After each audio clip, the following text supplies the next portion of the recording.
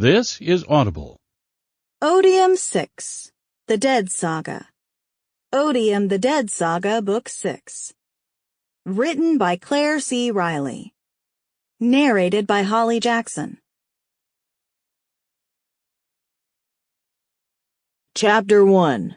Mikey. The air was stale and damp, the stench of something pungent and worryingly now familiar hanging in the air. I knew what it was, but I didn't want to think about it.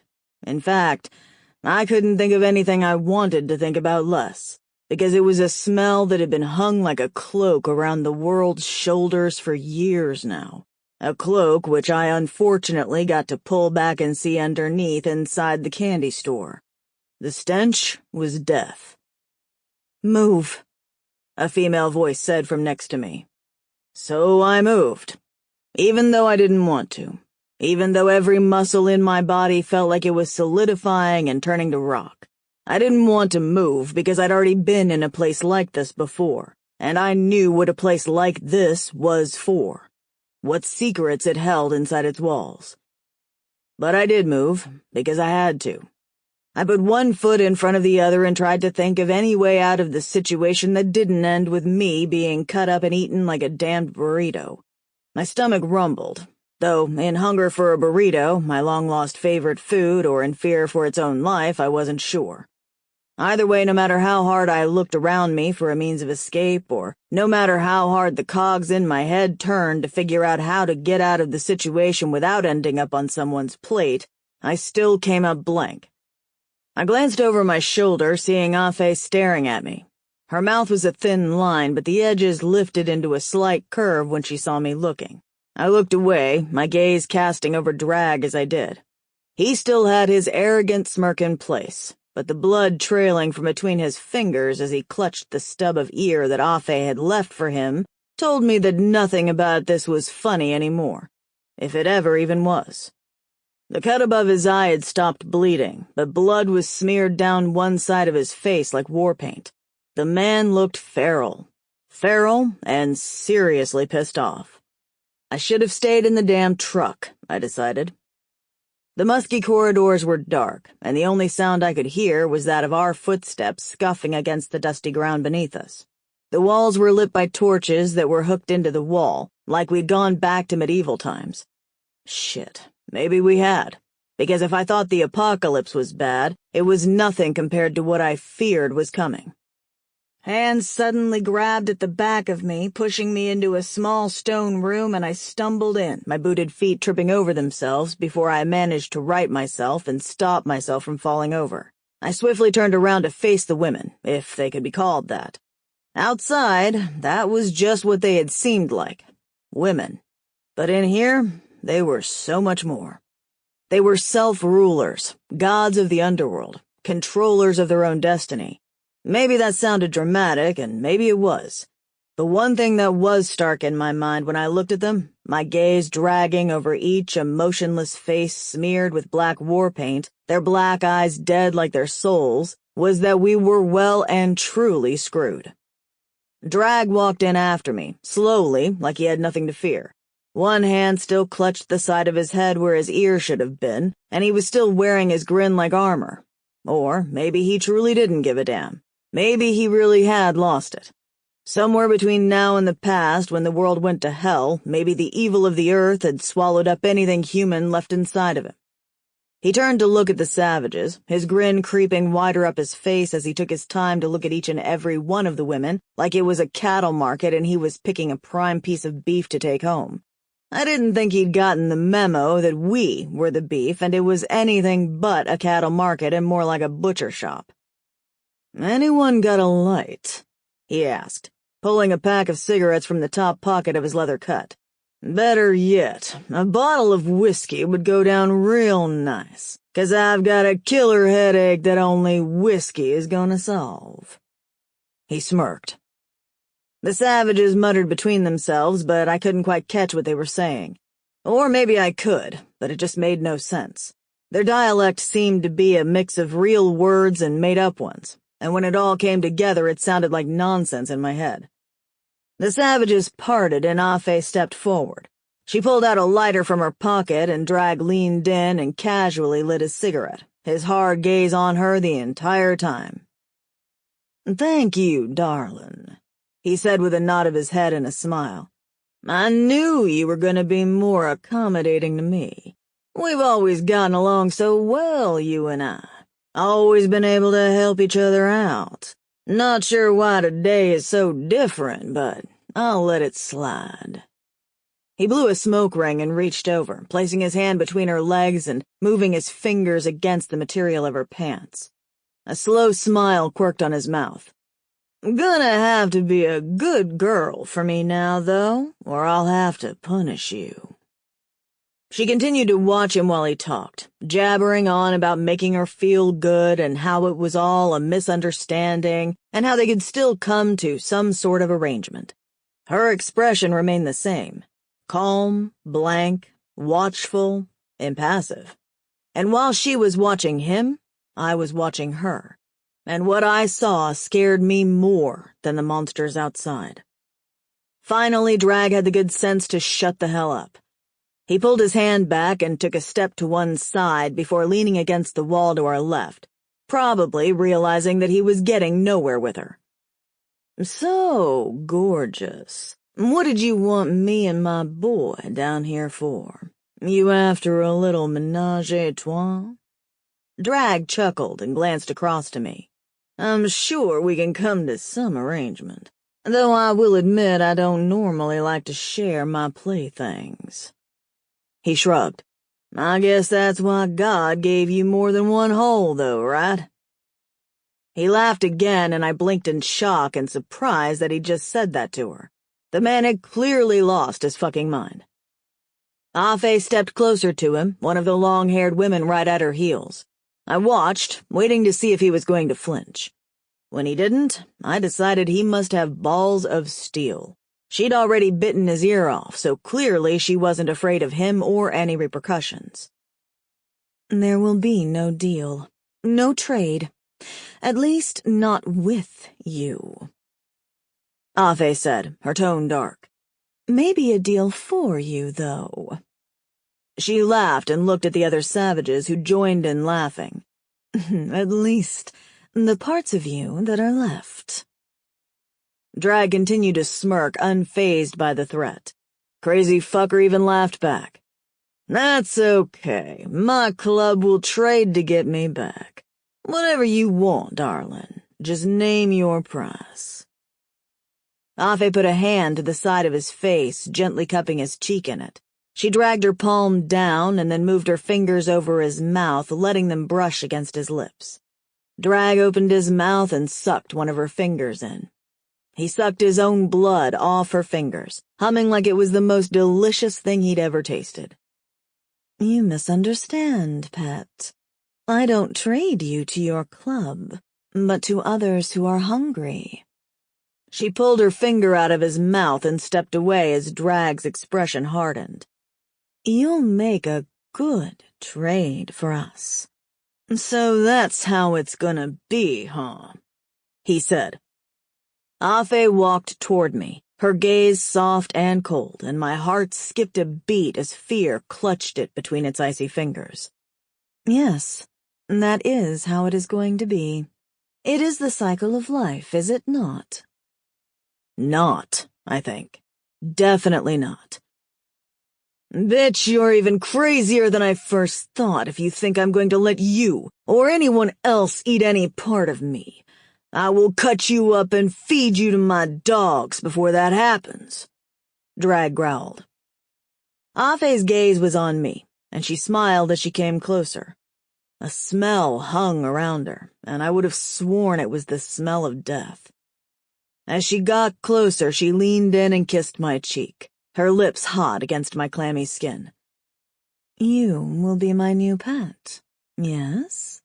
she asked. I glanced over at Drag, noticing that his face was contorted in fury, a small vein bulging in his neck at the idea of being replaced. Or maybe he was finally scared. It was about time. "You replacing me, bitch!" he bit out. Afe looked back over her shoulder. "Yes, You are food now. I don't play with my food. I'm not a cat. She cackled, sending a cold chill down my arms. Drag shook his head, his fury deepening as he glared between me and Afe. And all the while I stood there, speechless and wondering why the hell he was even having this conversation.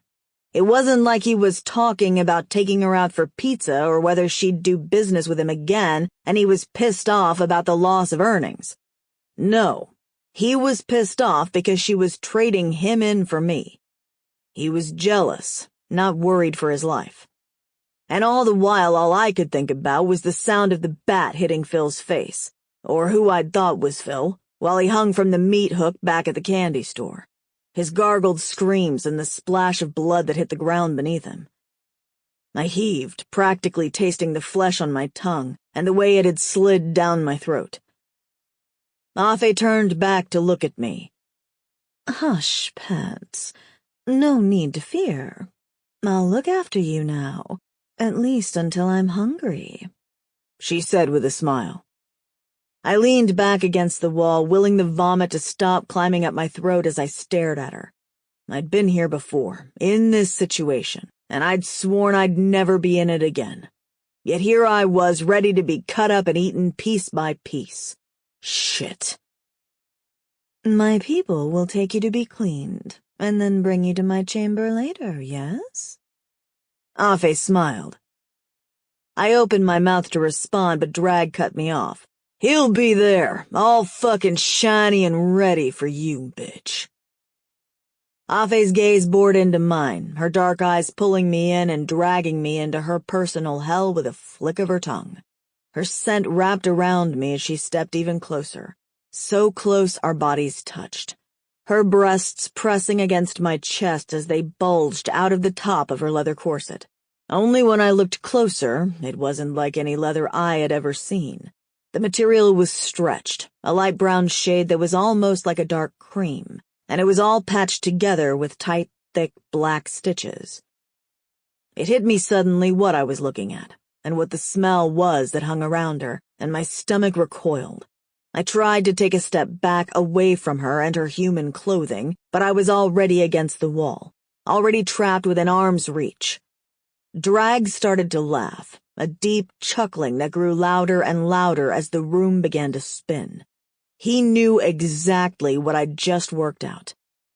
There was no way in hell I was sleeping with her. There was no way in hell I wanted this woman, no, this monster, anywhere near me. But there was also no way to avoid it without ending up as one of her wardrobe centerpieces either. I was well and truly screwed, and all Drag could do was laugh. She turned and walked away, leaving the room without another word to me. Thank God. The other savage women left too, locking the door behind them, taking their small lanterns and plunging me and Drag into darkness. His laughter slowly died out as our eyes adjusted and I tried not to have a panic attack. You know what you gotta do, right, brother? He said in the dark, the end of his cigarette glowing bright. I didn't say anything. I couldn't. I was still in shock about what she'd been wearing. It was the second time in almost as many days that I'd been trapped in a cage waiting to be eaten. I shook my head and slumped back against the wall, letting my back slide down its rough surface until my ass hits the ground. You hear me, Drag said. I hear you, I replied. It's not so bad. I scoffed but didn't say anything. He chuckled. It's not. Bitch is wild in bed. Likes it rough, too. Just gotta get past the smell of her and whoever she's wearing, and you'll do us proud. He chuckled louder as I groaned. Will you shut up? I need to think, I retorted, my voice coming out thick and gravelly. He chuckled again, but thankfully didn't say anything else. Drag didn't know shit. He had no idea what was coming for him. He hadn't seen his friends strung up before being tortured and murdered in cold blood. He hadn't fed on someone's flesh. He hadn't waited in the darkness with the sounds of screams and the smell of flesh cooking. being so hungry that despite yourself, your mouth watered and your stomach grumbled to be fed. Drag didn't know shit. I wasn't not scared for me. I was scared for him. Chapter 2. Nina. Mikey. His name was running circles around my brain. Mikey, Mikey, Mikey. It didn't matter what I did, where I went, or how much I tried to avoid him, the man was haunting me, hunting me. There was no escaping Mikey or the connection we had, and seemingly would always have, because no matter how much I tried to disconnect my life from his, it never happened. It seemed our lives were forever entwined. Yet I thought I saw something that I hadn't seen before. Something I always blamed myself for, when perhaps it wasn't all my fault after all. I saw myself as a magnet for trouble, danger finding me at every turn. Yet Mikey had found himself in just as much trouble, and I wasn't anywhere near him. So maybe that was it. Maybe it wasn't all my fault at all. Maybe I wasn't the walking, talking disaster I always thought. The me was a we, and the fault lay with both of us. I wasn't exactly sure what that meant, though. Did that mean that we were doomed, just like I thought? Or did that mean we were destined to be together? Because we seemed to find each other no matter what. Despite the obstacles that life put in our way, we always found our way back to one another. I took another look at the woman in the truck, my eyes narrowing imperceptibly. She was distraught at him being taken away, and I wasn't stupid. I knew what that meant. And though it really shouldn't have been what I was focusing on right then, I couldn't help myself. She cared for him. That much was obvious. I couldn't help but wonder if they were in a relationship together. The hurt cut me to the bone, a knife to my bitter, shallow heart. How long had it been since he'd thought I'd met my untimely demise trying to save his life? Could he really have been moving on from me so soon? I glanced back at Shooter, knowing that I had no room to be disgusted with Mikey, and yet I was. My stomach ached, a sick feeling building in it, because what was really important was that he was in danger right then and might be, what did she say? Eaten alive? Jesus Christ, the world was in-fucking-sane, and getting more insane by the day. The other woman let out a small sob and brushed away a tear on her cheek. My stomach ached again, like I'd eaten something bad, and my throat grew tighter, closing off all the words I wanted to say. "You have to help us. Help him," she said, her voice hoarse as she tried to gain control of herself. "Please, they're going to kill him." She let out a low moan that sounded more animal than human. "They're going to eat him." "Are you talking about cannibals?"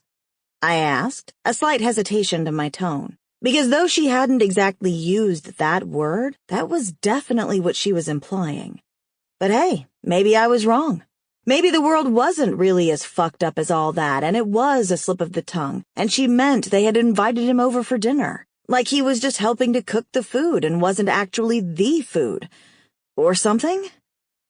God, I hoped so, because the other thought was too sickening to consider. But I already knew I was placing my bets on the wrong horse before she'd finished nodding her head. "Yes, they're cannibals," she said emphatically. "They're sick. They eat people, and they keep them hostage and trade them with other people." "No," I gasped, the realization hitting me full force. It couldn't be real. Of all the inhuman things I'd witnessed people say and do, that crossed a line. It destroyed the boundaries of what made us human. It obliterated us as humans and made us cross the line into something worse, something more animalistic, something inhuman. It made us more like the debtors than anything else.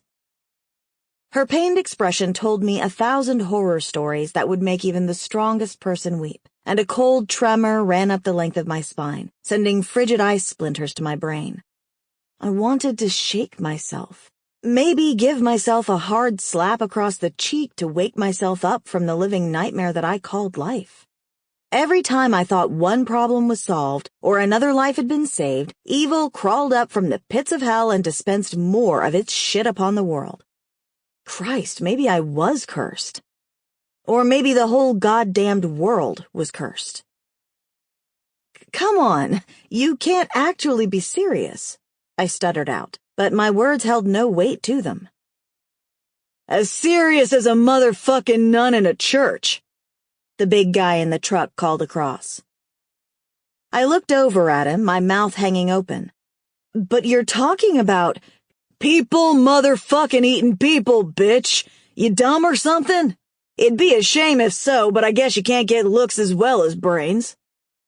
The guy winked at me and I scowled at him, wondering what hole he'd crawled out of. Name's Butcher, pretty thing. Like I give a shit, I snapped back, finally finding some of my strength. He grinned, his hard gaze moving to Shooter. He was worried about Shooter. Good. Probably worried he'd put a gun to his head and blow his brains out, and he'd be right to worry about that too. That Butcher guy seemed like the sort of man that Shooter lived and breathed off of killing. Speaking of... Nina. I looked back at Shooter again. His hair was loose around his shoulders, his graying beard thick and bushy. His hard gaze was on Butcher, but as usual he had me in his sights too. I could feel his heated gaze on me even when it seemed like he wasn't paying me any attention. But I was beginning to realize that where I was concerned, I was always in his sights or thoughts or both. It was kind of creepy, and yet I couldn't deny that I liked it. It's okay. She's okay, I said, but he didn't relax, not even fractionally. His body was tense, his hard muscles taut. His whole being had an aura about it that looked like it was vibrating with anger. He scared me when he was like that. I never knew what he was going to do or what he was truly capable of. All I knew was that he was normally a carefully controlled man, something he'd built over many years. But when he was like this, in the midst of an enemy, there was nothing careful or controlled about him, and that made him the most dangerous man I knew. I looked back in at the woman. O'Donnell, she'd said her name was. She was beautiful. Blonde hair tied up in a high ponytail, slim build, heavy-chested, a perfectly shaped mouth, and of course an unscarred face. Unlike mine. Who could blame Mikey? And of course, I was the one who'd left him, so it wasn't like I could take the moral high ground in any of it. Plus, there was the fact that I'd kissed Shooter, too. Felt things that I shouldn't have felt for him. Not while I knew Mikey was out there mourning me. Or not, as the case seemed. But whatever. First things first. And who's he? I asked, pointing to the scraggly man who was practically sitting on her lap. His hands were bound tightly at the wrists, and he looked like he hadn't seen the light of day in a long time. She looked across at him like she'd forgotten he was even there, and then she shrugged, her expression confused. Marley, Dudette. I'm Marley. Any chance you could untie me? He said, sounding desperate. He looked from O'Donnell to me and back again, and O'Donnell finally nodded and started to untie his wrists. When the rope fell free, his shoulders sagged like a weight had been lifted off of them, and he sighed before rubbing the red, raw marks around each wrist. Thanks.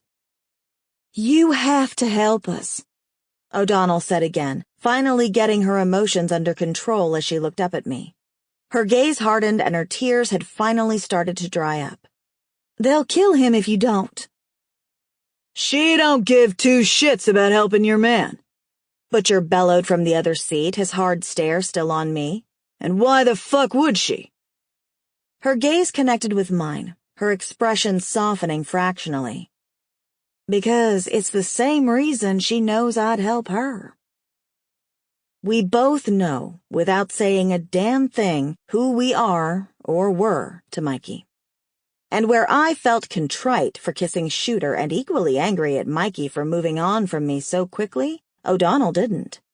Her features were now blank, hard almost, her gaze pleading at me to help her while simultaneously staking her claim on him.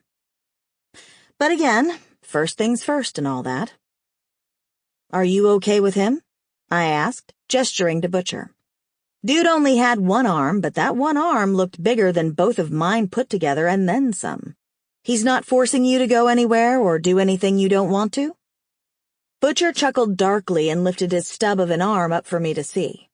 "What do you think I'm gonna do? Knock her out with this thing?"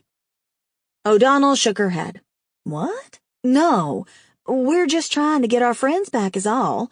He hasn't hurt me, and I'm going with him because I want to." She swiped at the drying tears on her cheeks, looking a little embarrassed for losing it like that. "He's just obnoxious. Ignore him." "I'm more than just obnoxious, he started. I swear to God I'll shoot you myself if you call her bitch," I bit out angrily, my teeth gritting as I glared at him. He chuckled again and ran his hand across his rough chin. "I see you caught a wild rabbit shooter. Good for you, brother." "You're the Nina, aren't you?" O'Donnell interjected. It wasn't a question, not really. We both knew that I was the Nina, clearly the Nina that Mikey had spoken about. My heart beat a little faster at that thought, happy that I hadn't been totally forgotten so quickly. I didn't know how to answer her, so it was a good thing when I didn't have to. Butcher opened his truck door and Shooter cocked his gun. "Stay the fuck there, Butcher," he thundered, and I swear to God time skipped a couple of seconds in dark anticipation of what would happen if Butcher didn't listen. "We need to talk, brother," Butcher said, closing his door and walking toward Shooter. "I ain't your brother." Butcher laughed darkly, ignoring the comment. "Shit that's gone down ain't good for anyone. Makes me sick to my stomach to say this, but we need our clubs to work together on this one." It was Shooter's turn to laugh then. It was bitter and dark and full of deadly threats. "The highwaymen don't work with the rejects. Not now, not ever." O'Donnell gripped my arm and I tore my gaze from Shooter and Butcher in their cockfight to look back in at her. "They will kill him, Mikey," she said. "They're cannibals, Nina, I swear to you. And now they have a ton of weapons, too. They're the most dangerous things out here now." Her words sent a shiver of fear down my spine. "They won't just kill him and be done with it either," Marley interrupted. "They'll torture him and keep him alive for months, cutting off bits of him as a snack before they let him die. They only kept me alive to grow their herb, but that shit died off last week and I was being prepped to be shipped out. You guys saved my life." "He has, maybe." O'Donnell went quiet, her eyes distant for a split second before she came back to me again. "Maybe a 15% chance of survival, depending on A, how charming he is to Afy, and B, how much Drag pisses her off. And I'll be honest, Drag's a complete asshole." My stomach creased in pain again, but I ignored it and addressed the problem head-on. "I can speak to Shooter, but I don't know if he'll help. I really don't." And why would he? Not only did he hate that other club and everything it stood for, but he wouldn't want to rescue the man that had been holding me back from committing to him. He'd be crazy to. "You have to make him listen," she hissed. "You have to." I looked back at Shooter. "I can't make that man do shit," I snapped. I dragged a hand through my hair and sighed before pushing away the images she'd put in my head. But I'll see what I can do. I turned away from her, unable to look at her pretty, unscarred face without seeing Mikey and her kissing. I had no right to be jealous, and it wasn't the time. But I couldn't help it. I walked back to Shooter, who was surprisingly still listening to Butcher asking the highwaymen for help, something that he obviously didn't enjoy doing. "I'll speak to my brothers. We can meet, talk, see if we can help each other out." Butcher glanced across at me. "They have Drag, and I know you two ain't got no good blood between you, but he's our prez. Our club will do whatever it takes to get him back with or without you." Shooter pulled out a cigarette from the top pocket of his cut and lit it. Maybe it ain't such a bad thing that they have drag. Definitely solve some of my problems. And if the rejects go down in flames with him, then so be it. Should have picked a better side. A better club. Damn. Harsh, Shooter. I quirked an eyebrow at him, but he was staring at Butcher. Butcher looked seriously pissed off. Probably because he didn't have a comeback to that. Shooter would quite happily see all the rejects die after what they'd been up to. Stealing, raping, pillaging, general assholiness. Yeah, I'd be happy to let them all die too. But then there was Mikey to consider. Again. I couldn't let him die, because he wouldn't let me if the tables were reversed. I knew that for a fact. Well, not unless I gave him no choice in the matter. How's the woman? Shooter rumbled out. Yeah, she's fine. She's there because she wants to be, I replied. I knew he was listening by the grunt he gave me, but his gaze was still locked on Butcher's. I looked at him then, too. Did they do that to you? I asked, nodding toward his missing arm. It was fresh, that much was obvious, and probably going to get infected by the looks of the filthy and bloody bandage wrapped around it. The savages, did they do that to you? His gaze slid across to me. Fuck no. This was just their buddies' handiwork. Got caught up with some of their dealers who decided to slice me up like a fucking kebab. He lifted his t-shirt up to reveal several equally bloody bandages strapped across his stomach and chest. I sucked in a sharp breath that tasted of fear and pain, and he grinned. Don't worry. They got what was coming to them. Her man Mikey got me out of that hellhole. I was returning the favor by helping him get his own man back, but shit's gone south, and now our prez has been taken and we're up fucked up creek with no paddle and a motherfucking hole in the boat.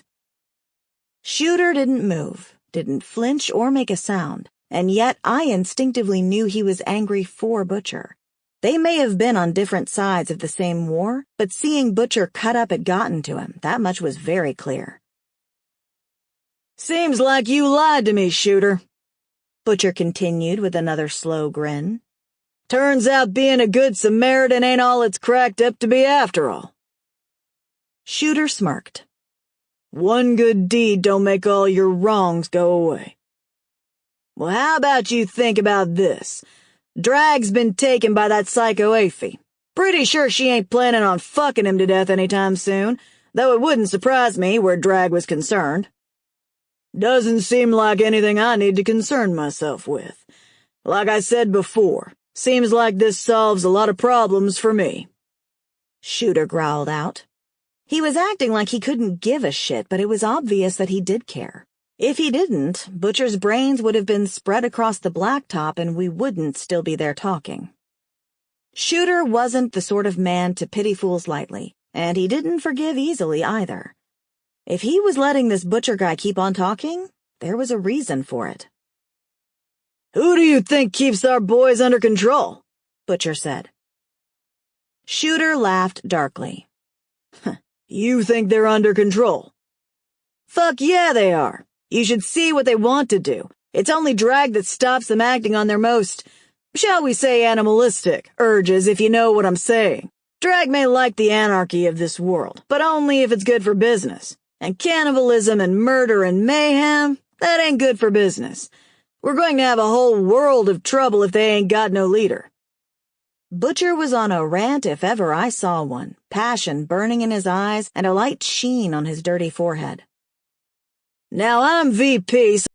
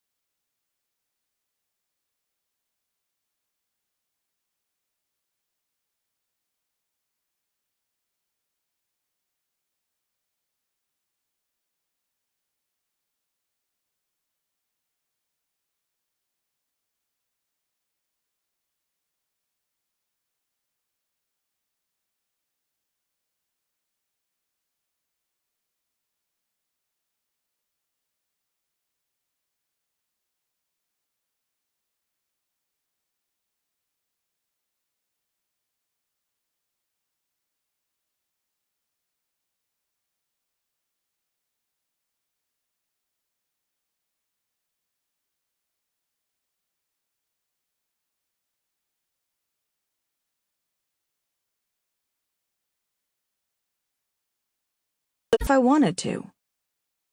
I headed back over to my room to get cleaned up. Gunner's blood still stained my hands and arms, and I wanted it off me as quickly as possible.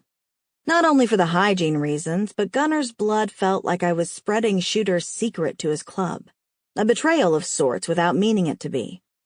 A betrayal that would get Shooter, me, and Mikey killed if they ever found out. Shooter was a good man. I knew that deep down, though what he had done was wrong, so very wrong. But his heart had been in the right place. Of that I had no doubt. However, that didn't excuse the fact that he'd almost gotten a member of his own club killed, perhaps two. Because if what Butcher had said was true, then Nitro would be dead before the day was through. The whole thing was insane and had rapidly spiraled out of control far too quickly for me to comprehend. I didn't really understand the club politics or why any of it was important. In fact, if nothing else, the whole mess was because those men had adhered so much to club politics instead of breaking protocol and actually listening to other people. Hopefully, moving forward, that was something that would change, because if nothing else, I had to make a difference there. Somehow. My cabin door was open when I arrived. I stuck my head around and peered inside warily. Hello? The sound of a chair moving had me reaching for my knife, and I stepped inside with it low at my waist but firm in my grip. "Hey," Amara said, coming toward me. Her eyes were bloodshot, her cheeks blotchy. Shit. In all the drama that had unfolded, I'd forgotten that about her. Of course she'd want to know about Gunner. "Have you heard anything? No one will tell me anything." She started to cry again, and I sheathed my knife and moved toward her quickly, wrapping my arms around her and pulling her into a hug. I held her for several minutes as she cried, her shoulders shaking as she spent up the last of her tears. "They've gone to get him," I said, not sure what I was allowed to say and what I wasn't. And since right then, with Mikey's life hanging in the balance, wasn't the time to piss Shooter or the others off, I decided to err on the side of caution. "We had to leave him in a cabin a couple of miles from here." She pulled back from me, swiping at the hot tears on her cheeks, her eyes searching mine. "You left him? Why?" Her hand flew to her mouth. "Oh my God, is he dead?" No, I said, shaking my head frantically. "He's alive. He was shot and he lost a lot of blood. We only had bikes and couldn't bring him back on those, so they've taken a truck to go get him." "He was shot?" Amara said, her tears drying up as anger took over. "What is wrong with these people? Why can't they just let us be?" I shook my head and shrugged pathetically. I don't know. I don't understand the ideals behind these bikers, but I know Shooter's heart was in the right place and he'll do everything he can to save Gunner. "I hate this place," she said as she paced the room. "I hate these men, and I hate this place. If he dies—" "If he does, I'm sure Shooter will take care of everything," I said, sounding pathetic even to my own ears. I had no idea what Shooter would do if Gunner died. None at all. And from the look on Amara's face, she didn't believe me either. "I know you love him," I started, "but from what Shooter and Balls said—" "You're taking Balls' side now?" She interrupted, her eyes flashing angrily. "I'm not taking anyone's side. There's no side to take. Surely we're all on the same side." "No, there is a side. There's their side, and there's mine." She glared at me and walked toward the door. "You've obviously decided yours." "Amara, it's not like that. Gunner wasn't a good man before he came here, you know that. That's why Shooter put these rules in place, right?" She continued to glare at me, and I pressed forward. "He was still in recovery, or whatever they call it. Maybe Shooter and Balls got it wrong about you and him, but they meant no harm. They were trying to protect you and all the other women in this place. That has to stand for something, right?" "Meant no harm?" she snapped, turning back to face me. "They could have killed him, Nina. He might come to harm." She stormed out of my cabin, and I felt like 100% asshole. Like if an asshole had an actual asshole, I'd be the asshole's asshole. It wasn't good at all. I walked to the door, watching as she headed toward the front gate, disappearing around a corner, and I clicked the door closed with a heavy sigh, wishing I would have kept my damned mouth shut. Chapter 5. I had finally scrubbed myself clean of Gunner's blood. Not that I felt much better for it, because the feeling I had inside me went bone deep, and no amount of soap and water was going to get rid of it. God, I hoped Gunner lived. I dressed in a clean tank top and pulled on my dirty jeans. I grabbed my machete from where I'd left it on the bed. Someone had been in while I was cleaning up and put a sheath for it next to my dirty clothes, and I picked it up. The machete fit inside it perfectly, and when I took a closer look, I realized that the sheath was attached to a small harness which I could wear around my waist. I pulled it into place, wondering who had left it there for me. The room was still empty when I left it, and I closed the door behind me, wondering what to do next. Thankfully, there was never a dull moment in my life, and Gage stalked toward me, a determined look on his face. "Afternoon, Mr. Happy," I quipped as he came to a stop in front of me. "Shooter wants to see you, now." I rolled my eyes. Of course Shooter wanted to see me now. He never wanted to see me later, or at my convenience. Everything was for him when he wanted it, how he wanted it. I wondered if things with him would always be like that. "Did you hear me?"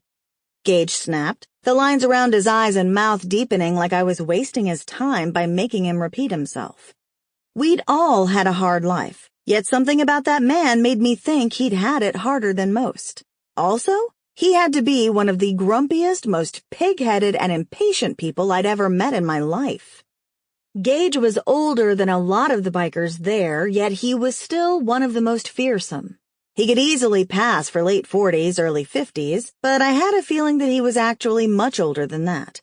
That didn't stop him being scary as shit, though, with his dark, brooding eyes, dark hair, and thick, bushy beard. "I heard you," I replied. "Where is he?" "His office," he replied with obvious distaste for me. I turned and started to walk to Shooter's office when Gage called my name and I swung back around. "What?" I snapped. He swallowed, his frown deepening. "Gunner got brought in about 20 minutes ago." My stomach flipped. "And?" I asked desperately. He shifted, looking uncomfortable at me asking so many questions. "He's alive, barely." He closed the distance between us, his height towering over me. "What really happened out there?" "Oh, now you want to play it nice with me? Now that you need something from me, huh?" His hard gaze penetrated mine, and I practically wilted under it. I wasn't sure how deep Gage's loyalty went. Would Shooter trust him to have his back if he knew the truth? What could I say? What couldn't I say? I wasn't sure anymore, but Gage was someone I didn't want to piss off, and giving him nothing was sure to do just that. Nitro shot him, I guess. I was outside waiting for Shooter when I heard the gun go off. By the time I got in there, Nitro was gone and Gunner was on the ground bleeding out. "Liar, liar, liar," my subconscious yelled. "And then?" he asked, his eyes narrowing like he could see through my lies. He didn't believe me. No way in hell. He just needed to catch me out on the lie. I swallowed before replying, trying to keep my expression neutral. I dug the bullet out of him and tried to stop the bleeding as best I could. I shrugged. At least that part was entirely true. Shooter gave him something to ease the pain, and I guess it knocked him out cold.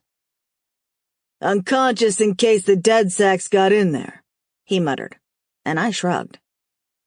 Gage watched me carefully for a few seconds that felt like a freaking eternity, before finally nodding, his hard features softening fractionally.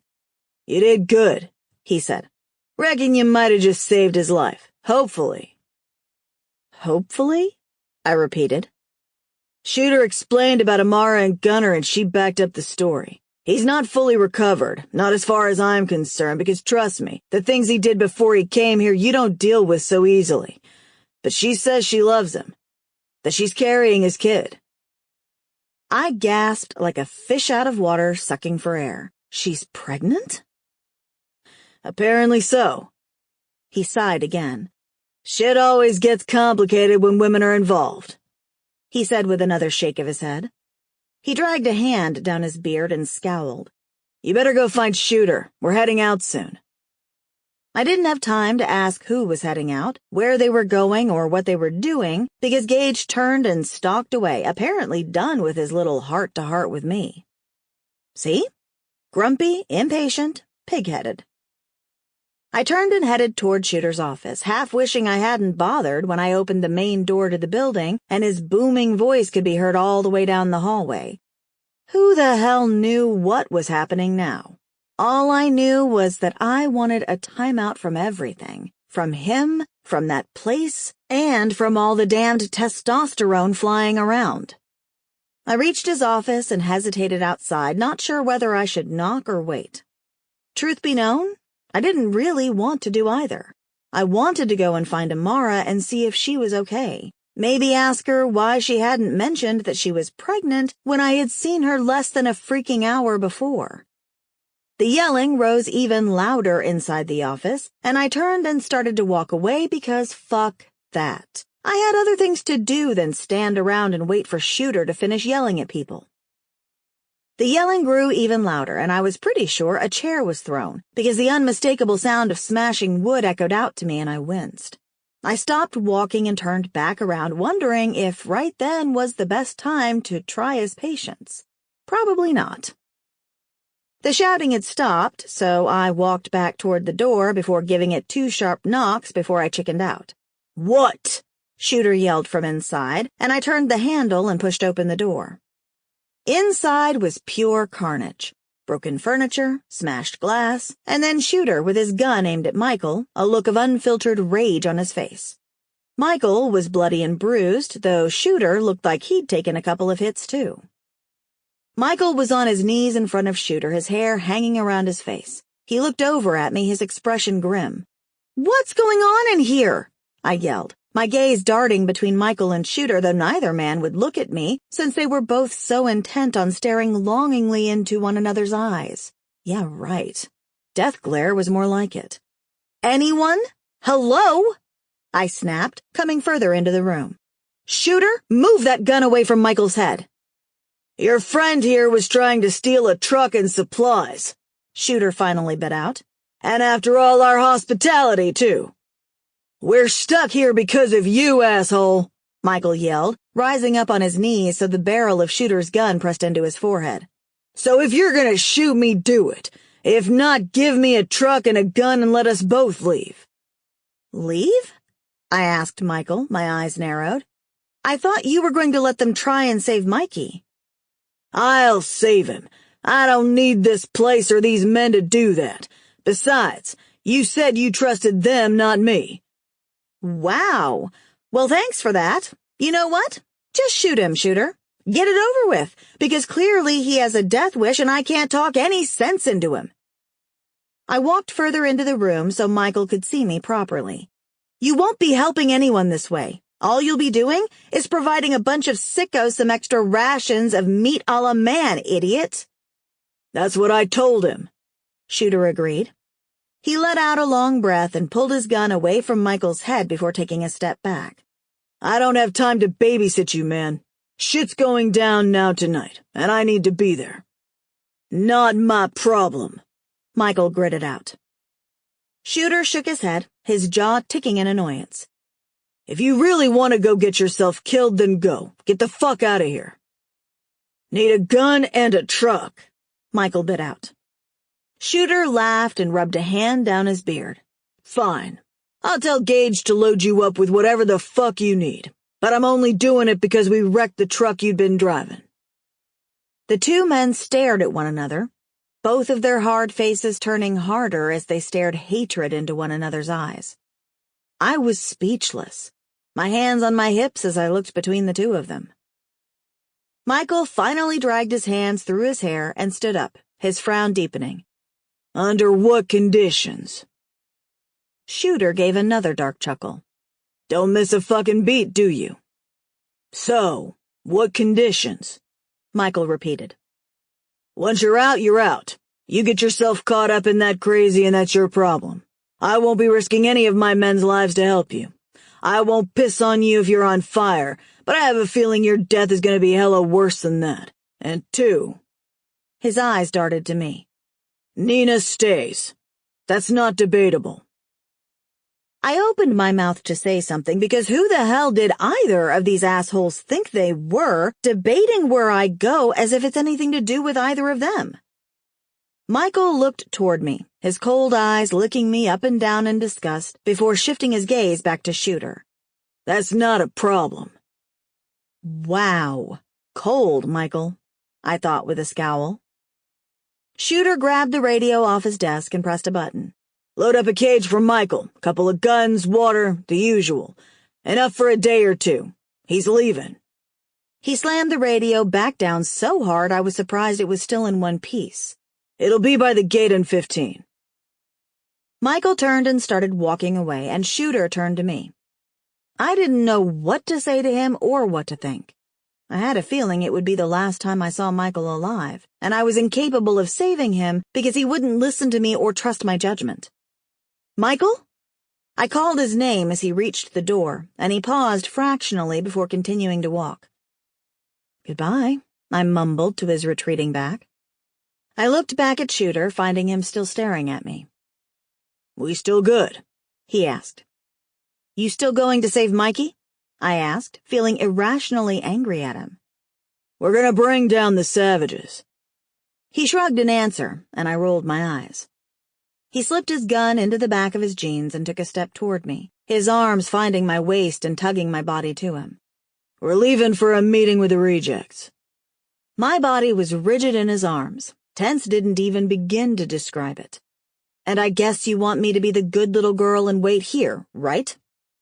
He chuckled darkly. You're a quick learner.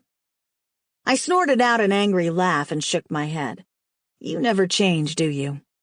I tried to pry myself out of his arms, but the more I fought him, the more he tightened his grip. Get off of me! I yelled in frustration. Nina! He said my name like a bark, and I stopped fighting him. I actually want you with me tonight, he said. Thought that would get your attention. He smiled, and it was breathtaking. I couldn't even try to hide the way his smile made me feel. It warmed me, inside and out. It made me feel human. It made me feel like a woman. Shooter didn't smile often. He didn't laugh or show mercy or pity. He wasn't loving or considerate. He wasn't gentle and compassionate. He was brutal and strong and determined and so many other things. So I knew how much it meant for him to smile at me like that, for the hardness to leave his eyes just a little, just enough for something else to shine through. Something I didn't want to think about right now. You heard the gunner is back? He asked, and I nodded. Still not sure if he's gonna make it. He held me in his grip and in his stare, completely at his mercy as I wondered where he was going with that. I hope to God he does, and I ain't trusted the big G with any of my hope in a long-ass time. But I hope for this. Because Amara is pregnant, I said, filling in the missing blanks, and he nodded. Yeah, I don't think he even knows, Shooter replied, his fingers kneading the flesh at my waist. A man should know if he's bringing new life into this world, you know. It's fucking important. I didn't know what to say to that. I agreed, of course, but I also didn't believe that it was any sort of world to bring a child into. You know, what with all the zombies and cannibals roaming around, not to mention the other murdering psychos that lingered on every corner. You disagree? He asked, and I shook my head. Then what? I didn't want to get into it with him. Not then, not ever. I'd had no intention of ever having a child pre-apocalypse. I couldn't imagine my mind changing now that the whole world was completely screwed. When are we leaving for the meet? I asked him instead, hoping he'd get the hint and shut up about babies and happily ever afters that didn't exist. Thankfully, he took the hint. We roll out in 30. His hands moved from my waist downwards toward my ass, and it took me a moment to realize what he was trying to do. Oh no, that's not happening, I smarted, and I pulled myself free of his arms. He gave me that smile again, the one that made my stomach flutter, but he held his arms wide. All right, he said, rubbing his hand along a red mark on his cheek. I was presuming it was a punch mark courtesy of Michael. Oh, Michael, what an idiot. We really could have used him on this. I really could have used him on it. I felt like I'd gone back to the beginning of it all, where it was just me surviving alone because everyone else was dead or gone. I felt suddenly lonely. Lonely and cold all over, my heart aching with the loss of so much. Shooter moved over to a small sofa and sat down, pulling his cigarettes out of the top pocket of his cut and lighting one. He peered up at me through a cloud of smoke, his piercing blue gaze finding its way to mine. I moved to sit on a chair opposite him. In fact, it was the only chair that still had all its legs, thanks to Michael and Shooter's fight, I presumed. Tonight, Shooter said, at this meeting, you need to know a few things if you're coming. All right, go for it, I replied impatiently. The rejects aren't like us highwaymen. They're as dangerous as us, but they have no limits on what they will do. He took another drag on his cigarette, and I waited for him to continue since I could see he had more to say. Talking to me about club stuff was killing him. There's a reason our two groups are split like this. A reason we hate each other. I cocked my head to the side. Split as in? He looked down at his hands, to the cigarette in between his fingers before answering, like the words were hard to get out. As in, once upon a time we were one club. Before the dead sacks came along, there was only one group that mattered, the Devil's Highwaymen. Afterwards, when the world and not just us became lawless, we split into the Highwaymen and the Devil's Rejects.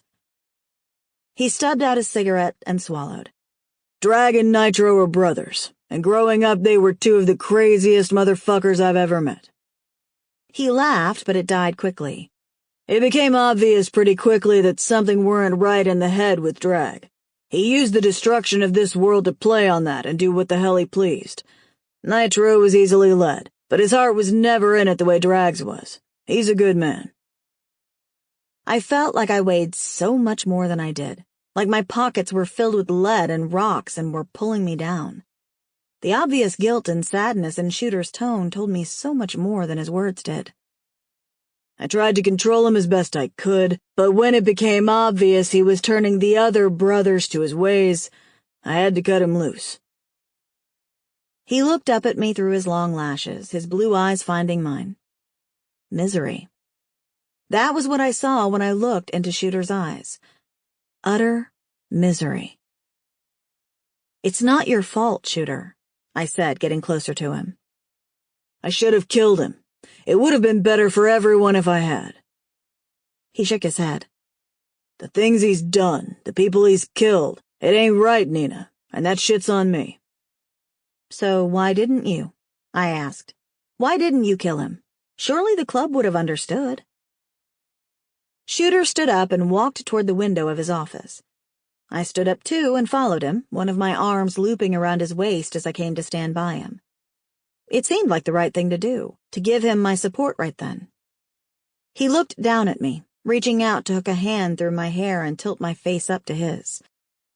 Because I made a promise to his mom to always protect him. I frowned. And who was his mom? Her name was River, and a long time ago she was an old lady in the club.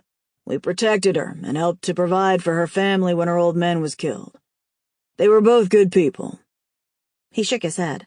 Would have been a shame to see how their boys turned out. What happened to her? I asked, feeling incredibly sad about these people I had never met. Same thing that happens to everyone in this world. He shrugged. She died brutally, bloodily, and begging for me to take care of her boys, to keep them alive no matter what. I squeezed him tighter, wanting to make him feel better somehow. She went through some shit before her old man died, and she was never really the same after that, but it was me that let her down the most. I couldn't save her man, and then I couldn't save her, but there's a special place in hell for the fact that I couldn't save her boys. Shooter. I said his name on a whisper, hearing and seeing and practically tasting the pain in his words and wanting to offer him some comfort. He held up a hand to me. I'll take my punishment like a man, and that's okay. I dealt with what's coming to me a long time ago. What's coming for you? I said almost too quietly for him to hear, but he did. He looked away. Hell. Chapter 6. I hadn't met Drag yet, and from everything I'd been told about him, he wasn't someone I wanted to meet either. Full of anger, hatred, and untamed urges to do whatever he wanted, all but encouraging others to do the same. People were his playthings, toys to do with as he wanted. And yet the way Shooter talked about a young Drag, a kid losing his father so young and then his mother, it was like he was talking about someone different. He spoke like he was his father, responsible for him in so many ways. Her old man had died when Drag and Nitro were just boys, he continued. But she was still family as far as the club was concerned. We looked after her and the boys, helping them out with anything they needed. Money, repairs, anything. But Drag, he never really recovered from his dad dying. Something broke inside of him and it never got fixed. He shook his head sadly, his hair hanging down by his cheeks. Little shit was always getting into trouble. He chuckled. Fights at school, ripping off kids for fake oxy. But as he got older, he got worse. We started to think maybe something just weren't right with him, that maybe his dad dying had nothing to do with the loose cannon he'd become, that maybe that's just how he was, and I could only be glad that Axel hadn't been around to see Drag's fall into madness. I didn't know what to say, so I said nothing. Instead, I listened, taking in Shooter's past, the history between the two clubs and the rivalry that went along with it, and I thought of all the ways it could be solved, ways in which the two clubs could live in harmony. Yet the only answer I kept returning to was that of Drag dying with the Savages. It would hurt Shooter, because no matter how much he hated Drag, he also still felt some form of responsibility for him. But that wasn't what really worried me, because, let's admit it, a world without Drag in it could only be a good thing, going off what I'd been told about him. No, what worried me was that if we didn't save Drag, we probably wouldn't be able to save Mikey either. And a world without Mikey was a world without Sun. I loved him. Yet I couldn't deny my feelings for Shooter either. What kind of woman did that make me, I wondered. As if reading my mind, Shooter stared down into my face.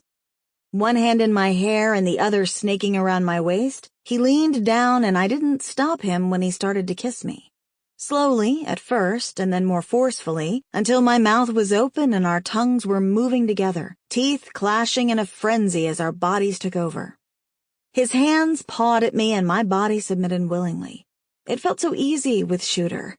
I could let go. I could just be. There was no history between us, no arguments, no mistakes. It was just him and me and nothing in between. Shooter pushed me backwards until my legs hit his desk, and then his hands were on my waist, picking me up and sitting me on top of it, my machete banging noisily on the desk. I spread my legs and his body filled the gap as he invaded my space, our bodies locked together in a frenzy of arms and legs and kisses that felt too good to be true. His mouth left mine, moving to my neck where he peppered kisses down my throat, his rough hands holding me tightly, commanding that I give everything up, that I let go of that final thing that was holding me back. His mouth moved back to mine as a sharp knock on the door interrupted our panting breaths, and I pulled my mouth away, feeling breathless and wanting. He stared at me, the desire and lust burning in those blue eyes of his enough to take my breath away as he ran his thumb across my lower lip. The knock came again, breaking the spell, and I pushed on his chest, expecting him to fight me, but he didn't. He stepped back from me, his eyes still holding me in place, but at least I could breathe again, without Shooter wrapped around me and stopping me from thinking clearly. I needed air and space and time to think. It wasn't right. Shooter and I were two different people. We came from two very different worlds, and if it weren't for the apocalypse, we never would have met. But we did meet. my inner voice yelled at me. Shooter's gaze darkened as he watched me. The knock on the door came again. "What?" he barked. Gage pushed the door open and looked between me and Shooter, realizing he was interrupting. Though I was grateful he had, Shooter clearly wasn't. And Gage didn't look even the smallest bit fazed.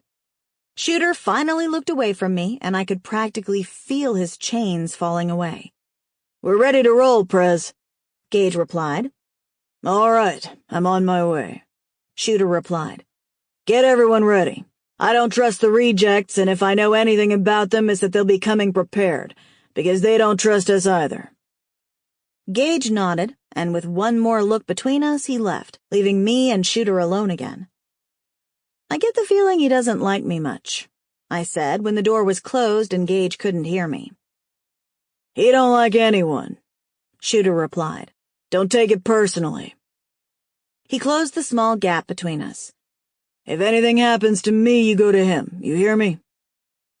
I rolled my eyes. I can take care of myself. "I'm sure you can, Nina, but that's not what I'm asking. If anything happens to me, you go to him, okay?" He looked at me seriously, and I relented with a nod, because where Shooter was concerned, he wouldn't take no for an answer. I don't think he even understood the word. Besides, saying I would and actually doing it were two very different things. "We need to go. Before we do, you need to put this on." He moved to a small chest next to the sofa and pulled the lid up before pulling out something and carrying it back toward me. He unfolded it and held it up for me to see, and I didn't know whether to punch him in the face or kick him in the crotch first. Maybe both in a double frenzied attack. "I'm not wearing that," I bit out, staring at the property of Shooter patch on the front of the small leather cut.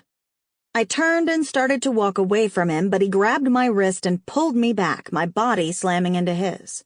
His eyes were pools of darkness as he stared down at me. "I told you that you need to play the part of my old lady, especially if you're coming to this meet tonight.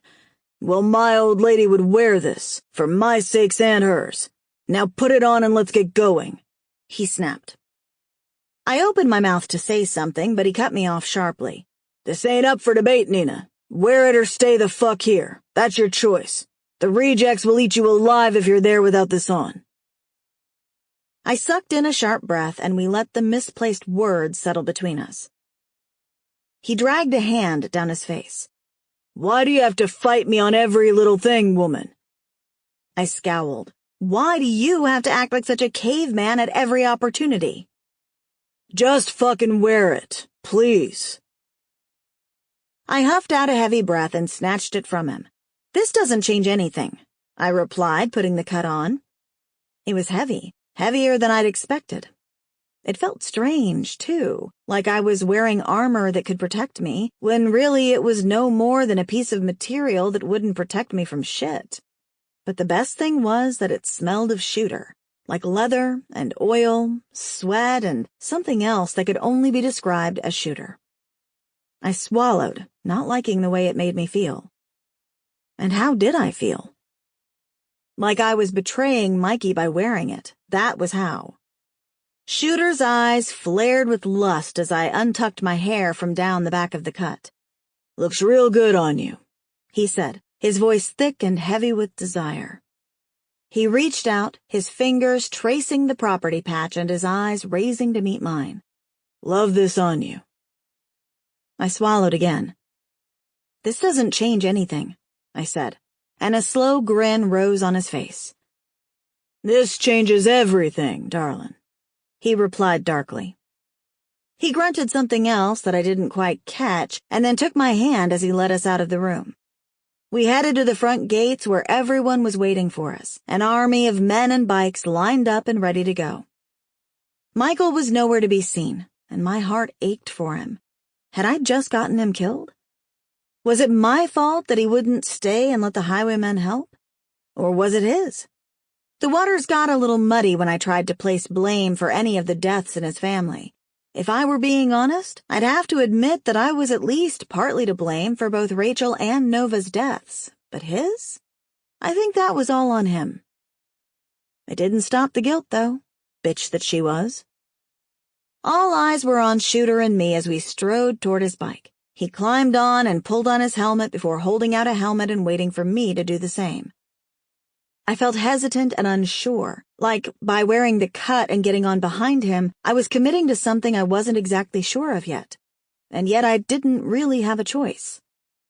Gage's bike was next to Shooter's, and I felt his glare on me but refused to look at him. Instead, I pulled the helmet on and sat down behind Shooter, my arms automatically going around his waist, and I was pretty sure it was him and not just his bike that rumbled to life. "This doesn't change anything, Shooter," I said again, as the large wooden gates opened. I felt his chest rise and fall and another chuckle escaping him. "You keep telling yourself that, darling," he said. And then he was pulling away, leading his convoy out into the dead world beyond his walls, toward a meeting with the rejects that would probably end in blood and violence. At least I was comfortable with that. At least I understood that. The thing between me and Shooter, I had no idea on. I held onto Shooter as he led the convoy out of the Highwayman's HQ and back out into the world beyond, my cheek pressed against his firm back, my hands gripping his waist as he took the bends with expertise and skill. Behind us, a group of 20 men followed, their bikes noisy in the deathly quiet world. We would be attracting attention from every deader for miles around, no doubt, yet none of them seemed to give a damn. Those men, the Devil's Highwaymen, ruled these roads. They were their own makers and their own destroyers, and I began to truly understand them as we drove toward the meet. There was no look of fear or worry on any of their faces as we passed reaching deaders, the stench of death infiltrating our senses as only a rotting deader could. Above us, the sun continued to blaze, burning down on a world that it pretended to love, and I wondered about mankind, and if we could ever come back from this disaster. If there was even anything left worth fighting for. At every turn there was death and destruction, hate and anger. A new villain at every corner, each deadlier than the last. If we continued on this way, we'd obliterate ourselves. No need for the second coming. We'd all be dead long before then if we kept on this way. I found myself holding onto Shooter tighter, feeling his muscles bend and twist as we rode, and I realized that despite all of it, the hell that we were living in, I felt safe with him. Safe and almost content. It was something I had never felt with Mikey. With Mikey there was always worry. With Mikey there was always death and running. With Mikey there was always now and not forever. And I realized as I rode with Shooter that finally, I wanted a forever. I didn't want just a now, or a tomorrow, or a next week. I wanted more. I wanted to live. I wanted to grow old. But who did I want to grow old with? Chapter 7. We rode back into suburbia like we owned the place. Like the streets didn't belong to the dead anymore and we were the rulers of this broken world. Burnt-out storefronts stood with hunched backs next to the littered sidewalks, and cars, long since torn apart by fire or violence, lay still and silent on the cracked and broken roads. It had been so long since I'd been back into that world with real streets and the ghosts of lives once lived that I struggled for a moment to breathe. My muscles tensed as we passed an overturned baby carriage, the material rotten and dark. Bones lay picked clean on the ground, tattered clothing caught on broken fences billowing in the breeze. Litter flew up into the air as we drove by, and the rumble of the Harley-Davidsons sounded out loudly, bouncing off the empty buildings on either side of the road. We passed banks and cafes and grocery stores, car washes, florists, and small clothing boutiques. The sights made my head spin. It was all so normal and all so unreal.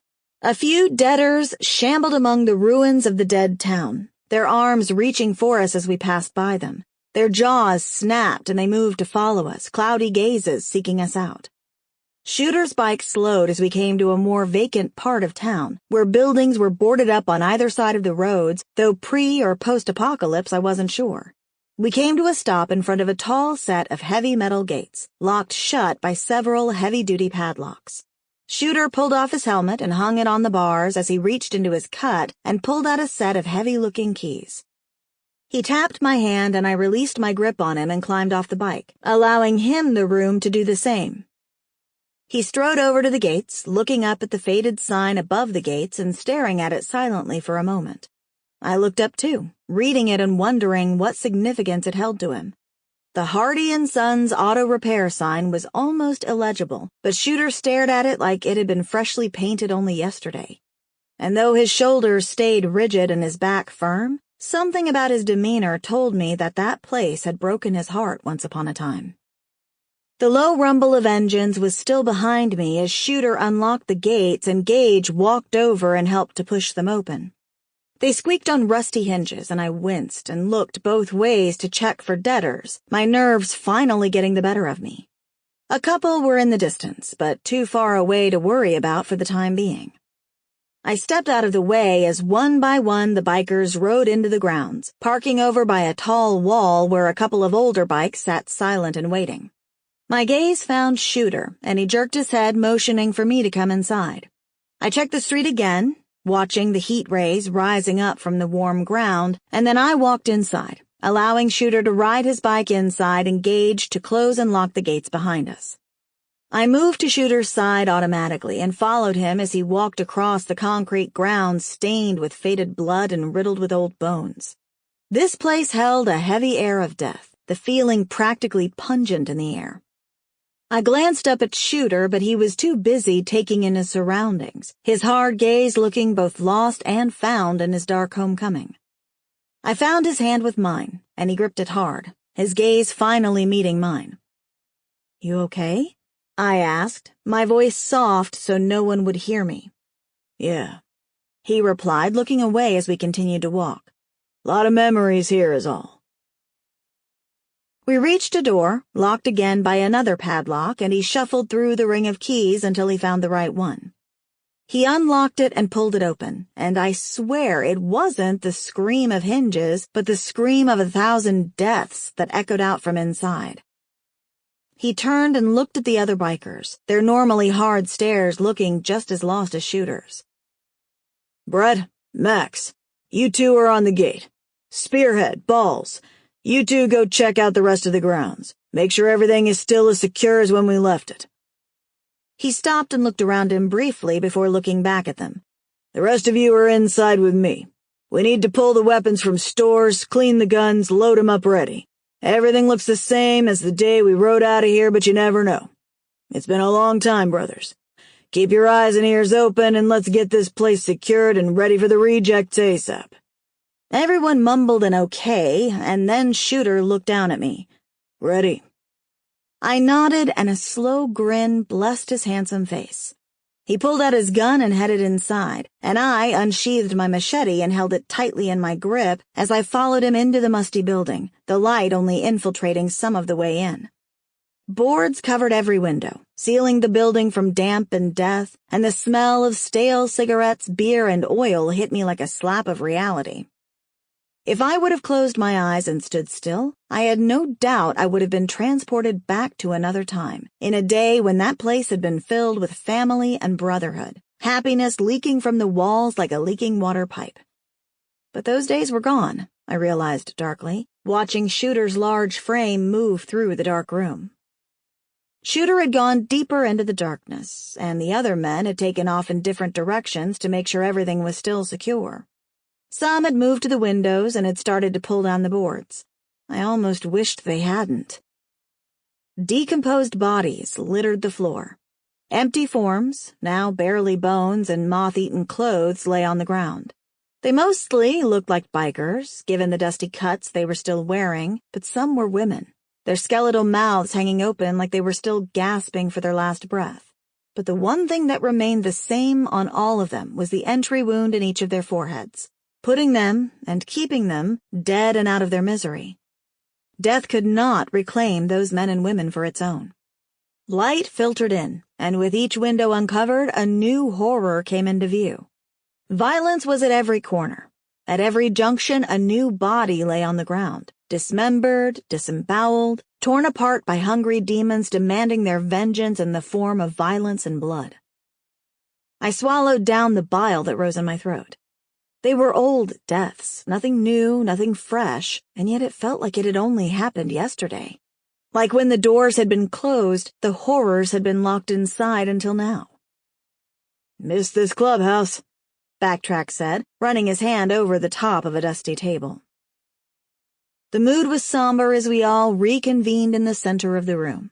Highlander moved to the long bar that ran across one full wall of the place, his hands stroking along dusty bottles of liquor until he found what he wanted. He slammed the bottle of whiskey on the bar, and all eyes turned to him as he unscrewed the lid.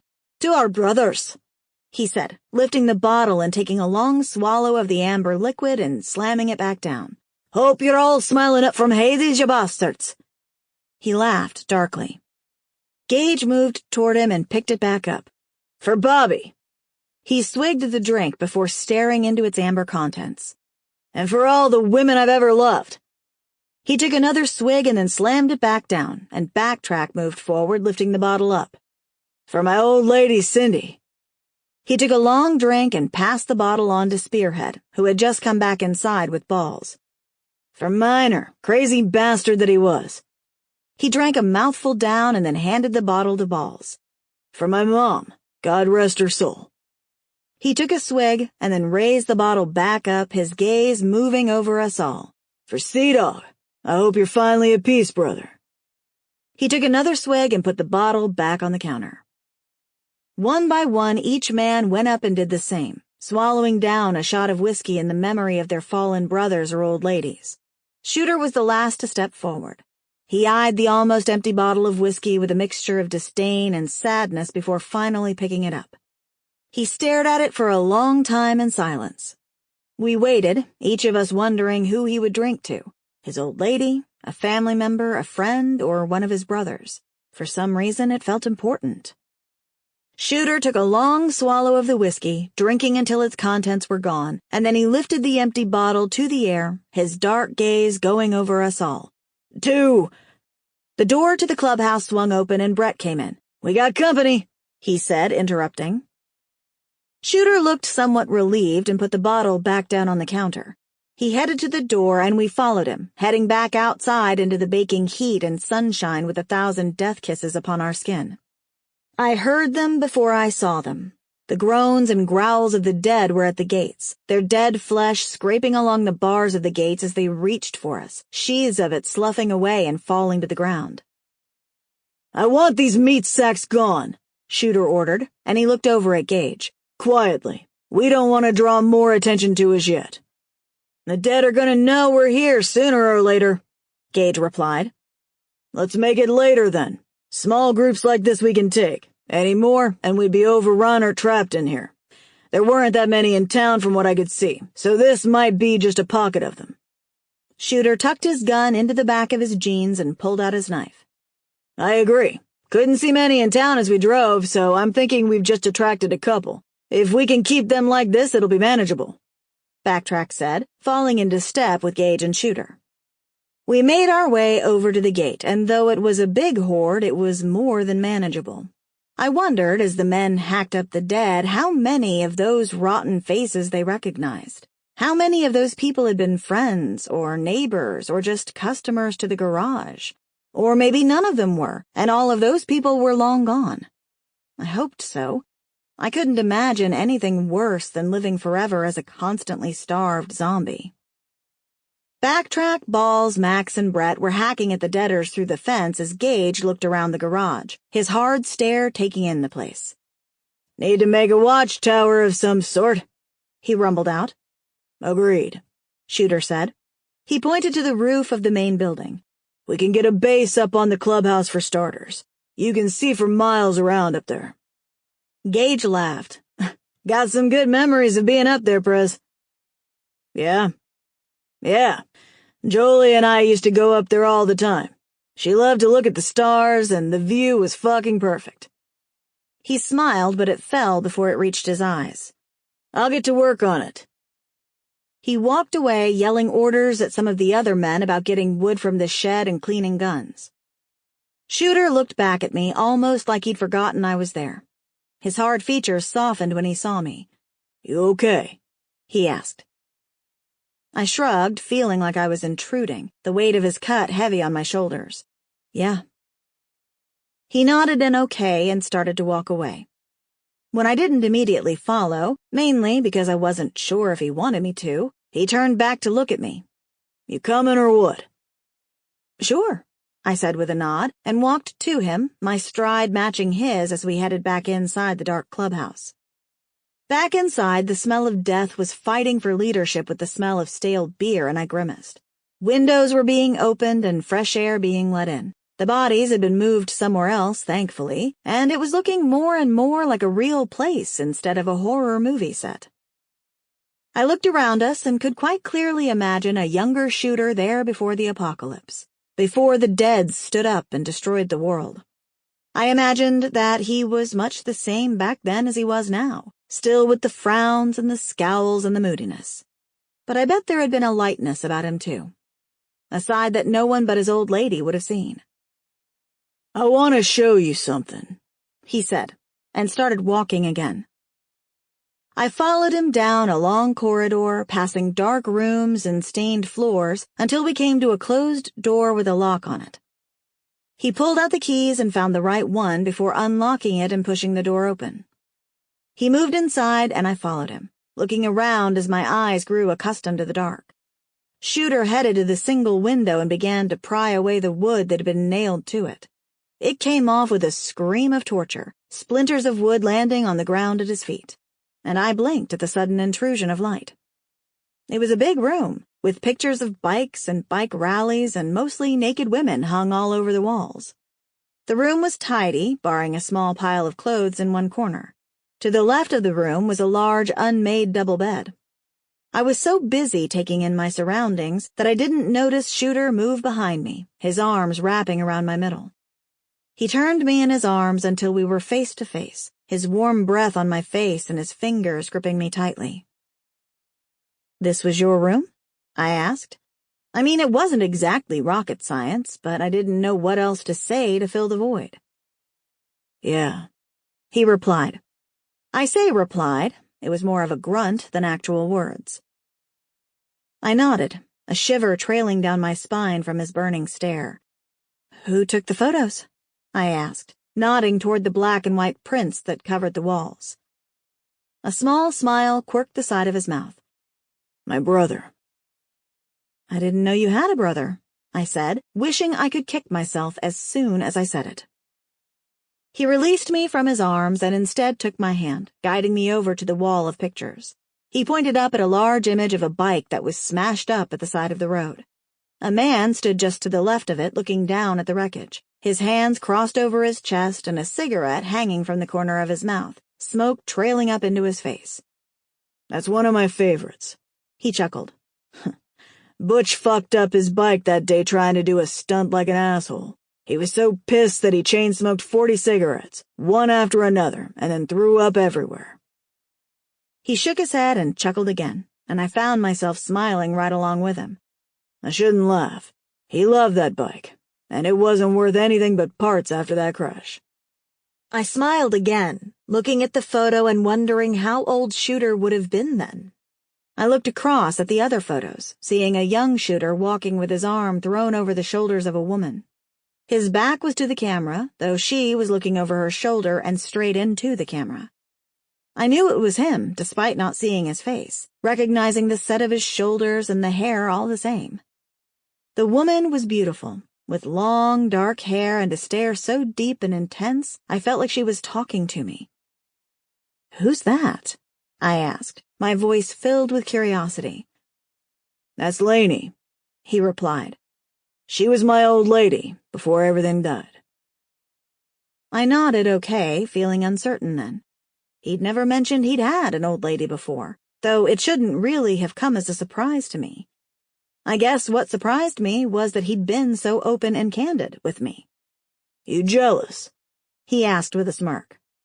"No," I laughed. "We all had lives before this one, right?"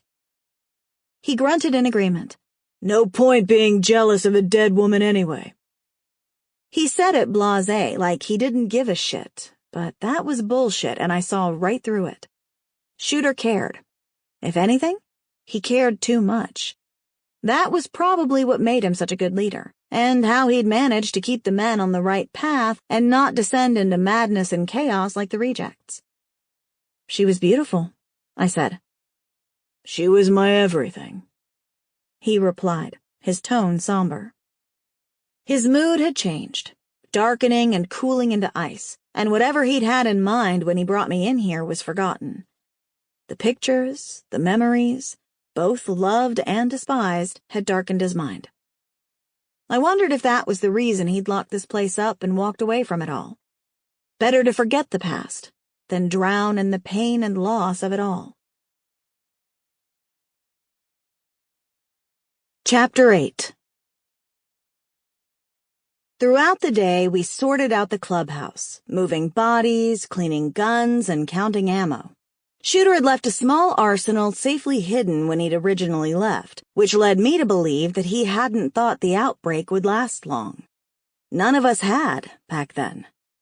We all thought the government would come in and solve the problem, send in the army, burn the dead, cure the virus, and we'd all be saved. How very wrong we had all been.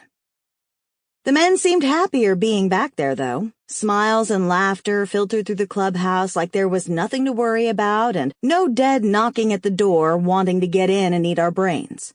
No army of bloodthirsty women keeping people locked up ready for their Sunday roasts, and no biker gang on their way, more than likely to double-cross and kill us. Shooter and a smaller group of the highwaymen had convened to the chapel to talk business or something, which I had replied to Shooter with using a middle finger and an eye roll. He laughed, slapped my ass, and stalked away. Asshole? There was shouting coming from there now, though, and no amount of happy memories was going to stop them tearing each other apart.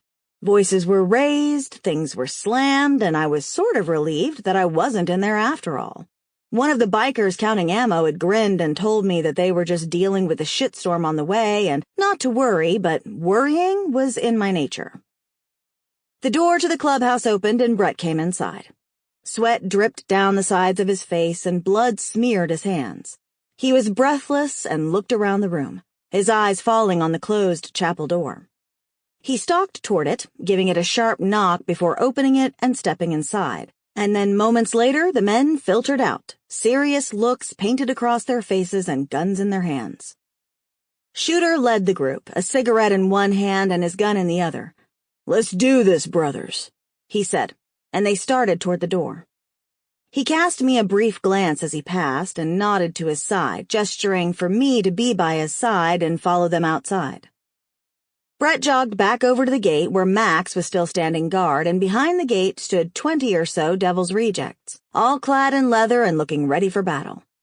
"Prez," Gage said, rolling his shoulders. "It's all right. We've got this," Shooter replied. "We gotta find a way to work together, so let's give them a chance," he said quietly. "Put your weapons away, brothers," he said louder, so that every man around him could hear the order. The men grumbled, clearly not happy with the idea of being unarmed around the rejects, but did as they were told, and we kept on toward the gate, the sound of our footsteps like a death march in the still air. I stayed back, not wanting to get too close until I knew how things were going to go down. Had the rejects played the highwaymen? Were they only luring us all there to slaughter us? Well, to at least try and slaughter us. God, I hoped not. I'd put my faith in Shooter, faith that he would be able to get Mikey out, faith that he could handle it. I'd let Michael leave on his own, probably killed him with my own stubbornness and faith in Shooter. The meeting had to go right. It had to. The men were speaking loudly, like they didn't care who the hell heard them. I mean, I guess they didn't, since there was no one around to hear them but the dead. I'd still have liked to keep the dead away from our doorway if possible, though. I saw a familiar face behind the fence and started to walk forward. Her gaze caught mine and I nodded, a mutual understanding going between us. "Guns get left at the gate. You can keep a man or two on them, but no one is armed inside. That's the deal," Shooter said. Butcher was glaring at Shooter, his stump of an arm bandaged up, though from the red stains on it the bleeding still hadn't stopped completely. "So you can slaughter us? Fuck no," Butcher replied. "We're not coming in unarmed." Scared I'll cut you up like a nuts and crusts board? Highlander mocked. His echoing laughter a jab to Butcher's ribs. Another reject flung himself at the bars, his gun trained on Highlander. Come out here and say that! He had a long scar going from one side of his face to the other. The red line went over his right eyelid and up into his hairline, reminding me of Scar from The Lion King. Highlander moved forward, still smiling. Not a problem, brother. I'm on my way out. Just need to give my blade a wee sharpen. Don't want it snagging on your bones when I stick 'em in you now, do we? He chuckled. Need to make that face of yours symmetrical like. I'm gonna gut you and feed you to the dead sacks, the reject snarled, showing a mouth full of gold teeth. Hey, doon, Arsop, Highlander said, throwing back his head and laughing. The reject headbutted the bars purposefully and snarled at him, provoking more laughter from Highlander. I'm going to eat your guts, Highlander. Keep the head, wee laddie, or you'll hurt yourself. I'm gonna kill him, the other man replied, turning to glare at Butcher. I believed him, too, yet Highlander was still laughing like he didn't have a care in the world. Calm down, Butcher bellowed, dragging the reject away from the bars. We need them to get dragged out so no one is doing any killing today, you hear me? Least not unless it's one of those psycho bitches. When the reject didn't reply, Butcher grabbed him again with his one arm and lifted him off the ground like he weighed nothing. Shit, but that man was strong. I said, did you hear me, Scar? He yelled. Oh, that was Scar. Well, the nickname made sense, and he definitely seemed as unhinged as I'd been warned. Scar nodded, his gaze flitting to Highlander and then back to Butcher. Butcher put him down and looked over at his other men. You want your prez back, brothers, then we need to work together. He let out a heavy breath and turned back to face Shooter. Hand over your weapons, he said to the rejects, and though they all protested, they did as they were told. Max and Brett placed all the weapons in a long trunk to the left of the gate and secured it with a padlock. Butcher lifted up his cut and turned in a circle to show he wasn't carrying anything else, and Shooter nodded an okay. He turned to the highwayman, pulling out his own gun, placing it in another trunk on the right. Weapons in the trunk, brothers, he grunted. And though no one wanted to, they did as they were told. Because unlike the rejects, they trusted Shooter and knew to follow his orders. Once everyone was unarmed, Max secured the trunk with another padlock and both keys were given to Shooter. He handed one over to Butcher. If we're gonna do this, we've gotta have trust. Agreed. You keep your men in line, though, or my men won't hesitate in taking them out. You feel me? Butcher nodded. Loud and clear. Same goes for the highwaymen. His gaze strayed over to the clubhouse as the rejects began filtering in. Any liquor in there? The highwaymen always deliver, remember? Shooter grunted out with an edge of humor. Butcher chuckled. I remember. I also remember kicking your ass the last time I was here. It was Shooter's turn to chuckle then. That's how you remember it? That's how it was, Butcher replied with a grin. Brought a little present. Thought she might be able to give us some intel before we hang her out to die. He whistled, and two of the rejects opened up the back of one of their trucks. I heard a woman cursing and yelling way before I saw her. You're all going to die, and when you do, you're going in a pie, she sang like a crazed lunatic. Shooter looked between the woman in the wheelchair and Butcher. Who the fuck is that? That there's psycho number one. This crazy bitch and her husband are the ones that did this to me, he said, pointing at himself. She's also all alone now and going to spill every single thing about the savages, or I'll cut out her eyes and shove 'em up her ass. He yelled over his shoulder theatrically so she could hear it, giving a dark laugh. She looked terrified but defiant, lifting her chin and squaring her shoulders as one of the rejects pushed her chair closer to Butcher and Shooter, but I saw how her hands gripped the arms of her chair. And what's in it for me? She bit out. Now that she was closer, I could see the bruises and cuts on her hands and arms, the dried blood in her hair and the dark shadowing beneath her eyes. They'd already gotten the information they wanted from her, I realized, and this was just a game to them now. Torture for the torturers. You'll get to die quickly, Butcher said. Maybe. He chuckled. I'm still deciding. Is she the one that took Mikey? I asked, glaring at her, hating her. I felt Shooter's hard gaze on the side of my face, but I ignored him. Is that her? I gritted out. Yeah, her and her husband are the ones that had him locked up before he escaped. Made him watch them kill his friends and then feed them to him. Her sick son of a bitch husband drugged me and then she did this to me. He pointed to his missing arm. We're gonna have some fun, Claire, he sneered at her. Ain't that right? She pursed her lips, her eyes filling with tears even as she glared at him with hatred. Put her in the basement, Shooter growled out, nodding at two of his men. Let's get inside and talk, he said to Butcher, and the two men started to walk toward the clubhouse. Two of the highwaymen started to drag Claire toward the basement of the clubhouse, her sobbing echoing out across the clubhouse grounds. Rejects and highwaymen began to mingle like old friends and enemies reunited, patting each other on the back awkwardly while equally glaring at each other with enough hostility to kill a church full of nuns and grunting hellos. It was a fucked-up situation, and a strange vibe filtered over the clubhouse grounds.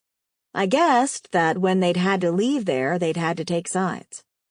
The one thing I was starting to understand about club life was that those men were family through and through, blood or not.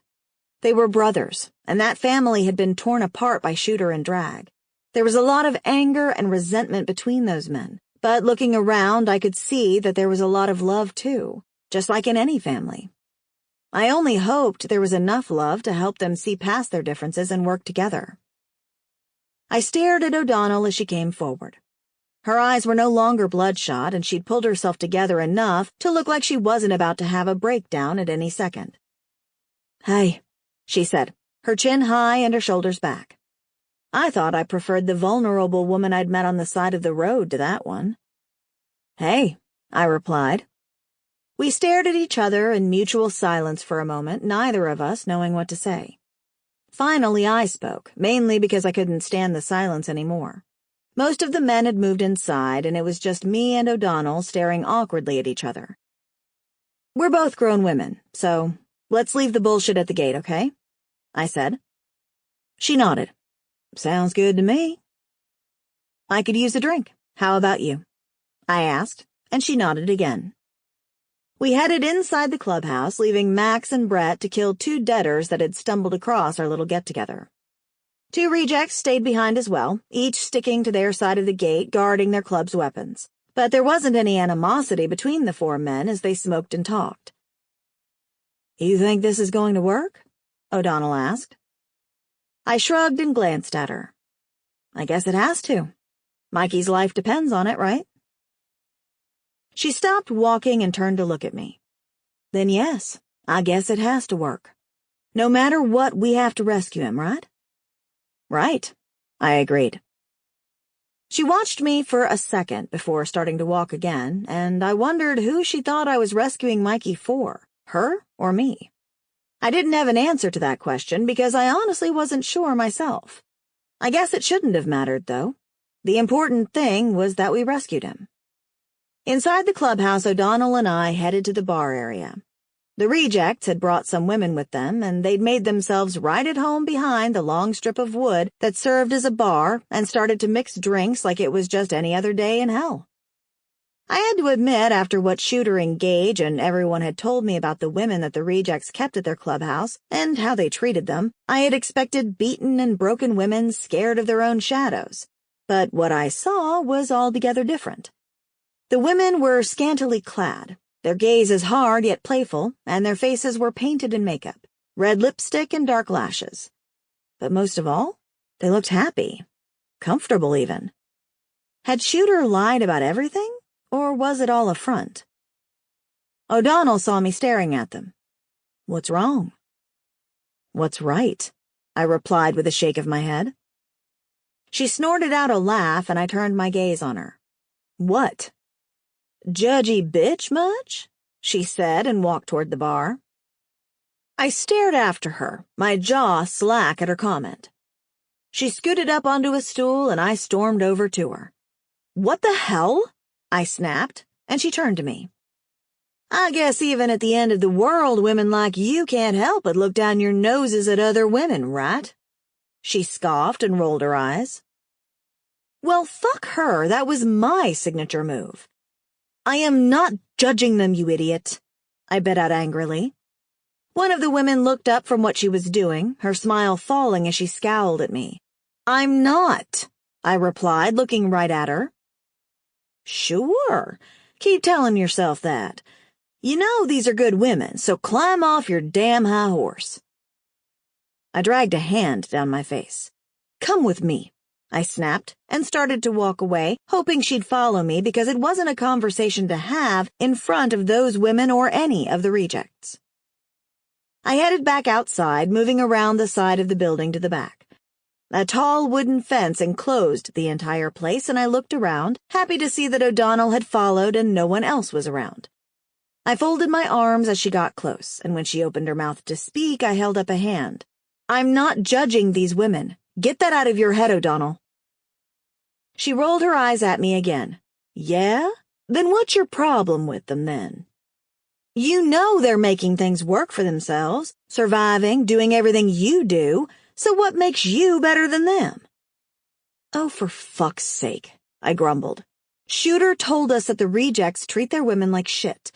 He implied that they were abused and used, degraded in every way. O'Donnell scowled at me like she didn't believe me. Really? Yes. He said that all the women are used for sex or punch bags or both. That the rejects kill and maim and murder without question. That's the reason the club split into two in the first place. She stopped scowling then, a small frown pulling between her brows. They were one club? There was a knocking from behind us, and we both turned to see what it was, but there was nothing there. We stared in silence for a second before looking back at each other. Yes, I continued. The Highwaymen and the Rejects were one club once upon a time. They were called the Devil's Highwaymen. Shooter was the president, and when the world as we know ended, he wasn't happy with the way some of the men were behaving. He basically gave them an ultimatum, stop it or get out. Some of them chose to go, and then they formed the Devil's Rejects ruled by drag. The banging came again, and we both swung around, our gazes on the fence, where then, as we looked closer, we could see movement between the slats. Deaders, I said, my hand on my machete. They're behind the fence. We're fine, she replied, and I nodded in agreement. We took some cautious steps toward where the banging was coming from, our conversation forgotten for the moment. As we drew closer, the banging got louder and the growling from the other side increased. I side-eyed O'Donnell. Guess they've caught our scent. Guess we smell good, she smirked. Well, I know I've showered at least twice this year, so I know I smell great. I smirked back. She was carrying a long stick with chains wrapped around the top, and she pulled it off of her back and unwrapped the chains. They clanked noisily together like we were ringing a dinner bell for the deaders, and they started freaking out even more. It's been at least 3 weeks since I even had a wipe over, so I'm surprised there's not flies swarming me. She laughed, and I laughed back. We were only a couple of feet away from the fence by then, and I could see that there was a lot of movement on the other side of the fence. But like O'Donnell had said, it was the other side of the fence. Hey, you two, a voice called. We both looked up to the top of the clubhouse and saw a biker sitting on top, resting a shotgun casually on his shoulder. He looked hot and pissed off at being up there, but his gaze was fixed on the fence. That's a big horde back there. I'm going to get the boys out to take care of it. You two get inside so you don't get hurt, he said, his gaze traveling over us like we were lambs ready for the slaughter. I quirked an eyebrow and glanced at O'Donnell. He must be talking to you, because I can take care of myself. Well, I'm a sharpshooter by trade, so there's no way he's thinking that I need any help, she scoffed, and I couldn't help but chuckle. We both rolled our eyes and turned away from him, our attention back on the fence and the panel that was moving under the force of the deaders pushing against it. As if on cue, the sound of splitting wood could be heard, and the panel pushed inward, and arms reached in, making us both jump back, startled.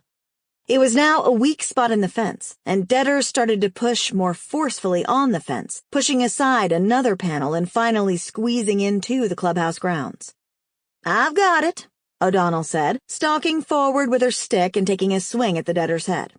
It cracked and split open like an overripe watermelon, the mushy inside splashing to the ground around its feet as its body joined it. The stench was unbearable, and O'Donnell jumped back.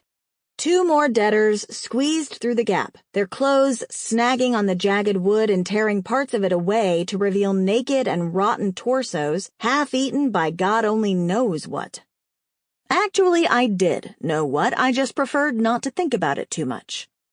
"I've got it," I said, jogging over and swinging my machete across one of the necks, taking the head clean off.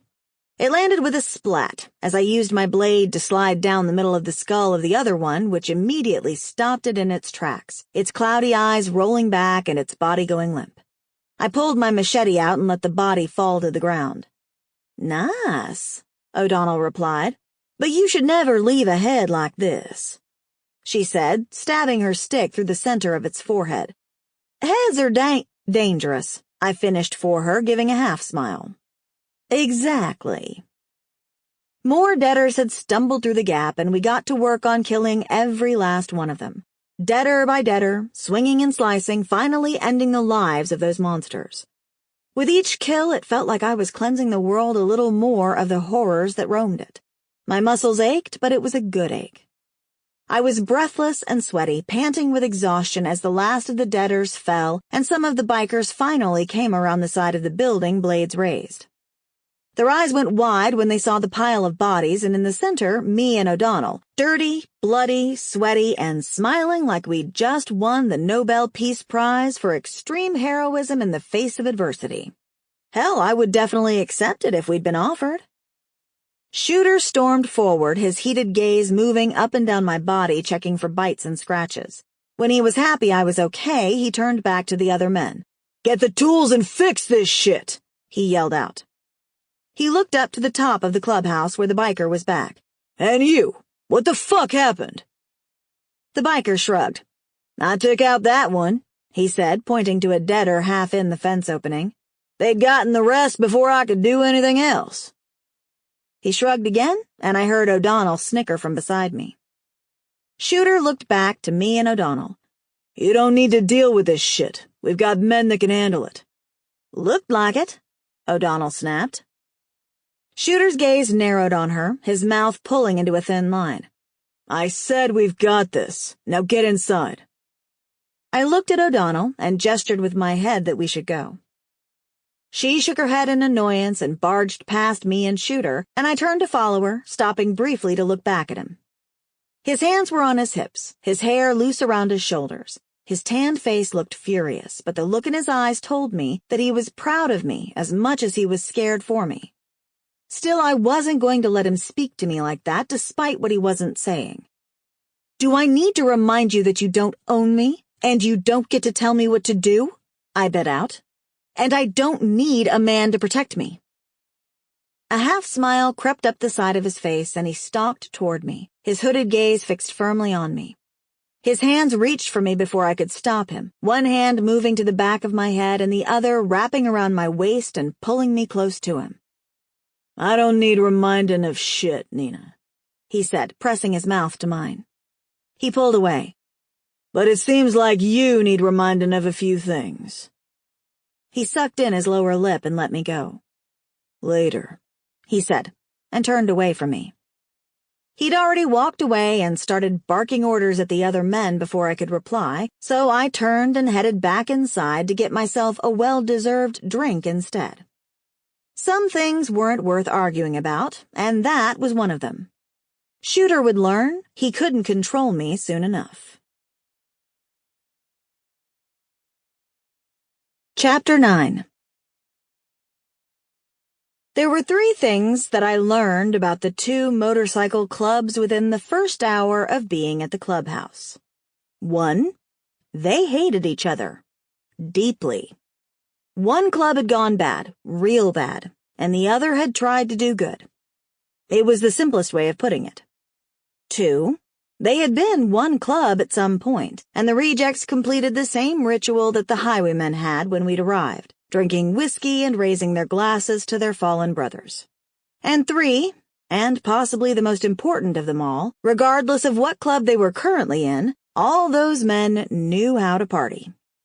Within an hour of arriving, the place had been cleaned, rearranged, bodies moved, and drinks poured.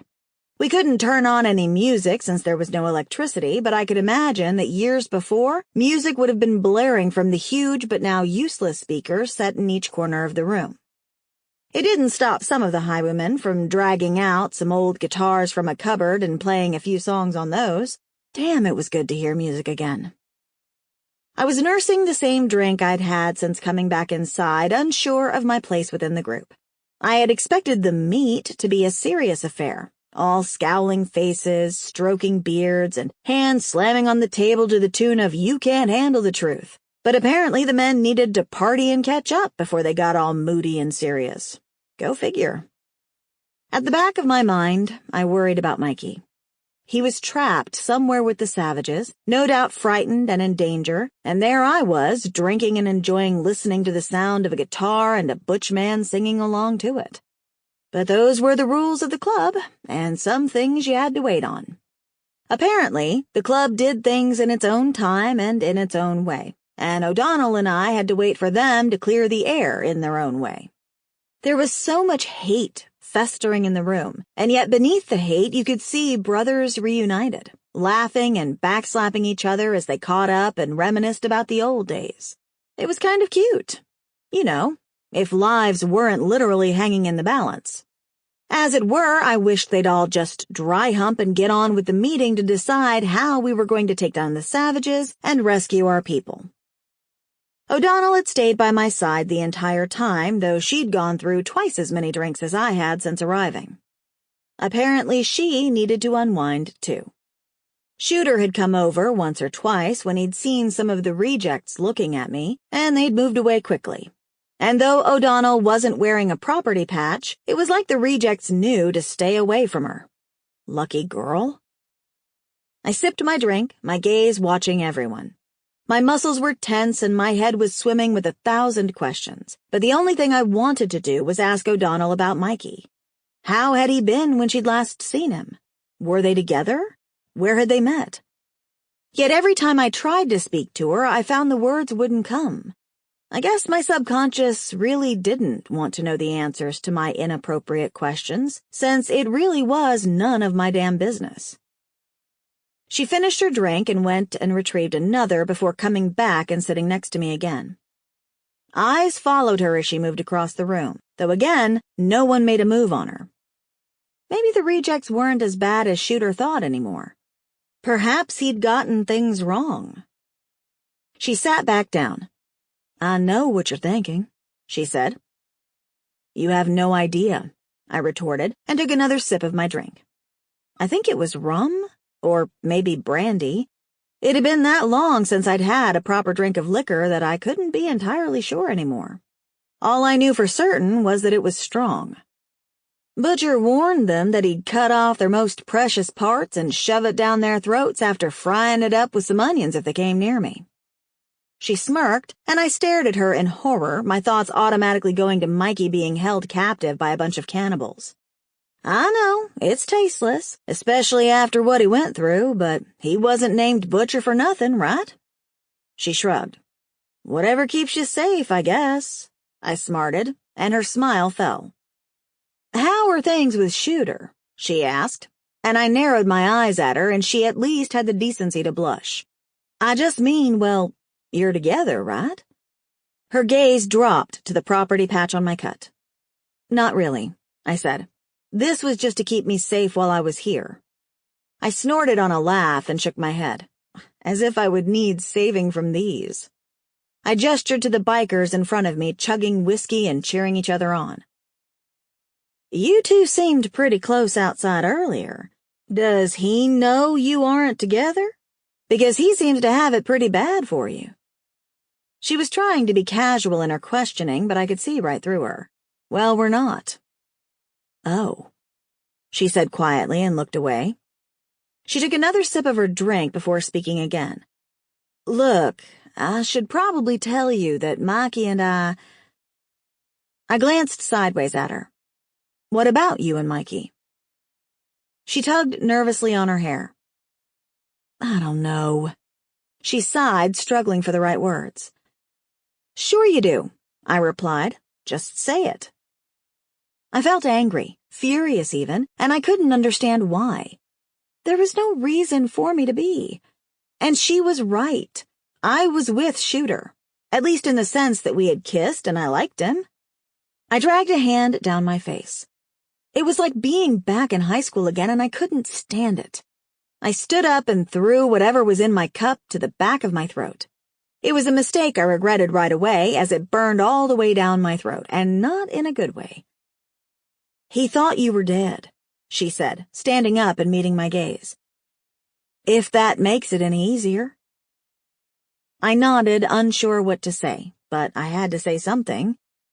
So he moved on to you to get over me? Great. It wasn't like that. He was like half a man when he arrived. After She looked away. He seemed better, like he could finally move on from you. God, it hurt. It hurt so much. Partly because I guess I knew she was right. I wanted him to move on, to try and find a life in this nightmare. I just hadn't expected him to do it so quickly, and it hurt that he had. But a part of me completely understood that. He must have felt guilt at me going back inside, at taking his place. I knew I would have, and I also knew I wouldn't have been able to forgive myself if I were him. I love him, she said, and I think he loves me too.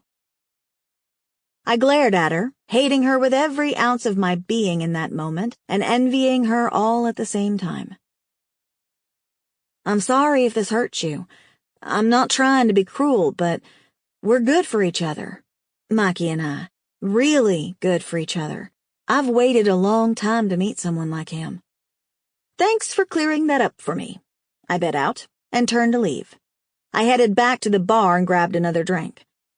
O'Donnell had followed, and she stopped next to me. What do you want from me? I asked. I want you to help me save him, she replied simply. He's a good man. He deserves someone to fight for him, Nina. It was too much. Far too much. I turned to her with a glare that could turn a person to stone. And what the fuck do you think I was doing when I risked my life for him? He thought I was dead because I sacrificed myself for him, and then he moved on from me. Thanks, Nina. So long, and thanks for risking everything to save me. I swallowed my drink and gagged as the liquid hit my empty stomach, making it feel warm and gross. Right, I get that, I do, she replied. Do you? I bit out. Do you really understand what it took to take his place? To go back inside that building where I'd just seen my friend shot dead? To leave Mikey the way I did because it was for his own good? I survived being gunned down, but I was captured and I watched a woman give birth to a monster. A monster which was literally eating her from the inside out, O'Donnell. Then more of my friends were murdered in front of me, and then I got to leave, safe in the knowledge that more of them were going to die and I couldn't do jack about it, and I did that for him. I was shouting now, practically hysterical as I relived the horrors of the past month. And then you come here asking for my help after telling me that you think he loves you. Telling me he's moved on from me. But hey, can you still risk your life for him? And look, I said on a sob, my hands waving around us. I'm here, aren't I? I'm risking it all again for him, aren't I? I've convinced all these people to help us. So what? What else do you want from me? Do you want me to tell you that you have my blessing? That it doesn't bother me, you being with him? O'Donnell stood watching me with wide eyes as I recounted the things I had been through. Things I'd tried to ignore or forget because they were too horrible to think about. I'm sorry. I understand, I do. Really? Do you? I shook my head at her. Please don't tell me that he deserves someone fighting for him, because I know all about that and you don't know shit. I turned from her, heading outside. I needed to get away from her before I lost it big time. I pushed on the door and headed outside where there were fewer people. I took a deep breath and started walking, but when I heard footsteps, I turned back around to find she'd followed me again. "You know, you're not the only one who's been through something," she yelled. "We've all got horror stories to tell. Some are worse than others, but they're all pretty much the same. Death, killing, murder, blood, death, blah, blah." I put my hands on my hips and gritted my teeth. I hated her, and I hated him. But most of all, I hated the fucking cruel world that tore families apart, that separated families and killed innocent people. This world that let the dead live, the living die. This world that held no place for love in it anymore because everyone you started to love died anyway, so what was really the point? I was locked in a room with my brother, forced to watch him die in front of me, chained up with no way to get out as he slowly turned into one of those things. I had 1 cup of water to keep me alive for those 4 days of hell. 4 days of staring into Joe's face as he hungered for my flesh. 4 days of wondering how long it would take before he tore his arm free and came for me. She glared at me, her words coming thick and fast. "So you see, we all have stories, Nina." I rolled my eyes. I couldn't help it. It wasn't that I didn't feel sympathy for what she'd gone through. I did. Of course I did. But if we were going tit for tat, then she'd better bring something better than that to the table, because that wasn't even entry-level horror compared to the stories I had to tell. "Oh, what? That not good enough for you?" "Not even close," I replied dryly. "He was looking for his kid," she said. "Mikey was looking for his little boy." The world narrowed to her and her words alone. They'd crashed. Him, his son, and his grandma or something. I'm not sure, but he'd gotten separated from his kid when they were attacked by dogs or coyotes or something. We were searching for his little kid when I fell from the top of a building and landed in the middle of a horde of zombies. God only knows how I survived, but I did. And when I came to, I went and found him and our friends. They were with the cannibals. One of our friends had already been killed in front of Mikey, hacked up, fried, and fed to Mikey to fatten him up.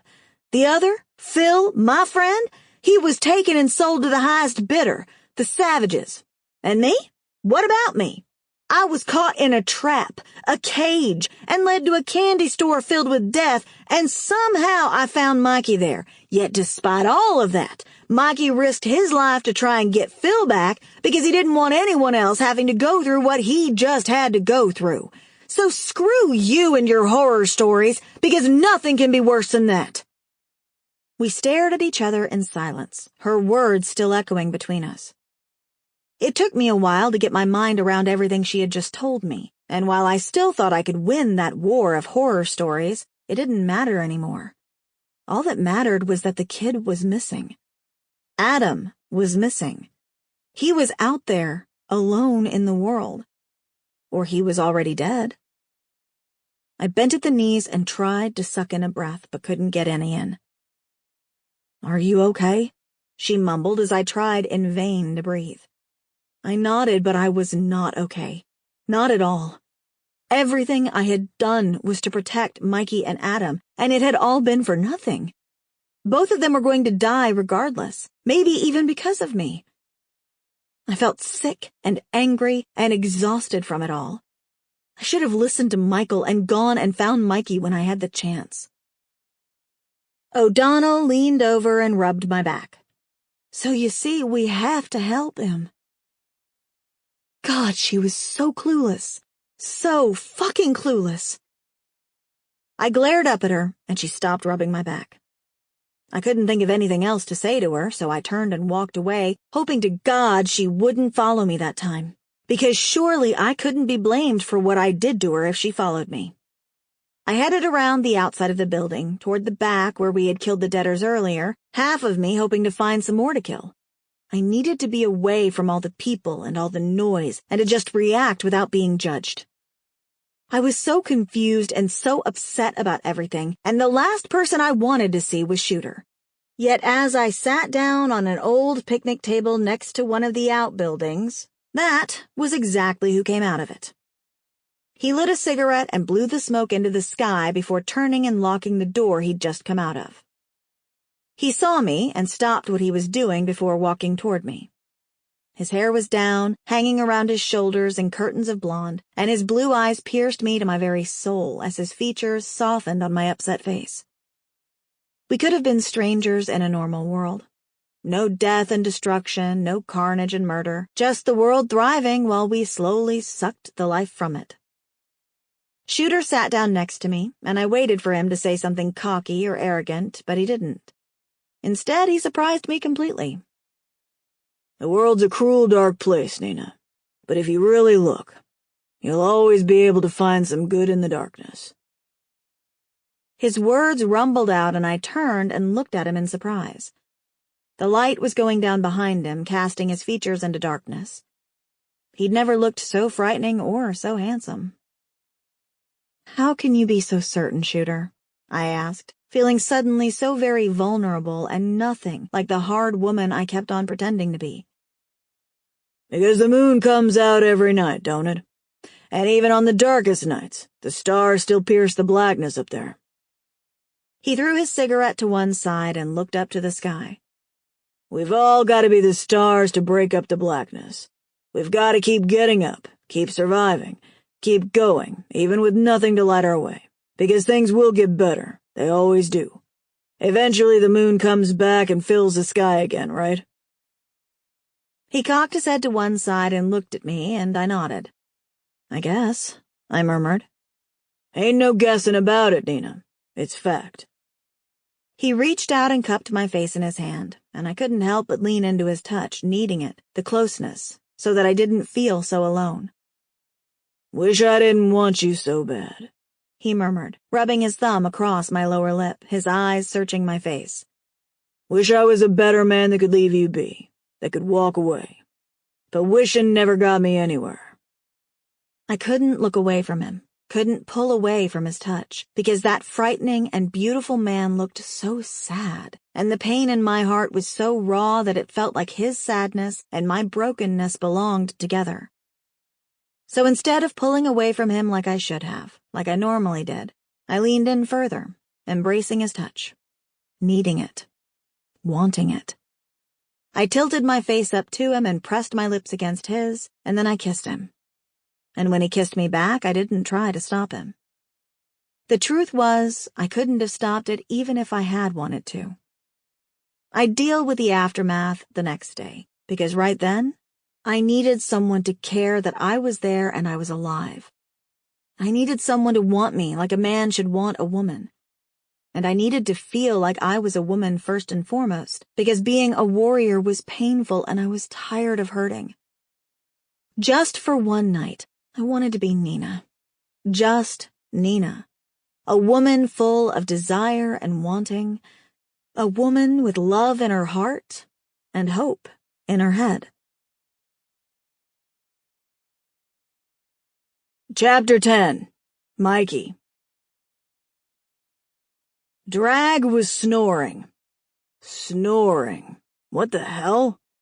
At some point in the last hour, he'd fallen asleep in the corner of the room, his back against the wall and his head resting on his knees. I thought he'd died or something at first, but as I'd crept across the floor of our cell in the dark, he'd startled me by letting out the most thunderous snore I'd ever heard. I was envious of his ability to fall asleep in such a dire situation. I had to take it as a good sign that he didn't think we were in too much trouble, because surely, if he really thought we were going to die, he'd be plotting instead of sleeping. I, on the other hand, couldn't sleep. A plate of food had been brought for us a little while ago, and the smell of it had made me throw up in a dark corner. It smelled good, like steak and onions, but I knew better. I was a worrier by nature, and despite what my head was saying about Drag being at ease with our current situation, meaning things couldn't be all that serious, I still couldn't shake the fact that our lives were hanging in the balance, and the scales were not tipped in our favor. I'd thought it would be an easy job with such a large and ruthless group like the Rejects. I'd stupidly believed that we would turn up, kill those psychos, and get our vengeance and be on our way. I couldn't have been more wrong. And now there we were. If we did make it out of there alive, I'd never underestimate or overestimate people again. The savages were a bigger group than clearly Drag had even realized, and much more evil than he'd obviously anticipated. I thought of all the decisions I had made that had led me to that point in my life, and I pondered on if I would have changed any of them or not. Maybe one small change would have prevented me from being in that situation. But then, I had to wonder, would one small change have prevented me from meeting Nina too? Though I guess in another life, in another world, one where there were no zombies or cannibals, where people still had jobs and lives and houses full of useless shit they didn't need, where they walked their dogs and picked up their shit and put it into little biodegradable bags, where they went to the gym and worked on reducing their BMI and lowering their cholesterol. In that world, Nina was happy with her husband and I was still just a thief with nothing going for me. But that wasn't our world, my world. Not anymore. That wasn't anyone's world. I dragged a hand over my face. I think I was going delirious, my thoughts muddling until they made no sense. The room was dark and stifling hot, the stench of rot and damp in the air, and every breath I took made me feel sick at the thought of what those smells were and where they were originating from. My head and my stomach ached in unison with worry for what might happen next. I'd been in that situation before, caught by cannibals and waiting for my death, and I wasn't sure I would come out of the situation quite as well this time. No man could be that lucky, right? And I was anything but lucky. Drag gave a loud snort and yelled something incoherent before waking himself up. I watched the dark shadow of him moving, probably confused for a split second as to where he was and how he'd ended up there, in that dark stone cell that smelled of death and rotten meat. He mumbled something and the air shifted as he moved in the darkness, the sound of his boots scuffing on the dirty ground echoing in the small cell we shared.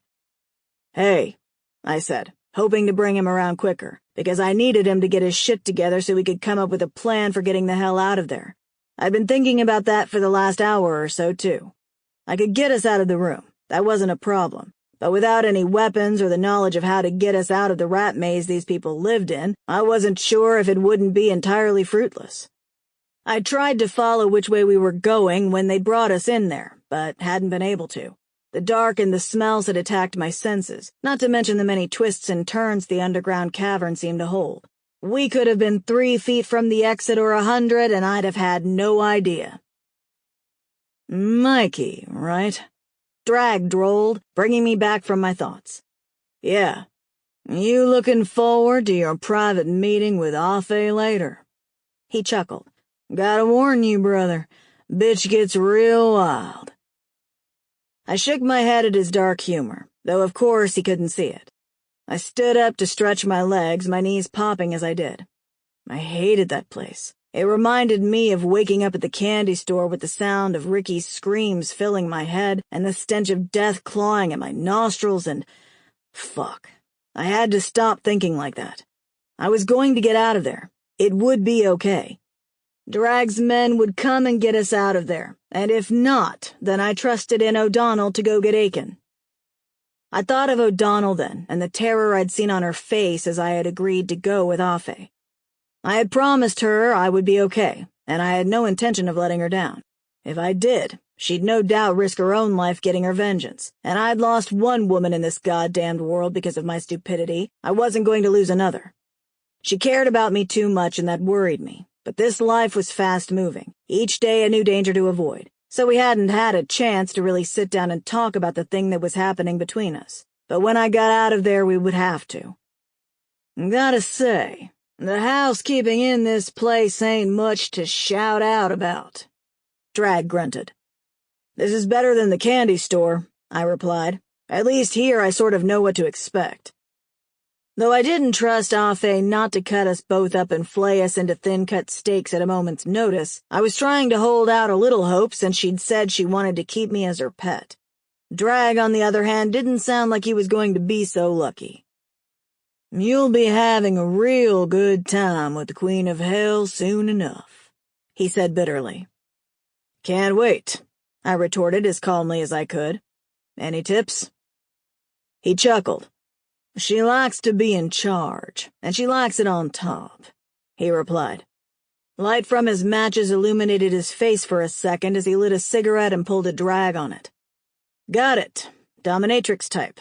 I can work with that, I bit out dryly. He laughed again. I like you. Shame we're both going to die in here. You would have made a good brother for my club. But shit is how it is, and if it's a choice between selling you out and surviving or dying in here, I think we both know which I'm gonna choose. It was my turn to laugh then. Well, number one, I wouldn't have joined the rejects, so let's be clear on that right now, I said. And secondly, I'm not the one that's going to end up dying in here.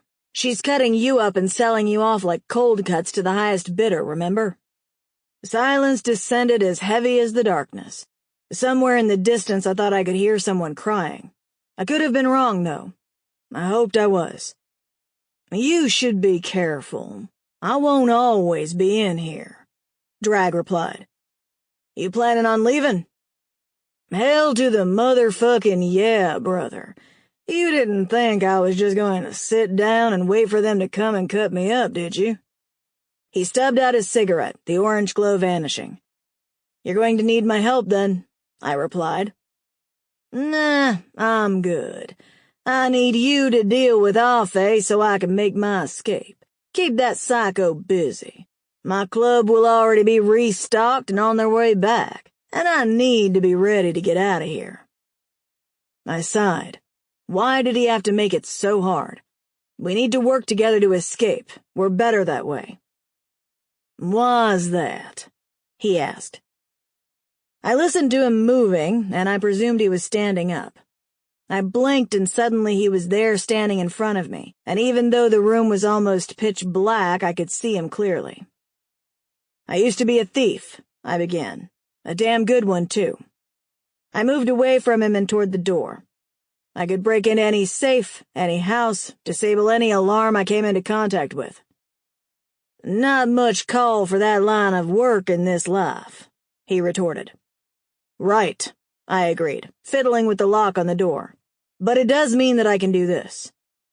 I opened the door to our cell, a small pinch of light filtering in, enough for me to see his shocked expression. Now, that is fucking useful. He laughed and walked forward. You been sitting on that impressive little skill of yours while I took a nap? Ain't that sweet of you? You could have upped and left me here for dust. I shook my head. Nope. It's like I said, we're going to need to help each other if we're getting out of here anytime soon. You ever heard of being a team player? Nope. I don't work well in a team. I prefer to be the one calling the shots, not following orders. He walked over, the sound of his heavy boots on the concrete floor loud, and he pulled the door open and peered around it. This place is big. I've been inside a couple of times and never managed to work out how the fuck to get out. So what you're saying is, we can't just run hell to leather out there and hope to find a way out. But we can't just sit here and wait for them to come back, I added, happy that he'd finally dialed back his arrogance and had decided to help. Agreed. So what's the plan? Nothing right now, Drag said, stepping back from the door and clicking it closed. Bitches are already on their way back here. If this is your call to duty, you motherfucking perform, you hear me? Keep that bitch satisfied so she's in a good mood. So good she backs the fuck off for a while so we can work out how to get out of here. I grimaced in the dark, not happy in the slightest about what lay ahead. Though I couldn't complain too much, because surely being sliced up and eaten had to be worse than sleeping with a cannibalistic psychotic bitch like Afe, right? Right? Drag leaned back against the wall. You hear me? He growled out. Yeah. Good, because it's my ass on the line here. Remember that. I've seen the state of Butcher and I ain't fucking going out like that. I'll take us both down before I let that happen, you feel me? For the first time since I'd met him, he actually sounded worried, his confidence melting away in a rare show of vulnerability. I should have felt sorry for him, but I couldn't bring myself to. Whatever fate lay ahead for him, I had no doubt he had probably earned it tenfold. The sound of the door unlocking drew my attention, and I turned and stepped away from the door as light flooded in. 3 savage women stood there, their faces masked in shadows and smiles, staring at us. The one at the front, a beautiful brown-skinned woman with tattoos across her throat, nodded toward Drag. "Take him," she said with a flick of her tongue that told me more than her words could. "Fuck you!" Drag yelled out as they stalked toward him. The women grabbed at Drag's arms. He swung out wildly, hitting one of the women in the face, but she was unfazed despite the punch sending her stumbling backwards a couple of steps. One of the women pulled out a long knife and held it up to him. "Gonna have to gut me, darling, 'cause it's the only way you're getting me out of this room," he bit out. Wait, I said, drawing the attention of the woman in front of me. Afe wanted to see me, right? She has a purpose for me, but maybe she wants to sample me before she gets rid of Drag, right? "Do I look stupid to you?" the woman barked.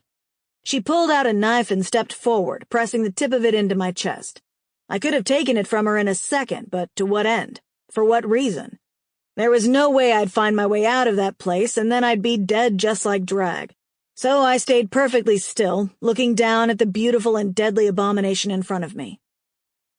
Because what if she isn't satisfied? She liked Drag, right? Maybe make sure she likes his replacement before cooking up a batch of taco meat from him. I gritted out crudely. I felt a trickle of blood slide down my chest, but I held her gaze and bided my time while she made her decision. "Think how pissed she'll be if you kill him before she's decided she's finished with him," I added on desperately. "Fine," she relented, her eyes narrowing. She glanced at Drag. "We'll be back for you." I turned to look at him, watching him smirk and grab his crotch. "I'll be waiting, darling." The 3 women headed back toward the door, the first 2 leaving. The third one stood looking back at me and Drag, a smile on her face while Drag lit another cigarette.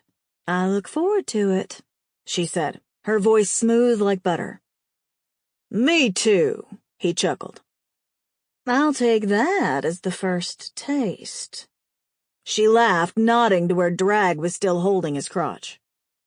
"I'm hungry now, Diana," one of the women said to her. "We have others. Come." And then she turned and closed the door. We listened to their footsteps moving away from us, and when I could no longer hear them, I turned back to Drag. "We haven't got long," I said. "Me and my cock thank you for your service, brother," he chuckled. "Only one way that bitch is eating my cock, and it's still going to be attached when she does it, that's for damn sure." "Well, mine isn't quite as grateful," I replied. "So let's find a way to get the hell out of here before it's too late, please." I listened at the door, waiting for the silence to descend outside. Drag came forward again, and I worked my magic on the lock once more, popping it open in a couple of seconds. "You got magic fingers," he snorted on a laugh. I turned my hand over, showing him the small silver tool in my hand. I slid it back into my pocket without another word and cracked the door open. I checked both ways, not seeing anyone coming, and I looked back at Drag. Coast's clear. He pulled the door open wider and looked out with me. He frowned, his gaze staying left for a little while longer before he pointed. "I've been down there." He looked back to the right. "But that's unknown territory." "Does that lead the way out?" I asked hopefully. It was futile, though, because if there was one thing I'd learned, it was that where my life was concerned, nothing was ever simple. "Nope, Afe's bedroom," he chuckled. "You'll get to know that place real intimately soon enough." "Great, well, let's try and delay that, please." He chuckled again. "There's weapon stores that way, too." He turned back to me. "I'm thinking one of us needs to stay here while the other goes to find the way out." I arched an eyebrow at him and he smirked. "I've been in here before, remember?" "Yeah, and I know there's no way you're coming back for me if you find the exit," I sniped. "Now what makes you say that?" he replied, giving me a slow grin. "I'm deeply offended by that thought." I raised my hand. Lowly sex slave, apparently. Then I pointed at him. "Dinner. It's not rocket science." He chuckled. If I find the way out, I'll be back one way or another. And if I don't, well, a life of servitude ain't so bad, brother. At least you ain't gonna be eaten." He started to move out of the room, and I grabbed him by the shoulder and pulled him back. He swung back with a punch, and it hit me in the cheek, making me see stars. I swung back, and we both stumbled away from the open doorway as we grappled at one another, hitting out without the sense to check our surroundings. Drag was younger than me, and though I'd had a hard life, I had no doubt that his had been harder. He fought hard, dirty, and like his life depended upon it, mainly because it did. We were both breathless and sweaty, and blood trickled from my lip and from his nose by the time we were done. He stood on one side of the room, and I stood on the other, panting and glaring at each other. "You done?" I growled out, and he laughed. "I'm just warming up." "You're going to get us both killed, asshole. Let's just work together." The light in the hallway outside the door flickered, a breeze coming from somewhere. Drag swiped at the blood that dropped from his nose and onto his top lip, and he grinned, his lips stained red. "I told you. I don't follow, I lead." I spat out a mouthful of blood. "Well, you need to learn quick, because those crazy bitches are going to come back and kill us both." His smile faltered momentarily before he fixed it back in place. I wondered if it was too late to get through to him, to make him work as a team so we could both survive that nightmare, because we could if I could get him on side. Of that I was certain. Because there was one major thing that was different between the savages and the candy store. This time I was prepared, at least mentally. And this time, I'd kill myself before they did it. There was no way I was going out the way Ricky did. I was going out fighting to the bitter end. Or I was getting the hell out of there. Chapter 11. Nina. I woke up to the kiss of the sun on my skin and Shooter's woody scent wrapped around me. I kept my eyes closed for several minutes, basking in the normality of the situation, because it felt like it had been a long time since I'd had a taste of normal. So long, in fact, that I couldn't remember when that had been, no matter how hard I racked my brain. But that, right there, it felt normal. Shooter's arm tightened around me and he pulled me closer, his chest rumbling in approval as he felt his skin on mine. The clubhouse was silent outside our door, and I wondered what had been decided the night before after the partying had died down and the men had caught each other up on the years they had missed. The tension in the air had died away the more alcohol had been drunk and memories revisited, and I wondered if perhaps it could be a turning point for both clubs. I hoped so. I'd seen something new in Shooter when he'd been sitting with his men, a calmness that hadn't been there before, and when he'd looked at me, he'd looked like a man that had finally put all the pieces of the puzzle back together. I wasn't used to hanging back and letting other people make my decisions, controlling my fate like I didn't have a say in any of it. Yet there was also something nice about it all, if I were being honest. I felt safe, protected, and a strange form of relief that it wasn't on me if it all failed. I'd spent so long being strong and growing into this person that I didn't recognize myself anymore. It was nice to stop for a moment and take a breath. "You awake?" Shooter asked, his voice rumbling through his chest. I didn't reply, but he squeezed me tighter and chuckled. "Yeah, you are." I opened my eyes, my gaze falling on the black and white photos that adorned his walls. Images of men and women long since dead. Memories of moments captured long before the outbreak and before any of us knew that the end was coming. It was a bittersweet haunting of time left behind but not forgotten. I turned in Shooter's arms and looked at him. His blue eyes felt deeper than an ocean, and they wrapped me in their cool embrace as he leaned down and took my mouth with his. I didn't want to kiss him back, and perhaps I wouldn't have if I hadn't wanted to hold on to that perfect moment for a little longer, to cling to that normality. But I did. So I kissed him back, our tongues dancing over each other's as his arms tightened around me even more. His hands moved to my hair, holding me hostage as he tipped my neck up and peppered it with kisses, his mouth moving over my bruised and broken body like it was made of glass. He leaned down over me, our bodies so close yet still not connected. The sunlight stroked the tense muscles of his shoulders and arms, and I wrapped myself around him, wanting to be closer to him and everything he stood for, at least for just that one moment. He leaned down and took my mouth again, kissing me harder as he nudged my legs apart with his knee, and I complied, more than ready to give myself over to him again. His chest rumbled as he nudged between my legs, and I gasped into his mouth, desperate for him, for this. A sharp knocking came at the door, and Shooter froze, his forehead pressed to mine and his eyes closed. "Prez?" Yeah. He yelled back, sounding pissed off. I couldn't blame him. I felt the same way. Butcher wants a meeting ASAP. Motherfucker, Shooter mumbled, opening his eyes. I'll be there in 10. I gasped when Shooter started to move his hips, but then the knocking came at the door once again. What? Shooter yelled even louder, throwing back the covers and climbing out of bed. I grabbed for them as he stormed toward the door, covering myself just in time as he threw the door open and a sheepish Max stood. What the fuck? You can't give your president 10 fucking minutes to be with his old lady, Max. Max's gaze darted to me, and I rolled over and covered my face in embarrassment like my parents had just walked in on us. Sorry, Prez, it's just Butcher's already in the chapel calling a meeting. Thought you'd be none too happy about that. That motherfucker. I'm on my way, Shooter yelled, slamming the door closed on Max. I uncovered my face as Shooter moved around the room, dragging on his jeans and t-shirt before pulling on his cut. He looked over at me, pausing to take me in, his pupils dilating with longing. He leaned over the bed and grabbed my ankle before dragging me down to the edge of the bed, and I squealed and laughed like I was 17 years old without a care in the world. He reached under the covers and grabbed my ass, squeezing it roughly and sucking in his bottom lip again. This ain't over, he said with a grin. We're finishing what we started. Go to your meeting, I laughed. I'll be out in a minute. I want to know how we're doing this.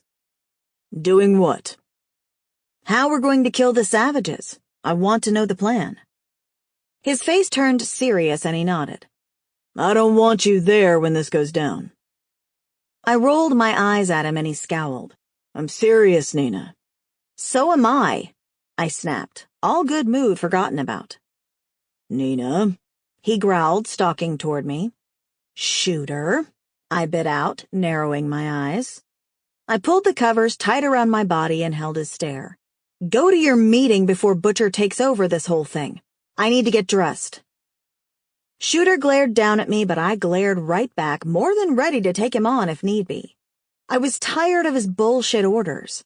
He may have been attractive, but that didn't mean I was going to let him push me around and treat me like a little princess in a tower that needed protecting. Those days were over. That woman was long gone.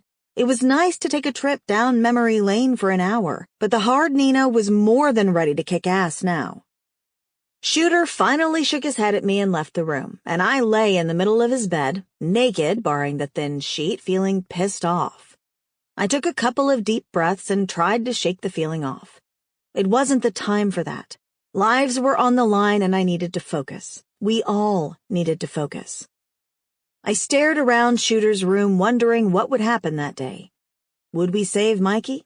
And then what? What happened when Mikey and I finally found our paths crossing again? Would he be going his way with O'Donnell and I going mine with Shooter? And what about Drag? What would happen when he was back in charge? It was a shame Butcher couldn't have been the president of the Rejects. He seemed less insane than Drag. I snorted on a dry laugh. When the hell did less insane become a good leadership quality? I scooted off the bed and found my clothes, dressing quickly before heading into the bathroom. There was some crusty toothpaste at the bottom of a screwed-up tube, and I forced some out and ran it around my teeth to get rid of the bad taste in my mouth. Looking up into the mirror, I saw the face of a woman forever changed and half tortured by what the world had done to her. I dragged my hands through my hair, pulling it back off my face and into a bun at the top of my head, but all it did was accentuate the thinness of my neck and the bruises on my skin, not to mention the thin red line that cut up from the corner of my mouth courtesy of Fallon. It wasn't often that you got to look at yourself in that world. The days of staring endlessly into a mirror, pruning yourself, were over, and I realized then, as I looked at myself, or the version of myself that stared back with haunted eyes, that I didn't recognize myself anymore. I didn't know who she was, and that scared me more than anything. Ugh, what the fuck ever, I grumbled to myself and walked away. I put my boots on, strapped my machete into its sheath, and stared down at the leather cut that Shooter had given to me. I considered not wearing it anymore, but he was probably right and that it was for my safety to wear it, so I picked it up, slid it on, and headed out into the main clubhouse. Outside it was starting to get busy. Bikers, both rejects and highwaymen, and women all starting to wake up and get themselves ready for the day. I stopped by the doorway and watched them all for a moment, seeing how it could have and would have all been back in the day.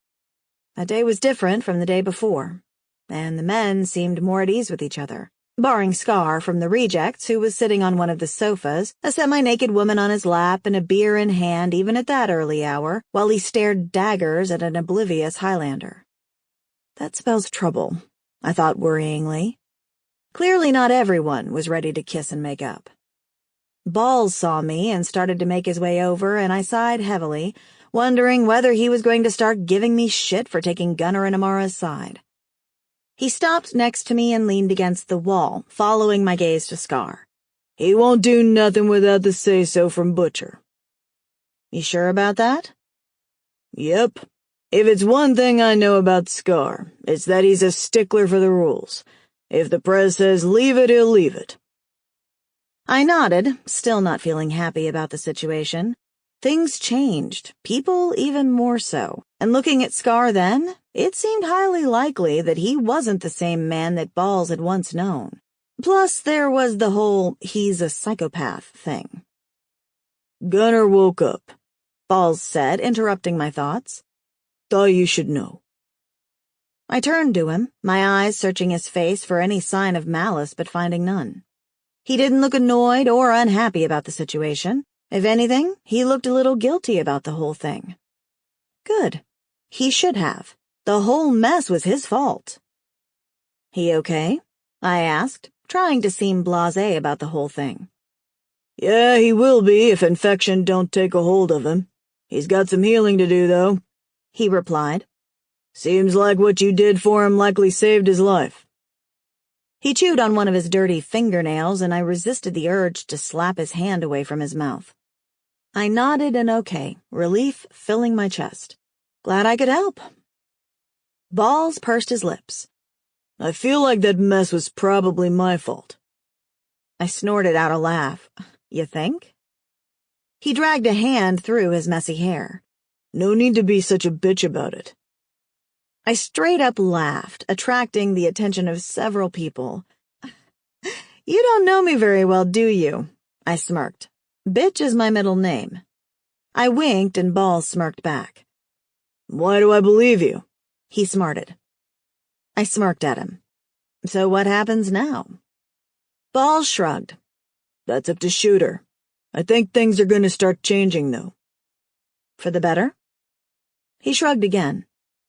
I hate change, so probably not, he replied. But as long as the highwaymen come out on top, I'm down for helping to make whatever needs to happen happen. He cocked an eyebrow at me and walked away. I guessed that was the end of that conversation then. I followed him with my eyes as he headed outside, and then I moved over to the long row of tables where food was being laid out. I was hungry, my stomach rumbling loudly, and I grabbed a plate and started piling food on it as I moved down the line. Excuse me. A couple of the rejects women squeezed next to me to pile another tray of mashed potatoes onto the table, and I spooned a steaming pile of it on my plate to go along with the other rationed food. I moved away and headed to a quiet corner to eat in peace and observe everything. It didn't take long for my peace to evaporate as O'Donnell filled a plate and headed my way. You mind? She asked. Do I have a choice? She spooned potatoes into her mouth and swallowed without chewing. We always have a choice. Sometimes we just don't choose well is all. Well, aren't you the wise one today? I bit out, my hunger disappearing. I spooned the food in regardless. I'd be stupid not to eat my fill while I could. You never knew when your next meal was coming or what it could consist of, so no matter how much I wanted to walk away, head held high and food uneaten, I didn't. Self-preservation was a bitch. We ate in mutual silence, both of our gazes moving between our plates and the group of bikers who seemed oblivious to the day's work ahead of them. I wonder whether they believed the rejects about the savages, that perhaps they didn't think they were as bad as they had made out. I did, though. And so did Shooter. We had both seen the fear and relief on O'Donnell and Butcher's faces when we had met them out on the road. That sort of fear you couldn't fake. It was real and tangible. I had tasted that fear myself many times, and now I recognized it. When everyone was done eating, the rejects women started to clear the table, and I grabbed a couple of the plates and took them into the kitchen. The kitchen was clean and organized, and barring the dust on the unused shelves and the scent of damp in the air, it was as if death had never touched the place. A couple of the women turned to look at me. I expected to see fear or worry, or even the opposite, anger and resentment. But instead they smiled and gestured for me to help them, and I obliged. We cleared the dishes away and scraped the leftovers into bowls and placed them in the pantry. It felt good to be doing something normal again, something mundane like cleaning and organizing, and though none of the women were talking, there was a connection between them all that I admired. The kitchen door swung open and Shooter and Gage came in, their eyes no doubt doing the same double take that mine had done. It was probably stranger for them since it was their clubhouse. Shooter walked around the main kitchen counter, his hand running along the shiny surface as if he were tracing the memories of the past.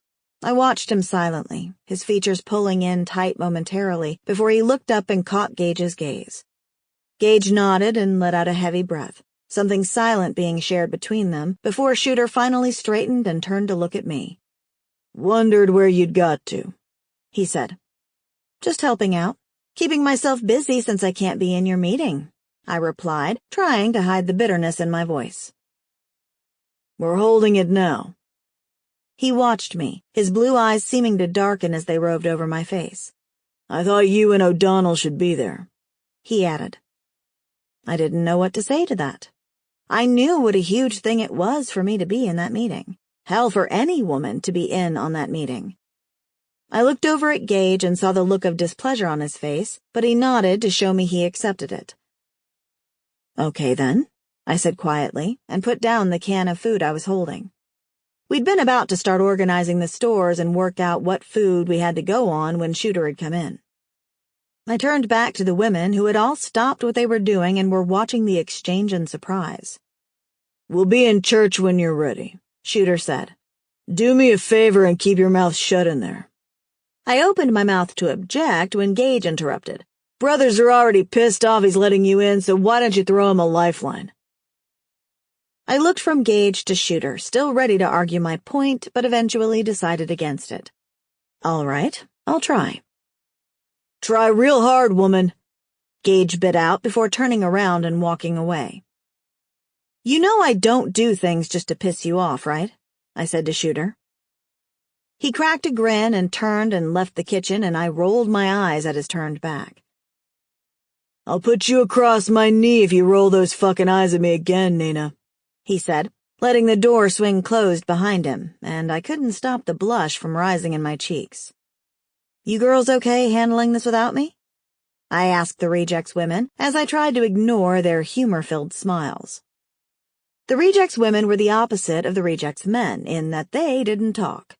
It seemed like a choice and not an order, though, so I didn't question it. They were smiling and seemed happy enough, their faces and bodies free of cuts and bruises that would have indicated them being abused. And they'd seemed more than happy the night before, serving behind the bar and huddling up with the men. They nodded, and I turned and left the room, heading to the church, my stomach full of knots. The church turned out to be just a room with a long, ornate wooden table in the middle of it and a bunch of serious-looking bikers sitting around it. 2 rejects men were going in before me, and I clicked the door closed behind me and found a space at the back of the room to try and blend in. Of course, blending in with 40 leather-clad bearded bikers wasn't easy. I found O'Donnell had had the same thought as me, and I stood next to her silently, glad she was there too. "Apparently this is a first," she said discreetly. I didn't have chance to reply, as Shooter slammed the gavel down on the table and brought the meeting to attention. Gage sat on one side of him and Balls on the other, and at the opposite end of the table, Butcher sat with Scar and another biker I had heard someone call Axe. No guesses how he got his name, I thought with a shudder. "All right, party time is over. Time to get down to business," Shooter said, silencing the room and commanding the attention of every man in it. "We all know why we're here, but in case any of you sorry motherfuckers have slept through the last 48 hours, the Savages, a group of cannibalistic traders of human flesh, have taken your president and a friend of ours, Mikey." His eyes met mine briefly from across the room, and I forced myself to look away, guilt and shame balling in my stomach. "As you all know, the highwaymen don't stand for shit like that. Kidnapping, murder, torture are all big no-nos to us." A couple of men laughed at that, and Shooter smirked. "But what most concerns me is that these bitches are selling off people like cattle. Trading flesh for guns and barbecuing people's nearest and dearest like this is all perfectly fucking normal." He pulled out a cigarette from his cut and lit it, blowing a long plume of smoke out while he let his words settle. He finally looked back up, his hard gaze moving across the people in the room. "The highwaymen and the rejects ain't always agreed on shit," Shooter continued, eliciting a couple more laughs. "That's the fucking truth of it." One of the rejects laughed and slammed a hand on the table. More laughter erupted around the room, and even Gage managed to crack a smile before holding his hand up to silence everyone. "Well, there's the first thing we all agree on," Shooter said with a smirk. "But let's get serious for a minute, because this shit ain't normal and it ain't fucking acceptable, and it's time to end them and end this." He slammed a heavy fist on the table, and every man copied him, cheering in unison as they stomped their boots on the ground. Shooter glanced at Gage and then at Butcher, and both men nodded approvingly. "The rejects have already gone up against them and come away stripped of their president and their weapons, so we can't afford to make that same mistake," Shooter said. "We underestimated them," Butcher said, drawing the attention of everyone. "Didn't know how big their crew had got, or know about the traps they'd set up already. It was like they knew we were coming, and that don't sit easy with me, but I don't know how they would have known." "Ain't no snakes in our club," Scar replied darkly. "I checked everyone personally, so we're clean. Just damn good luck is all it is." "Well, we need to make sure that there's shit out of luck moving forward.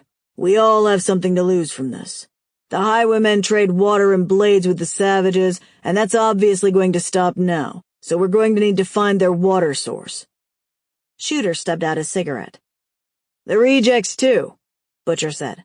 "I'm guessing that their water supply must be close to their cavern, but we've looked a couple of times on maps and couldn't see anything local for them to ration it from."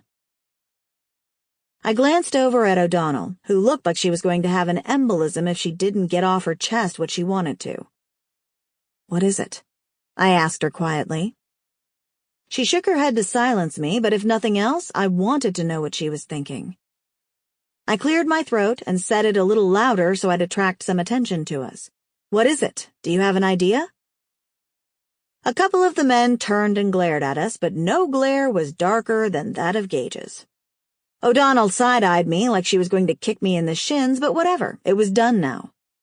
"I was just thinking, what if they weren't rationing it themselves, but trading with someone else?" "Like another group of savages somewhere?" Butcher asked, oblivious to the death glares we were receiving. "No, like other people like us that are oblivious to what these women were capable of. Or maybe they aren't oblivious. Maybe they know and they're meat traders too. Trading water for humans?" She shrugged nonchalantly, but we were way too in tune for her not to be getting the same chill down her spine that I was getting at the thought of that. "That's a strong possibility," Shooter said with a nod of his head. "More cannibals?" Balls grumbled. One thing at a time, Shooter said. Kill the savages, take their supplies. Scar started to cut in. Save anyone else that they have in their caverns, I interjected. Scar smiled slowly. I like it. Kill, steal, and then save. Works for me, he grunted with a smile. All right, Shooter said, bringing the attention back to the front of the room and away from the little spat Scar and I were having. Raise your hand if you're with me and let's destroy the savages, because they're worse than the meat sacks crawling our streets, these savages, he sneered. They're the real monsters in this world, not you or me, but them. Ain't no sense in what they're doing. No reasoning behind it barring a sickness that must have crawled up inside them. This world is still a beautiful fucking place, and we need to take it back from these monsters. He stood up and placed both hands on the table, leaning forward until his hair fell around his face, and he stared around at each and every one of us, his blue eyes burning with intensity. I want them gone from this world, our world, and I want anyone who agrees with their ways gone too, he said through gritted teeth. This ain't just killing, it ain't just torture. It's so much worse and I won't allow it, he yelled, his voice booming in the cramped space. I want them all dead. So highwaymen or reject, man or woman, we put that bullshit to one side and we work together now to rid our world of this filth. Because together we can start again, brothers and sisters. Together we can bring this world back from the brink of elimination, and it starts by taking out the savages and everything that they stand for. I stared at Shooter in awe, my eyes wide and my jaw slack. He was beautiful and mesmerizing. And you couldn't help but fall in line with him after that speech. The room erupted in cheers and boot stamping, fists slamming against the table as they all recognized the same enemy. Not each other for one, but the savages. Chairs scraped back as the men began to stand, and Gage and Balls began to pour whiskey into shot glasses, sliding one to each man. Shooter stood up straight. Who's with me? He growled out. And I shivered as every man in that room raised their glass and cheered. He smiled and picked up a shot glass of whiskey before throwing the liquid to the back of his throat. He looked around the room at men united after so many years, a clubhouse full of bikers ready to fall in line with him and be led, and he smiled. His words were empowering and beautiful, full of passion and energy, but that smile was the fuse to dynamite. I had no doubt that Shooter was going to rid the world of the darkness that was seeping into the very veins of it. Shooter was going to blow up the world and create something beautiful in its ruins. Chapter 12. We need more men, Butcher said from across the room. He was right.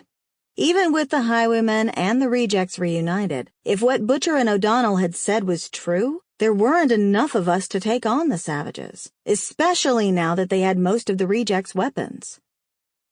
Gage puffed on a cigar before placing it in the ashtray. We can probably get us another 3 or 4. Got a couple of nomads living up in the hills with some people there. Battle, Sketch, and Rex. They'll be leaving those people unprotected while we take care of this, but I'm sure they'll be more than ready for the break. Butcher shook his head. Still ain't enough. He pulled out a small baggie from his cut and tipped some powder onto the smooth table before using his knife to push it into a thin line. Then he leaned over it and snorted it. He sat up, rubbing his nose, and I looked away. I might be able to help, O'Donnell said, coming forward. I can't promise anything, but I'll try. All eyes turned to her, and the men parted so she could get closer to the table. They clearly didn't like that she and I were in this meeting, but they'd accepted it at least. All except Scar.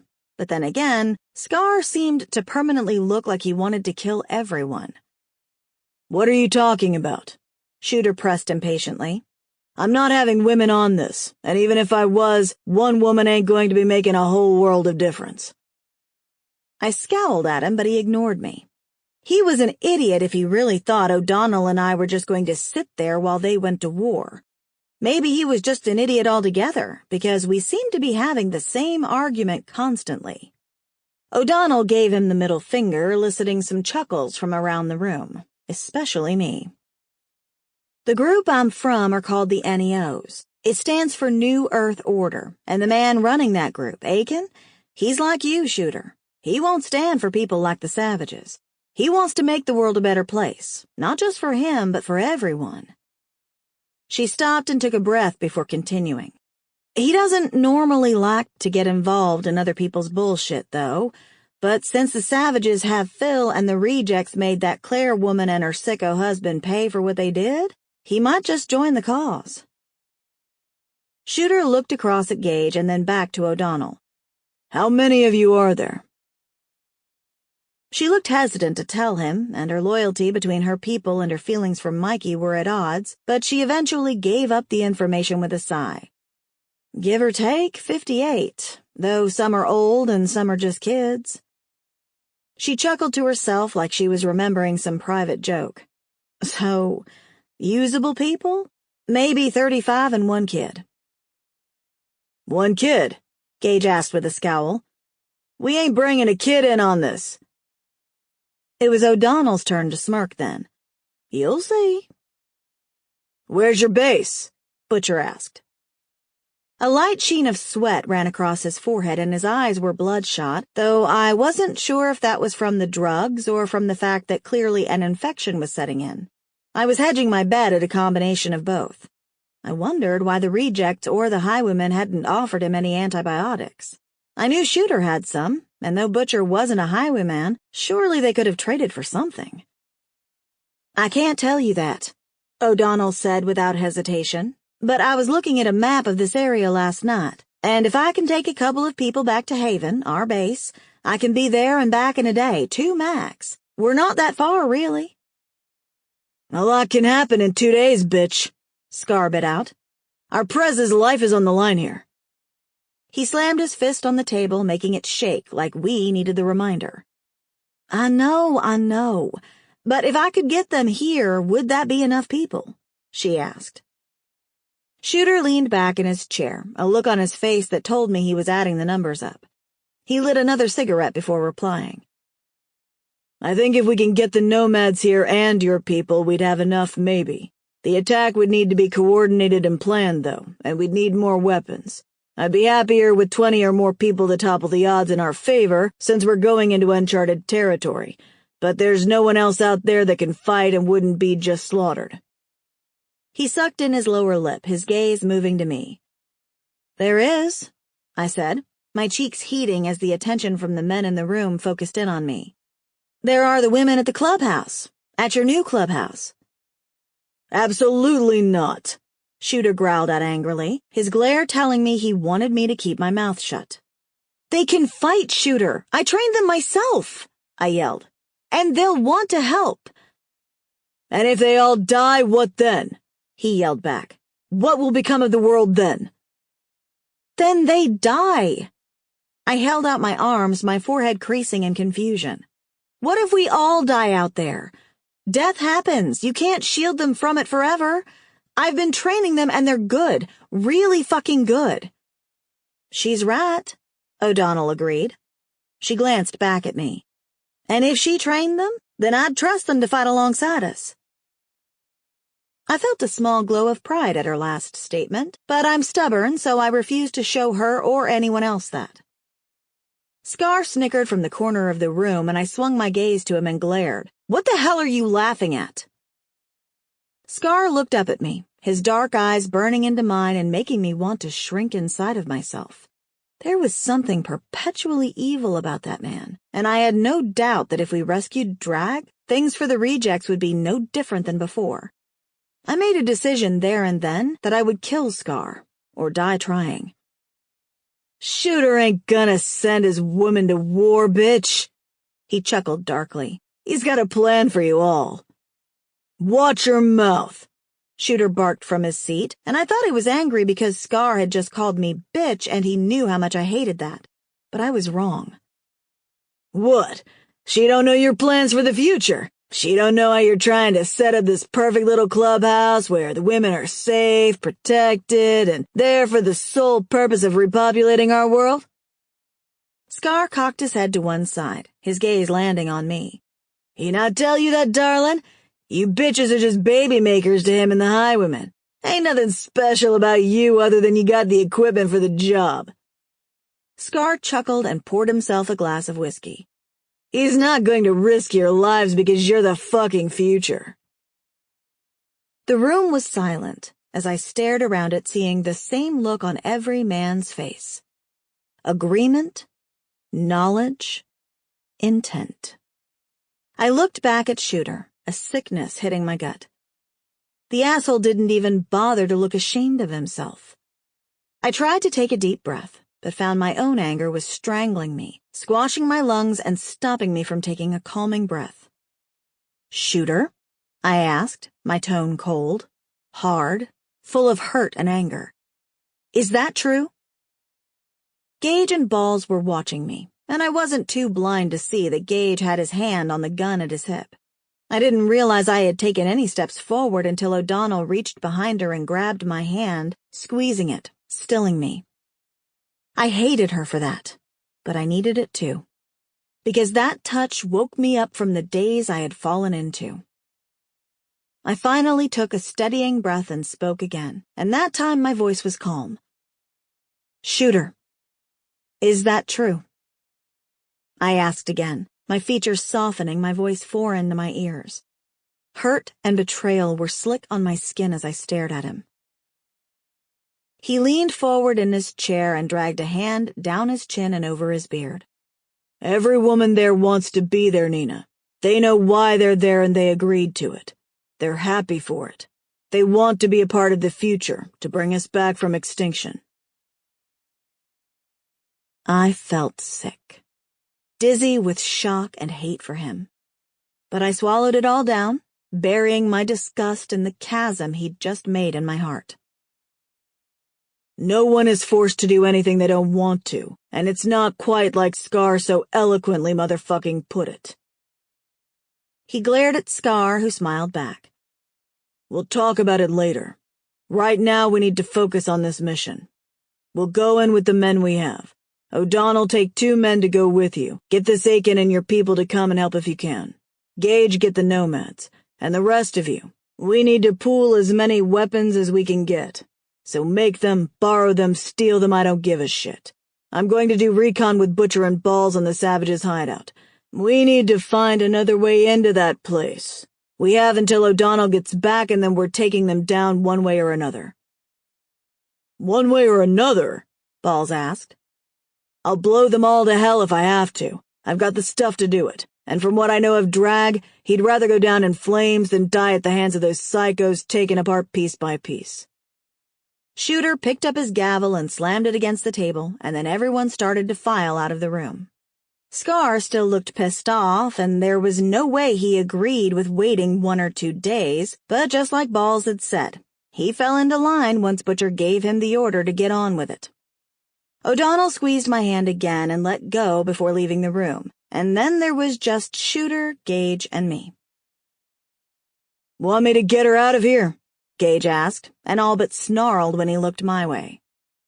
"Leave us," Shooter said to Gage, though his gaze stayed locked on me. "Your fucking funeral. This bitch is crazy," Gage replied and left the room, closing the door behind him. Oh, he had no idea just how crazy I could be. At least not yet.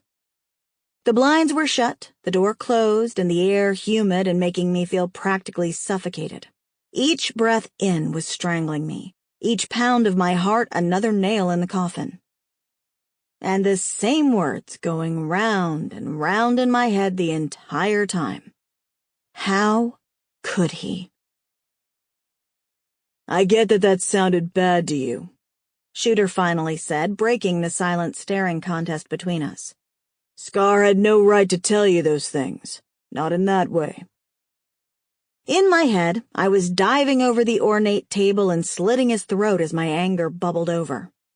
In reality, though, tears leaked from my eyes as I continued to stare at the beautiful and wonderful man who had somehow sucked me into his world. Michael was right after all. I was weak. "We're not forcing anyone to do something they don't want to do, Nina." he said, standing up and moving around the table. The women that join us, they want to be there. They want to be protected. They want the simpler life when things were black and white and they didn't have to worry about living or dying every day.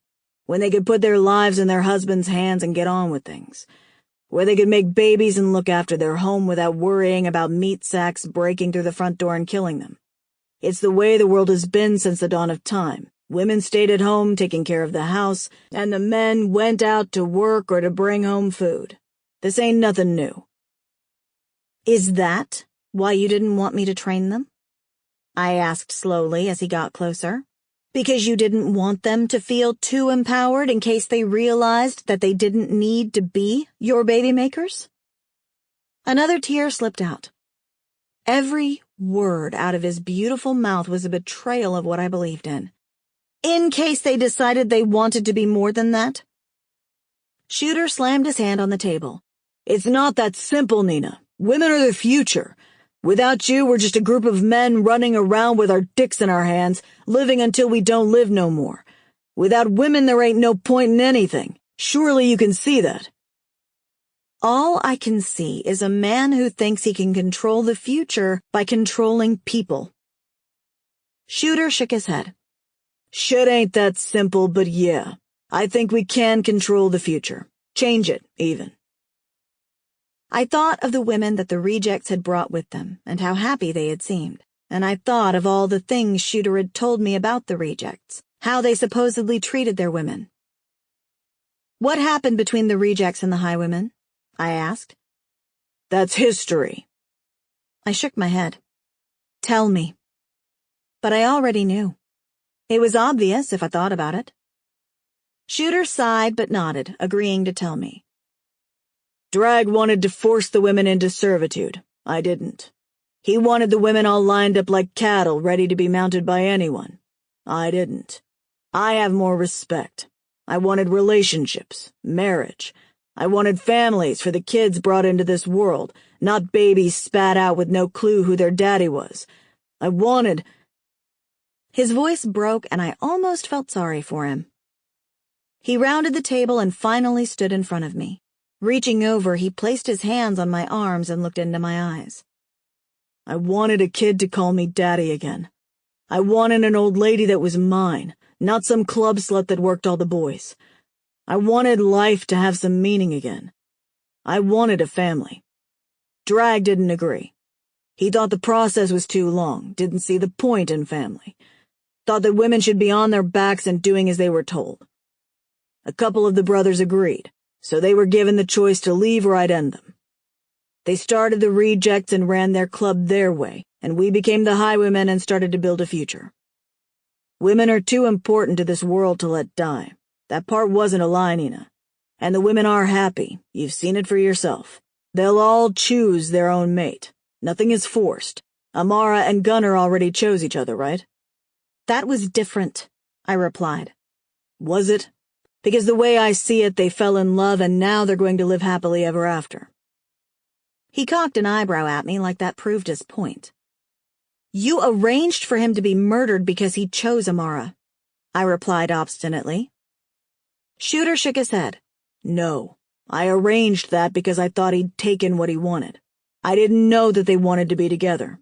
Gunnar came to us for help. The things he'd done. Shooter shook his head again. It sickened even himself. He wanted to be cured and then he wanted to find a life mate. And I helped him do both.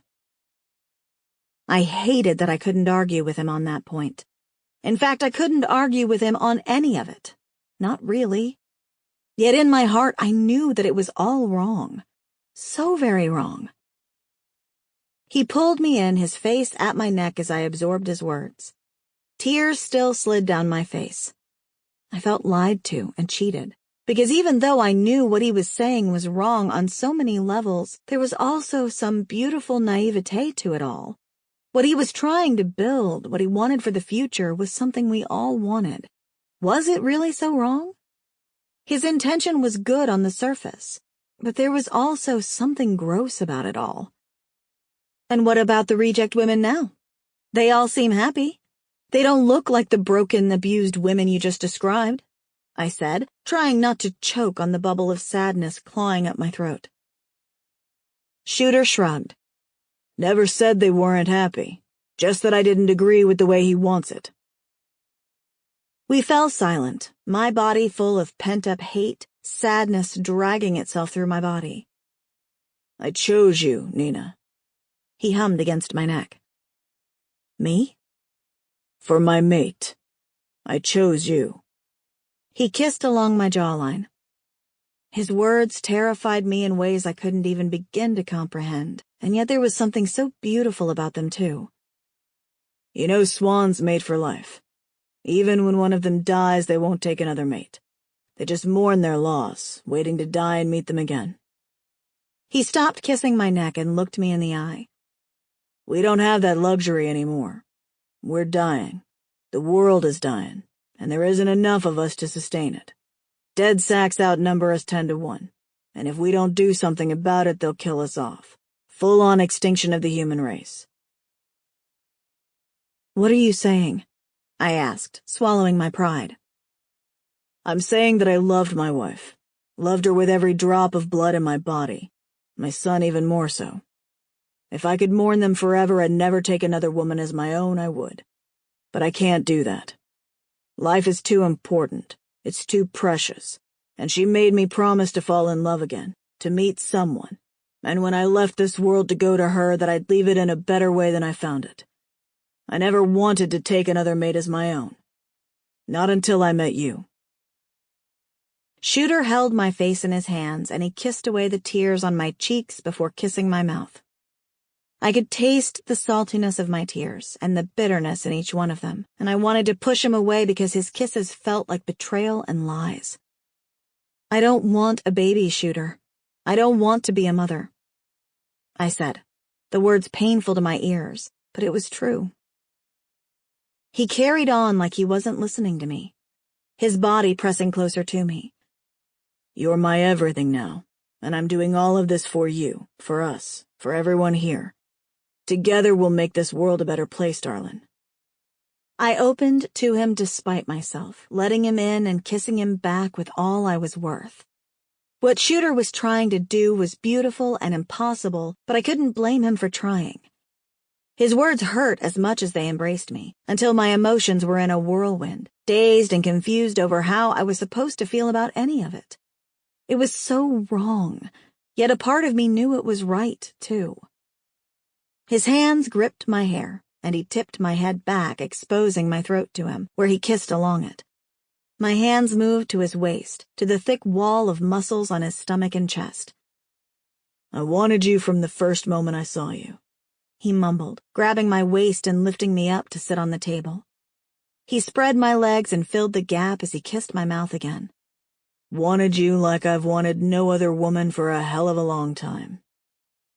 His hands were working the buttons on my jeans, and I found my own hands moving to his, unbuckling his jeans and pushing them down, going along with his crazy plan because that man, that beautiful, angry man, engulfed my soul and set my world on fire. With Shooter, I wasn't sure which way was up anymore, what was right or wrong, what made sense or didn't. With Shooter, all I could think about was that moment. Tears still slipped from my eyes. I hate you, Shooter, I whimpered, as he tugged my jeans down and grabbed my ass, pulling me to the edge of the table. I hate you for doing this, Shooter, for making me feel and want. But most of all, I hate you for making me care about you. I know, baby, I know, he soothed against my mouth. I grabbed his hips as he grabbed mine, pulling our bodies together and connecting us in one hard thrust. He pressed his forehead to mine and our gazes collided, and he watched me as he moved, taking my body over and over until my tears dried up and his name was spilling from my lips like venom. I had fallen for Shooter despite my best efforts not to, and I hated myself for that, way more than I could ever hate him. Shooter grunted, his calloused fingers pressing against my skin harshly as he pulled us both to the edge and we tumbled over it together, with scratching nails and heaving chests. He pressed a possessive kiss to my mouth and looked at me with unwavering adoration. I love you, Nina. Only ever said those words to one other woman before, and I made that woman my old lady and my wife." He lifted a hand and stroked it along my cheek, his thumb moving across my lips. "You're it for me now. I want to build a future with you, a life we can both be proud of. I want to spend the rest of my days making you happy." He reached down and pressed a hand to my stomach, his gaze still on mine. I sucked in a breath, my heart pausing on a beat. "And one day we'll bring new life into this world too. And it will be a life worth living for them. Because you and me, babe, we're going to rule this world." Chapter 13. Mikey. I paced the small cell, sweat trickling down my forehead as I waited for Drag to come back. I didn't trust him one lick, and placing my life in his hands wasn't my finest moment, but right then, we were out of time and out of choices. We'd been taking turns leaving the cell to try to find the way out of that hellhole, but it wasn't going well. I'd gone the last time and somehow ended up getting lost on the way back. I'd stumbled across Afe's bedroom, grateful that she wasn't in it. God only knew how I would have explained that to the psycho bitch. I'd finally stumbled back to our cell to find Drag sleeping, again, instead of keeping watch, and we'd ended up fighting. Now it was his turn to try and find the way out of that hellhole, and from my reckoning, he'd been gone over 30 minutes. Which was too damn long. It wouldn't be long before more of the savage women came back to either check on us or eat him, and I had no idea how I was going to explain where Drag was. Dragging a hand down my face, I rolled my shoulders. My muscles were tight, tension running up my back and down my arms and making everything ache. It must have been daylight by then, I figured, because on my last trip through the place I could have sworn I'd heard a bird's call. That damn bird was how I'd gotten myself turned around, searching for where its call was coming from. Never did find it. I swiped a hand across my sweaty forehead. The room was a windowless oven and I was baking in it. The entire cavern system of the savages' hideout was insane. Long stretches of corridors that seemed to go for miles and miles, twisting and turning and sending you back on yourself. How the savages found their way around that place was beyond me. Every path and wall looked the same, barring some locked doors I had found. But beyond that it was just dusty paths through a dugout mountain. I wondered if that was what had happened to Drag. Perhaps he'd gotten himself lost in the rat maze. Somehow I didn't think so, though. My heart told me that he had left me for dead. I cracked the door open and looked back out, holding my breath as I listened intently for something, anything, but all I heard was silence. I clicked the door closed as quietly as possible again and sat down on the dusty ground, my back against the wall as I leaned on my knees. I stared into the blackness in front of me and let my thoughts drift to better times, times when I wasn't locked up waiting to be eaten, times when life was more than just surviving. I let out a bitter laugh and dragged a hand through my dirty hair. My life had always been hard. From the day I was born until the day I died, it would always be about survival one way or another. I wondered about O'Donnell and what she would be doing then, and I smiled. She'd probably be trying to think of some way to get me out of there. But O'Donnell was a fighter just like me, a survivor that would do what it took to live. She'd have the good sense to know that the situation was hopeless. If the rejects and all their resources couldn't get Phil out of that place, then there was no way in hell I was getting out of there alive. Especially with Drag in there with me. No, we were doomed. Drag knew it, and I knew it. The only way we'd be getting out of that place alive was if we found our own way out. Though with every passing minute it seemed more and more likely that Drag had found his way out and had abandoned me there to suffer my fate. I picked up a handful of dirt from the ground next to me, letting the dust and sand trail between my fingers as I thought of O'Donnell, of her stunning body and shy smile. She was my type of woman, all right. And she could fight, too. Nothing like a beautiful woman that could take care of herself. I could imagine that in another life, in another world, we would have been good together. But not in this one. Something was missing, and I had avoided trying to find out what it was. But right then, there, faced with such uncertainty, it was time to face the truth. O'Donnell wasn't Nina. And that was who my heart still belonged to. The woman with the shitty attitude, the heart of gold, and the beautiful smile. Nina may have been gone from the world, but she was still alive in my heart, and nothing and no one could block her out. Life teaches us many lessons, more so from our losses and our failures than from our wins or our victories. O'Donnell and I were just that. A lesson from life. I stood back up, stretching my legs once more and feeling a little more at peace since I'd admitted to myself how I felt. Didn't change a damn thing, of course, but my heart felt lighter for it. I sighed and started to pace the small room again. I couldn't keep still. I felt antsy, desperate almost. I still had no idea what I was going to say to the savage women when they came back and found Drag wasn't there. Should I knock myself out cold and say he did it so I have no idea what could have happened to him? The sound of voices in the hallway drew my attention. They were further off, but definitely getting closer, and I hated that my heart sped up and I started to sweat even more. This was it. They were going to open that door any minute and see that Drag wasn't there. And I wouldn't be Afe's new pet then. I'd be lunch. Chapter 14. Nina. "I think you should come," O'Donnell said, sidling up next to me. I swung around to look at her and she held her hands up in defense. I know. You hate me. I get it. Truly, I do. I'm not exactly your biggest fan either, you know. But this is bigger than whatever is going on between us. And I've calculated the odds, and we have a 60% chance of convincing Aiken to help if you're there. You can be very convincing when you're not being such a bitch. When I didn't reply, she sighed and went on. One of your people is at Haven, the Neo base. I'm sure she'd love to see you. I was caught between wanting to slit her throat with my machete and ask her 100 different questions about the Neos. I was a naturally curious person, and from what she'd told us all about the Neos, they were good people. Though no one was ever truly good anymore. Discovering Shooter's plan for the Highwaymen women had proved that.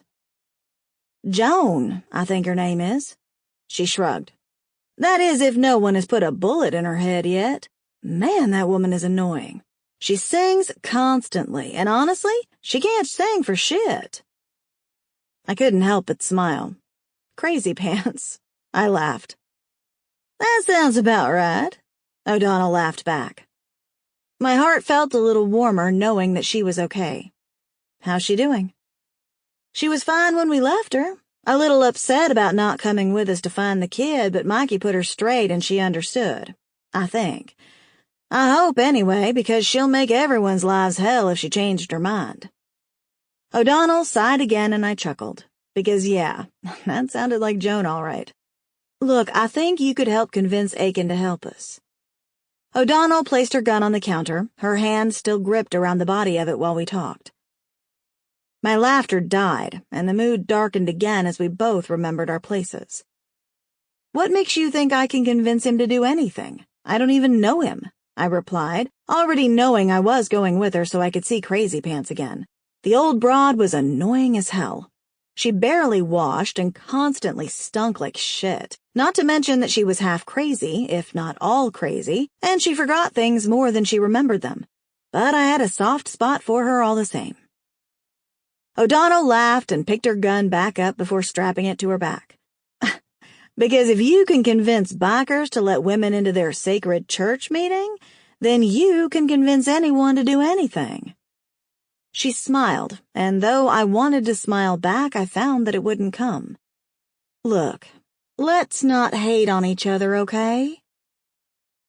I rolled my eyes. I don't want to, O'Donnell. I really don't. We're two badass, strong-willed women, and we should be able to work together. O'Donnell laughed. Hell yeah. I leaned on the counter with both hands, staring down into the speckled surface. But it's not that simple, is it? It could be, she replied. Let's just bring him home safely and we can sort through the other bullshit afterwards. He can pick who he wants, though I'm guessing by how close you and Shooter are now, it won't really be an issue anymore, right? There was a note of desperation in her tone, though she tried to hide it. We both want the same thing. And it's not just Mikey that's stuck in that place. I have a friend in there, too, Phil. The woman and her husband from the candy store sold him off to the savages. He's a good man, no, a great man. and I have to bring him home to his family." I nodded in agreement. "Can you imagine how many other people they might have in there?" I said darkly. "It keeps me up at night," she replied honestly. I finally looked at her, noting the dark rings under her eyes, the fear in her eyes. "I can't believe people are out there doing this. The zombies don't have a choice in any of this. It's a sickness, an instinct from whatever virus they have. But the savages, that's a choice." I nodded in agreement. I wonder how many more people there are like the couple Mikey and Phil stumbled across, innocent-looking people that are hiding this dark side to them. Her eyes welled up, her forehead crinkling as she fought her own emotions. "They killed my friend, you know, Ricky. He was a pain in the ass for sure, but he was my friend. And they killed him. Mikey said they made him eat parts of Ricky." Her hand went to her mouth and she shook her head. How he did that and came out of it sane is anyone's guess. My stomach turned at the thought of what they'd all been through, what Mikey had been through and was still going through. "It's done now," she finally said, composing herself. "Can't live in the past, right?" "If only we could," I replied, meaning every word of it. What would I have done differently if I could have gone back to before that nightmare began? How would I have lived my life if I could have gone back to such simpler times, when it was just me and Ben fighting over whose turn it was to empty the dishwasher and do the grocery shopping? God, I still remembered that last argument with such vivid clarity. Everything, I finally decided. I'd do everything differently. But mostly, I'd put a bullet in my brain before this apocalypse ever started, because if I could go back to the start knowing what I knew now, there was no way I'd want to live through it all again. "We're going to make them pay, right, Nina?" she said, her brow pulling in a hard frown. "Yes," I replied firmly. "Yes," I said again. "Good." O'Donnell started to walk away. "I'll be heading out with Axe in 30 minutes if you're coming, and I think you should. I want to get there and get back, hopefully with a small army in tow, but either way, I'm coming back to get Mikey and Phil, and whoever else I can, with or without Aiken or you. But I'd really like it if you'd come. I trust you to have my back." "I don't think Shooter will let me go anyway," I said with a shrug. I hated how pathetic that sounded. But if what Shooter had just said to me was true about being in love with me, then there was no way he was going to let me leave on a dangerous 2-day mission. "And why should that stop you?" she retorted, looking back at me with a smirk. I couldn't help but smile, though it quickly fell. "We're not friends, you know," I called to her. "Who said I wanted to be?" she said with a wink. "The way I see it, I've checked the numbers, and right now there's a better chance of Mikey's survival if we work together. That's all this is." She left the room, and I stared at the space where she had just been before turning my attention back to my machete. I'd come into the kitchen to clean it and sharpen it up, though I'd gotten sidetracked when O'Donnell had followed me in. The weapon was filthy, covered in deader blood and God knew what else, and the blade wasn't looking too sharp. I pulled out some of the kitchen drawers looking for a knife sharpener. On the 4th try, I found one.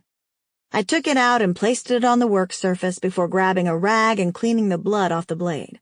I grabbed the bottle of water I'd brought with me and dampened the rag and swiped it over the blade, and then I began sharpening my weapon to deadly proportions. The task made my arms ache, but it was a good ache. The kind of ache that reminded me of fighting and killing those abominations, of ridding the earth of that plague. I'd take that ache in my arms over the one in my heart any day. The kitchen door swung back open and Gage came in. I wondered if he was looking for someone else for a second, until he checked behind him once and then moved closer to me. I realized quickly he was looking for someone, and that someone was me. I continued sharpening my blade while I waited for him to speak. Gage couldn't be rushed with anything. He worked at his own pace and did things in his own time, and he always had a motive. He lit a cigar, and finally I couldn't take it any longer.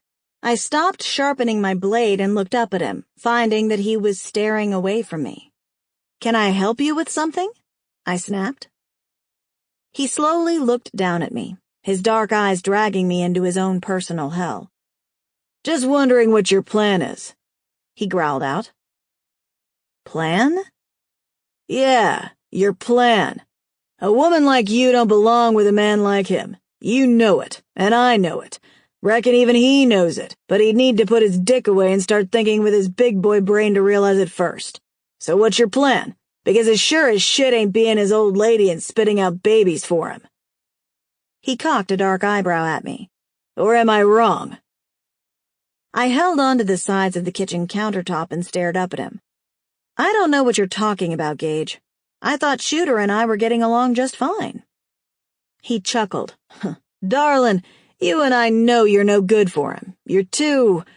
He waved a hand up and down my body. Tempestuous and defiant for him. And while that might be what he likes about you, that ain't what's good for him or this club. And I will do anything to protect this club. You feel me, Nina? You shouldn't use big words you don't understand, Gage, I bit out sarcastically, my gaze narrowing. I understand every fucking word that comes out of my mouth. What I don't understand is why you're with him. It was my turn to laugh then, and I made no move to try to hide it from him. His features remained impassive, but he couldn't hide the anger that flared to life in his eyes. Something funny to you? I picked up my machete again and continued grinding it through the knife sharpener, giving him a shake of my head and a smirk. You think you know better than he does what's good for him? Sure do. And why's that, Gage?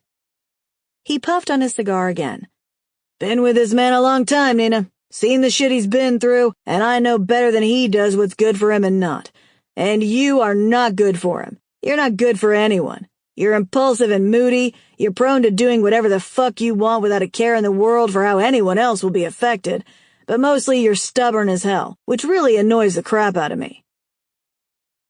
Oh my God, he was a fucking asshole.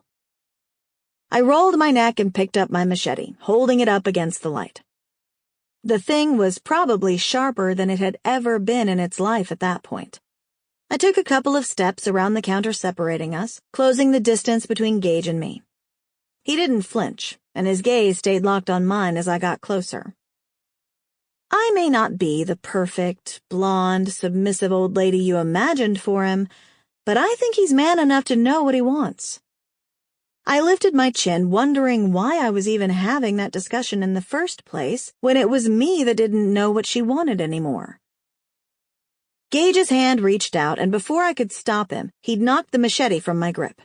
It clanged noisily on the kitchen floor, and as I tried to take a step away from him, he gripped me with both hands and lifted me off the ground and onto the kitchen worktop.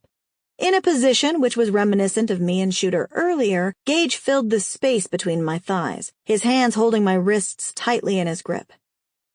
I glared at him, my mouth pinched in a hard line as I tried not to show any fear. He wouldn't do anything to me. He clearly cared too much about Shooter, and Shooter cared about me. So there was no way, right?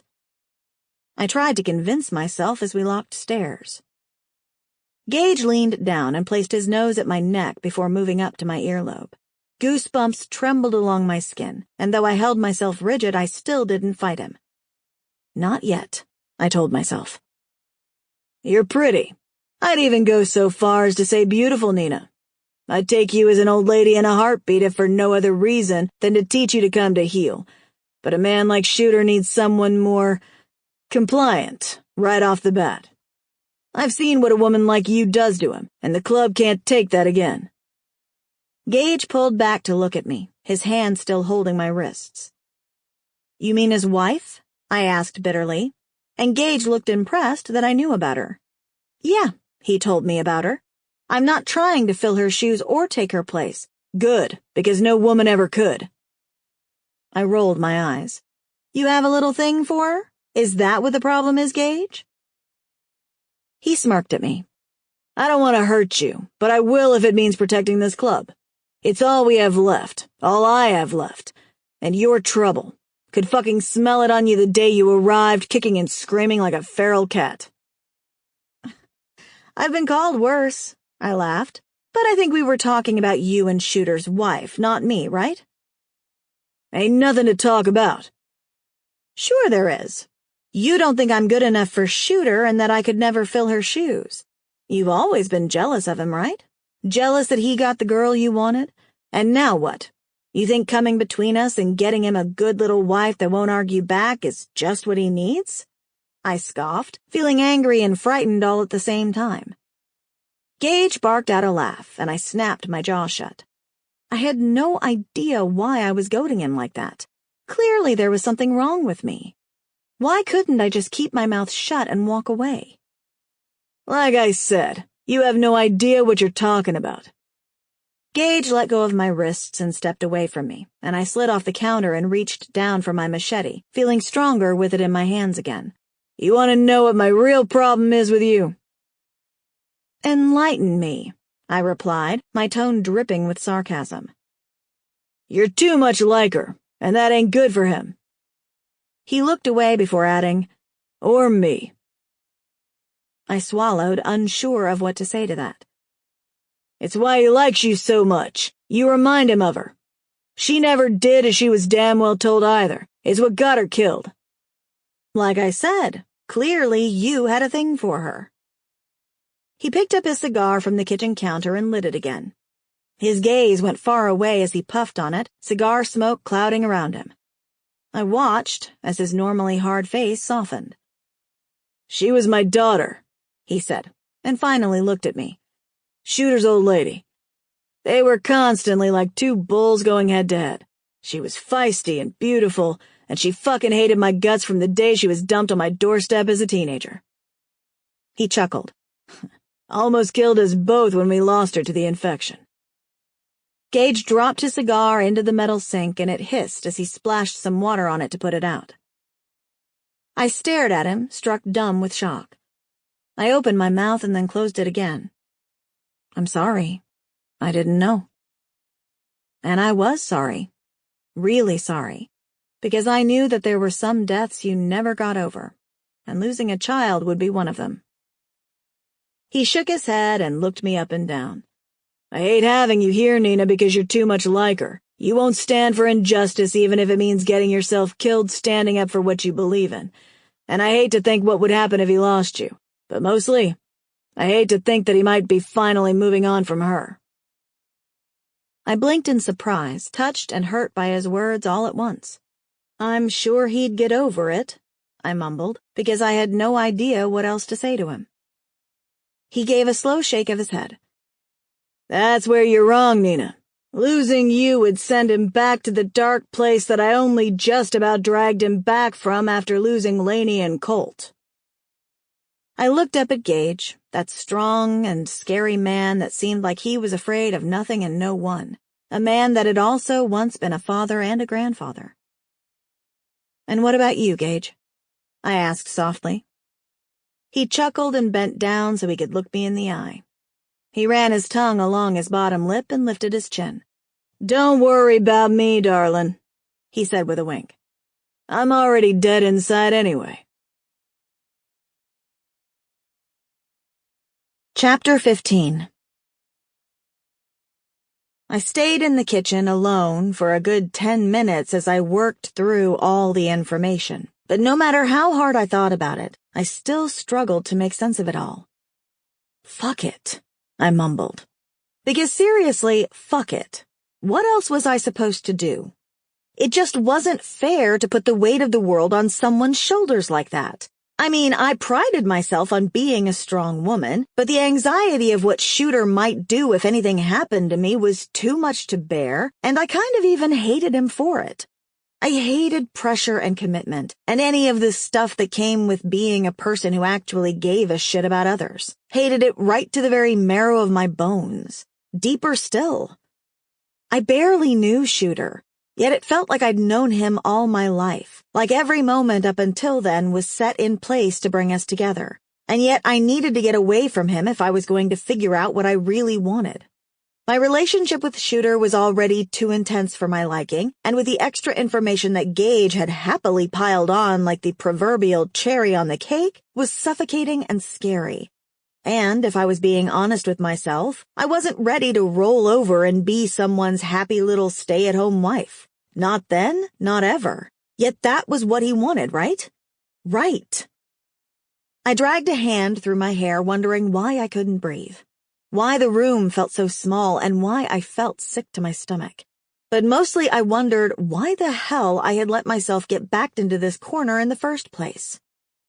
God damn you, Gage, I whispered, because it was his fault too. If he'd just kept his mouth shut and kept on hating me from a distance, everything would have been fine. I mean, not fine, but fine enough that I could think straight and not do something stupid like I was now planning on doing. And why, you might think, why go ahead and do something stupid when you know what the terrible consequences might be? Well, because that's just what I do. I make mistakes and I kill things. Weird. That kind of reminded me of a TV program I used to watch once upon a time. I pulled open one of the drawers and retrieved a napkin and pen before scribbling a quick message on it and shoving it in the pocket of my jeans. Then I started toward the kitchen door, cracking it open and checking that no one was around before jogging quickly and quietly toward Shooter's room. I placed the note on his bed, staring down at it anxiously as I tried to discern why the hell I was doing this. It wasn't so much that I wanted to run from him, just that I wanted to run and run and run and keep on running until I reached the end of the earth and I could jump off it. But no matter far or how fast I ran, I could never outrun myself, and that was really who I wanted to escape. Not Shooter, not Mikey, but me. I couldn't think when Shooter was around, when his piercing gaze captured me and he held me in his arms, his scent enveloping me, trapping me within the boundaries of his world. Everything else vanished, including who I was. But then, where Mikey was concerned, there was something utterly indescribable in what we shared, in the connection that we had. It wasn't something easily explained with words. It was a feeling, a moment in time that was holding us there in place, running from and to each other at the same time. I dropped the note and the property of cut on Shooter's bed and left the room just as quietly as I'd entered it, moving through the clubhouse on silent feet until I reached the main entrance. I peered through it, taking in the truck being loaded with ammo and food for the trip to Haven. Shooter was standing with Butcher, who was looking sicker by the day, and Gage, who was looking every bit like Gage as he always did, big, bossy, and bastard-like. O'Donnell was striding toward the front of the truck. When she looked back, her gaze fell to me and I placed a finger to my lips. She nodded and looked away before yelling something and pointing toward the main gates where a couple of debtors had sidled up like slutty groupies to an after-party. A couple of the men moved to the gates and the prospect opened the trunks and let them get out some weapons. O'Donnell called Shooter's name and Shooter, Butcher, and Gage moved toward her. I took that as my cue to get my ass in gear, and I quickly made my way to the back of the truck before climbing in and scrambling to the very back so I could hide behind some boxes that were stacked there. I sat down on the floor of the truck, the warm metal uncomfortable under my ass, and I pulled a box closer to me, hoping that no one chose to do a last-minute inspection, or I was going to feel pretty fucking stupid. Fortunately, God was listening, and the truck rumbled to life moments later, the back gate slamming closed. My heart hammered so hard against my chest as the truck started to move that it was a wonder no one else could hear it. I heard Shooter's voice as we slowed, and I whispered a silent apology to him. But no matter how sorry I felt, I knew I had to do it. If I didn't put some space between us, I'd never figure out how I felt and what was for the best. "Hurry back, but know this. If you're not back in 2 days, we're going in without you," Butcher said. "You'll be heavily outnumbered if you do that," O'Donnell replied. "Don't matter. I won't be able to hold back Scar for any longer than that." He went silent, and I imagined that O'Donnell was nodding her head in agreement. "You seen Nina?" Shooter asked, and I panicked that he'd stopped the truck from leaving until he found me, but then O'Donnell replied, "She was in the kitchen making something to eat. Said she needed a bit of space or something. I don't know. That bitch is confusing and annoying. Can we go now? The sooner we set off, the sooner we get back." Shooter chuckled and something hit the side of the truck before it started moving again. "Chapel, now," he ordered. I peered around a box, watching as the gates to the highwayman's base closed behind us. Shooter was there, his back to us as he walked toward the clubhouse. Gage was by his side as they talked about whatever grumpy bikermen talked about, but Butcher stood at the gates staring after us. And there was no way he didn't see me. No way in hell. It was too late to duck back down and hide, so I stayed exactly where I was, frozen to the spot and holding his stare, waiting for him to yell to someone to stop the truck, to yell for Shooter to come get his woman and learn to control her, or something just as sexist and chauvinistic. But he did none of those things. Instead, he put 2 fingers to his head and saluted me before turning on his heel and walking away. I swallowed down the thick saliva that had built in my mouth and sat back down on my haunches, wondering why I was being such an asshole and leaving. If what Gage had said was true, then Shooter was going to freak out when he realized I was gone. Hopefully, I'd be 20 miles away by then, and Gage would be able to convince him to leave me be for the time being. Hopefully. I hated the responsibility Gage had put on me by talking about Shooter's past. Not that any of that shit should have mattered, because the truth was, Shooter was just as bad as the rejects. The highwaymen might have gone about hoarding their concubines a different way from the rejects, but it was, in effect, the same thing. And if I was being honest with myself, I knew in my heart that I couldn't be his. No matter how much I cared about him. And I did care about him. The clarity of that realization was coming to me thick and fast, the further away from Shooter we got, and I wasn't sure if I was grateful for it yet or not. Only that without the intensity of Shooter surrounding me, I could think clearly again. We'd been traveling for 30 minutes or so, the soft murmur of voices coming from the front of the truck as we moved over bumpy roads, passing collapsed buildings and debtors roaming the streets. I'd started to doze, the soft vibrations from the truck and the heat surrounding me making me drowsy, when I felt the truck slow and then come to a stop. I heard O'Donnell's voice say something and then a male voice, which I was assuming was Axe, yell something incoherent. Doors slammed and the sound of footsteps on gravel moved around the truck. I made my way through the mess of supplies to the back door. It opened, and O'Donnell and Axe stared in at me. O'Donnell looking nervous, and Axe looking furious. Typical biker. It was now or never, I decided as I took a deep breath and waved at them both with a smile.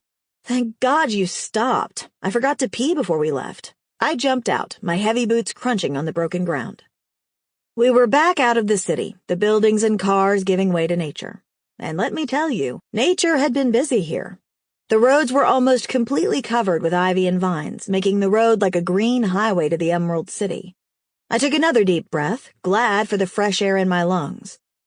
"What the fuck are you doing in there, woman?" Axe growled, his hooded gaze darting between me and O'Donnell. "Did you fucking know she was in there?" She shrugged and smirked at him, seemingly unafraid of Axe, though she was gripping onto her weird death stick like she wasn't afraid to use it if need be. I could see exactly why Mikey liked her so much. I was almost getting a girl crush, too. I didn't know much about Axe, other than he was a reject, formerly a highwayman, and that O'Donnell must have trusted him at least a little because she'd picked him to come with her. To bring him into her fold and meet the other people of Haven. Her people. He was tall and broad, with shoulders bigger than most people's arms and legs put together. His skin was dark, his head shaved, and he wore a single silver ring through his septum, which now glinted at me since his nostrils were flared in anger. Sheesh. I pointed at him and smiled. "I can already tell that you and I are going to get along just great." "Yeah?" he growled out. "Oh, yeah."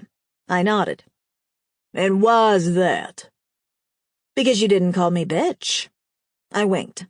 And I hate being called bitch.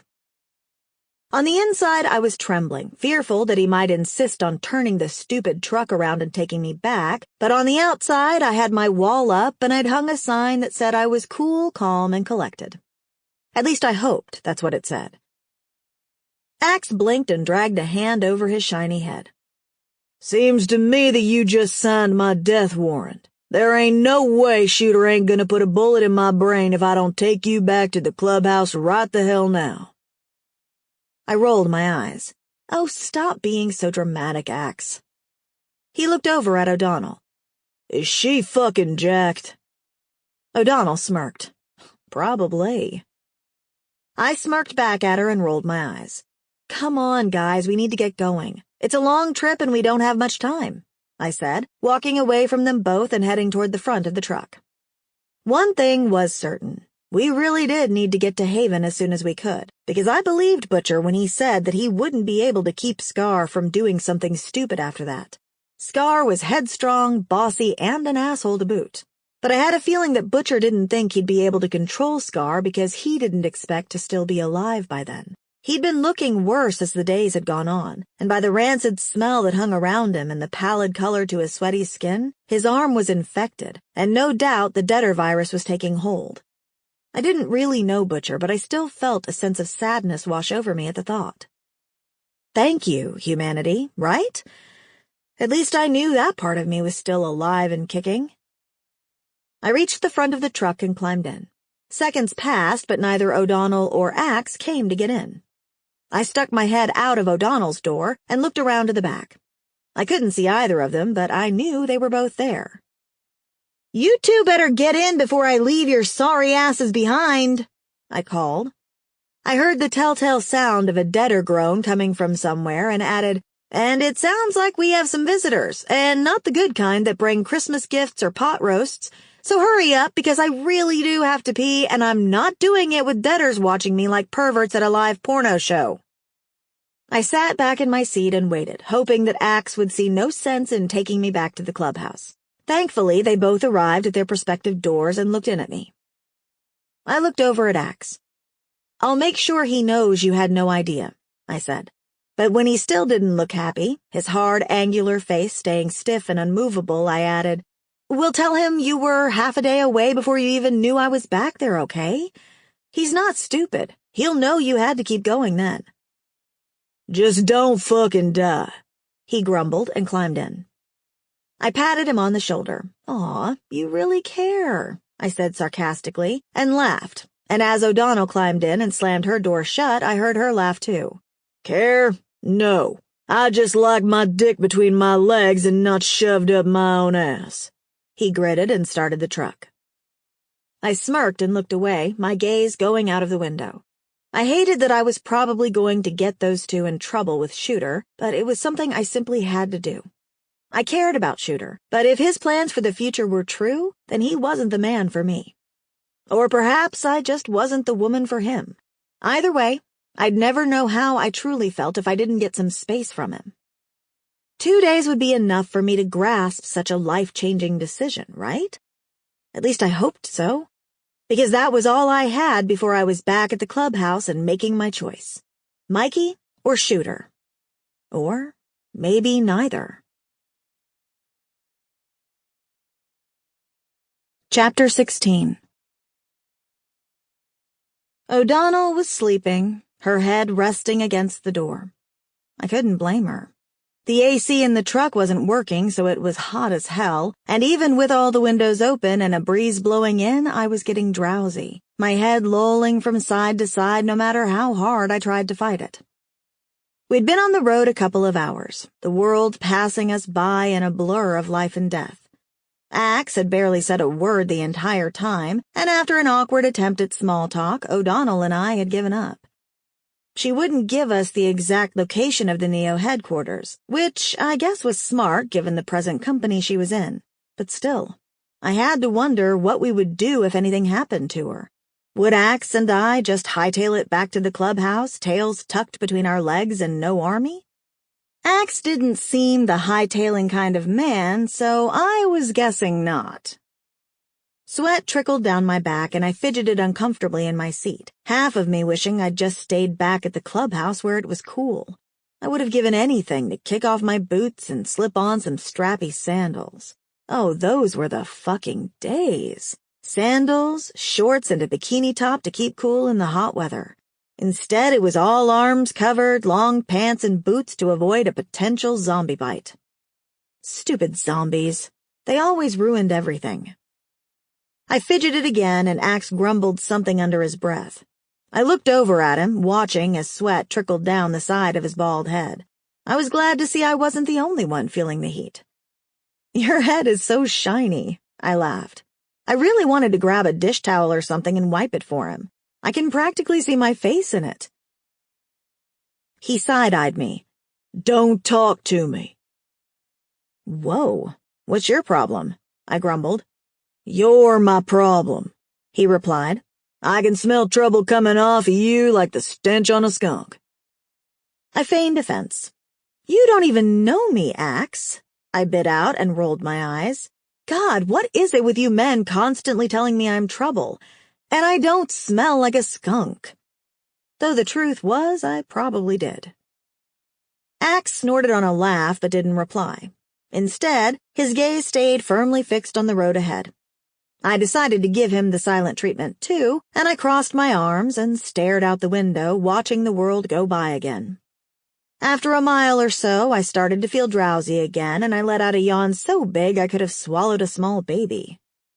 You should sleep, Axe said, and I turned sharply to stare at him. We're going through the night to make up some time, so one of you will have to take over at some point, 'cause I've already been awake over 24 hours.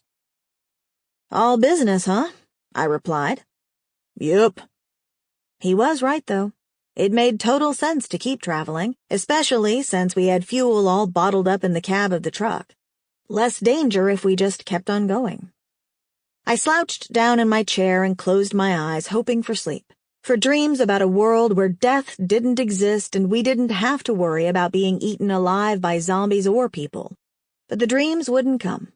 Instead, all I got were nightmares and visions of being ripped apart. Worse still was that one of the monsters that was eating me was Mikey, his face contorted in anger and hate as he used a knife to carefully slice a thin strip of flesh from my stomach and slurp it up into his mouth. I screamed in agony, both physical and mental, writhing against the restraints that held me against the bed. My wrists and legs bound with duct tape, my eyes held open by something so I couldn't even look away. Shooter joined him then, and both men peered over my bloody, broken body, eyes glinting with excitement, knives held high as my blood dripped from the tips. I screamed again, the sound exploding from my throat as Mikey sliced another strip of flesh from me, and pain ignited across my skin. The cut was in my thigh that time, and he held the slice of flesh between his thumb and forefinger, dangling it in front of my mouth like a piece of sloppy spaghetti until my own blood dripped onto my lips, and I had to clamp my mouth shut, silencing my own screams. Shooter leaned over, pressing a hard kiss that had more to do with hate than love to my mouth, smearing the blood between us both. I opened for him, weak to his touch as always, and his tongue slipped inside, dancing against mine as he stole my screams while Mikey sliced yet more flesh from my right thigh. Nina, babe. Shooter groaned against my mouth, and I sobbed. Yeah, he murmured, kissing me harder as Mikey pulled the skin away. I got you, babe. He smiled. I threw my head back, pain searing across my flesh and making stars of agony dance in front of my eyes. The scream tore out of my chest like a bird taking flight, and Shooter and Mikey's laughter filled the air as I begged for the pain to stop. My eyes were squeezed closed, but when I opened them, all I saw was blue. Beautiful, clear, like smooth glass over clear waters. Please, I begged, tears and sweat mingling on my cheeks. Please, Shooter. I blinked and he was gone, replaced by Mikey's deep brown eyes. His gaze was soft, comforting even, despite the blood smeared around his mouth. He reached out, cupping my face in his palm, the warmth of it making me nuzzle into his touch as I whimpered, wanting his comfort, his love. Please, Mikey, I sobbed. Please don't.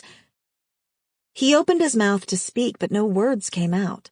Instead, blood dripped from the end of his tongue onto my cheek, and I let out a loud sob. He coughed as more speckles of blood splattered my cheeks. Warm red liquid splashed my face, and I tried to turn away from it, but there was no hiding from the inevitable, no hiding from the blood that was waiting for me. Mikey coughed again, and the droplets grew bigger, splashing against my chest and throat, and my hands curled in on themselves, my nails embedding into my palms until I felt hot blood run between my fingers. Nina, Mikey said, with tears in his eyes. His face contorted in sadness, twisting in pain as he pressed a bloody kiss to my lips. I'm sorry, he mouthed, and then he was groaning in pain, his back arching at an unfathomable angle as he clawed at his back. I was still trapped, held down to the table as I watched him stumble backwards, hands still clawing at his back. He turned in a circle and I saw the reason for his pain. A knife had been plunged between his shoulders, just out of reach of his grasping fingertips. Shooter stepped forward, a bloody piece of meat in his hand. I gotcha, babe. I gotcha. He smiled and then he leaned down and pressed the meat to my mouth, prying my lips apart and shoving my own flesh down my throat, while he murmured softly in my ear, reassuring me that everything was going to be okay. I tasted copper, the tang of my blood and flesh, and I gagged as Shooter held my mouth closed so I couldn't spit it out.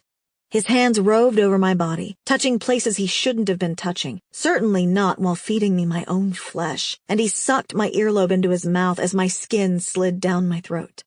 I groaned, sickened by my own desires, and my stomach bubbled in hunger.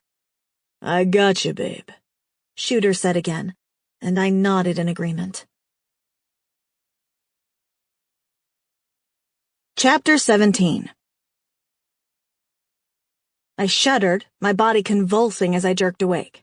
Nausea and bile danced at the bottom of my throat, my stomach clenching, wanting to purge itself of its contents. I sat up abruptly, making Axe and O'Donnell jump in their seats. "Fuck!"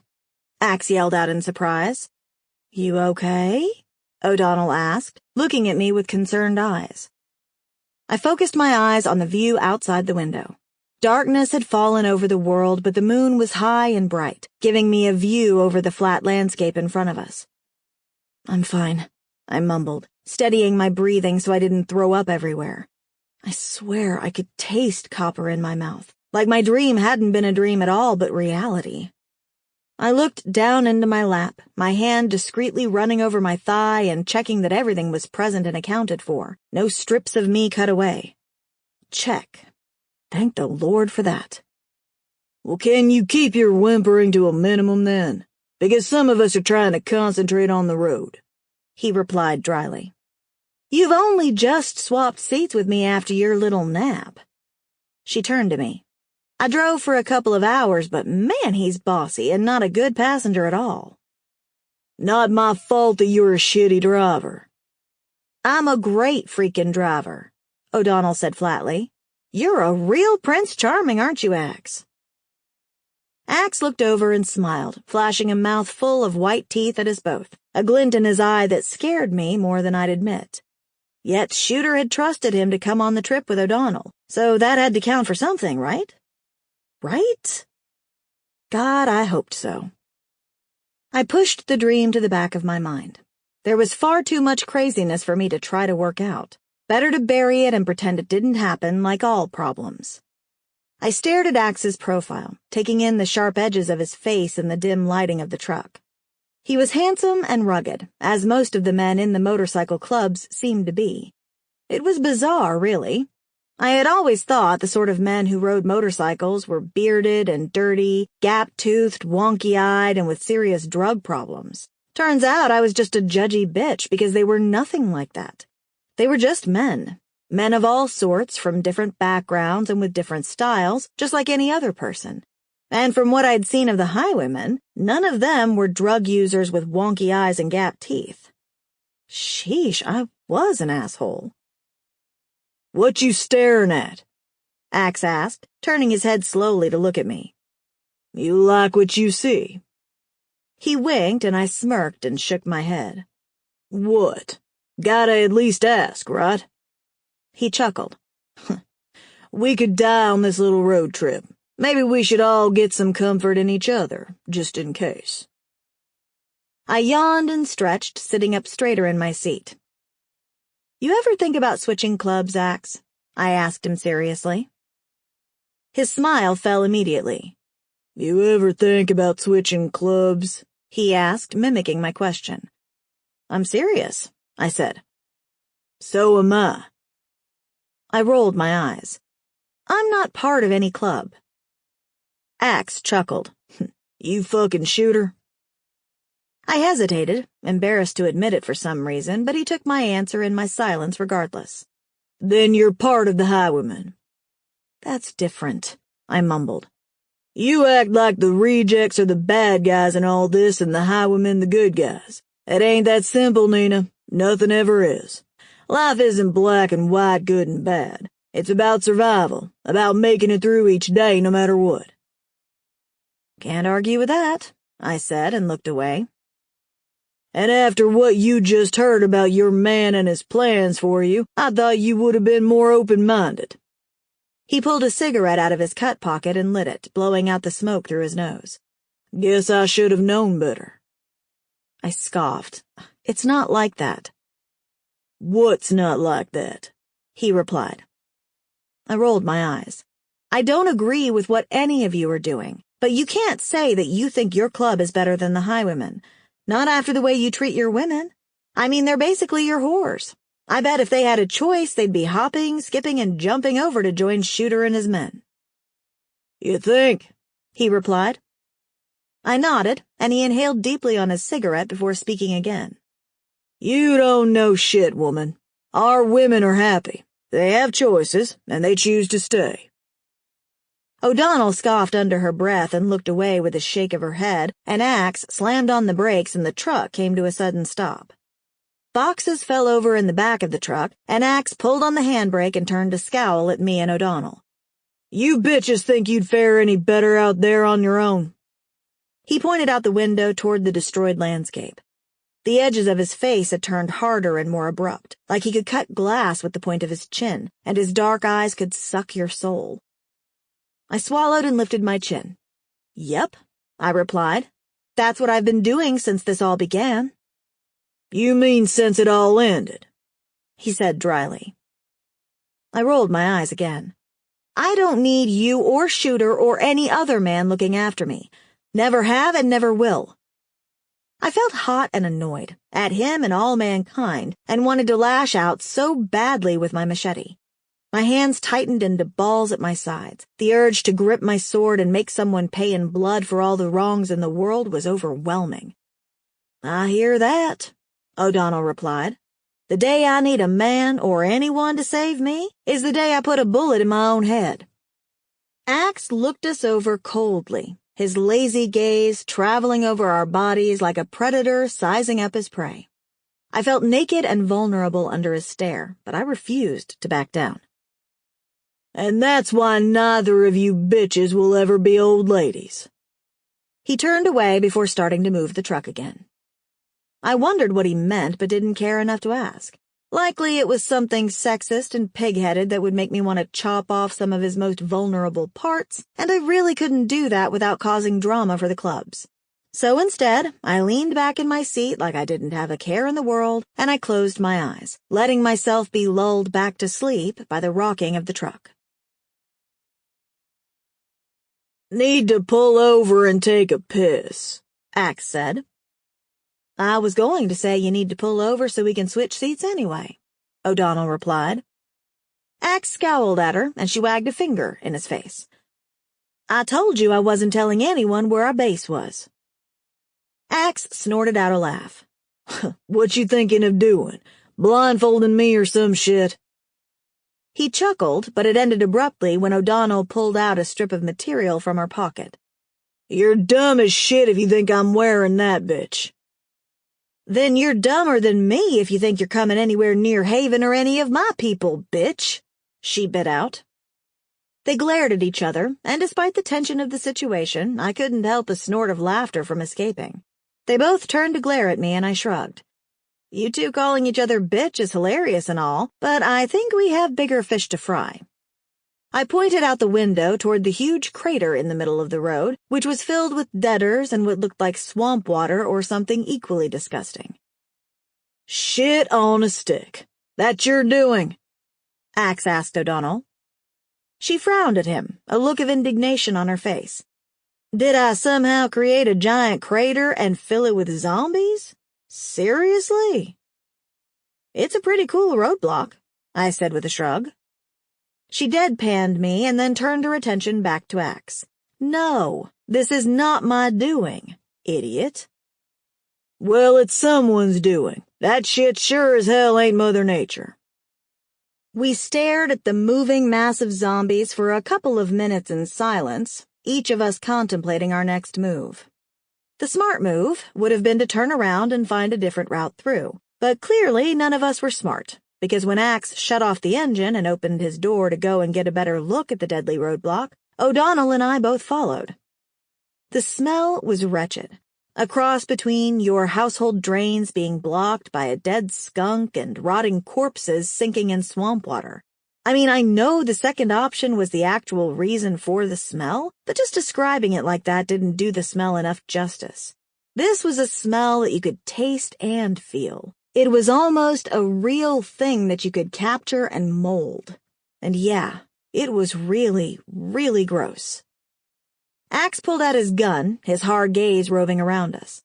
I took that as my cue to pull out my machete, and I noticed O'Donnell already had her gun out. "What is it?" I asked. "You mean not stating the obvious?" O'Donnell whispered.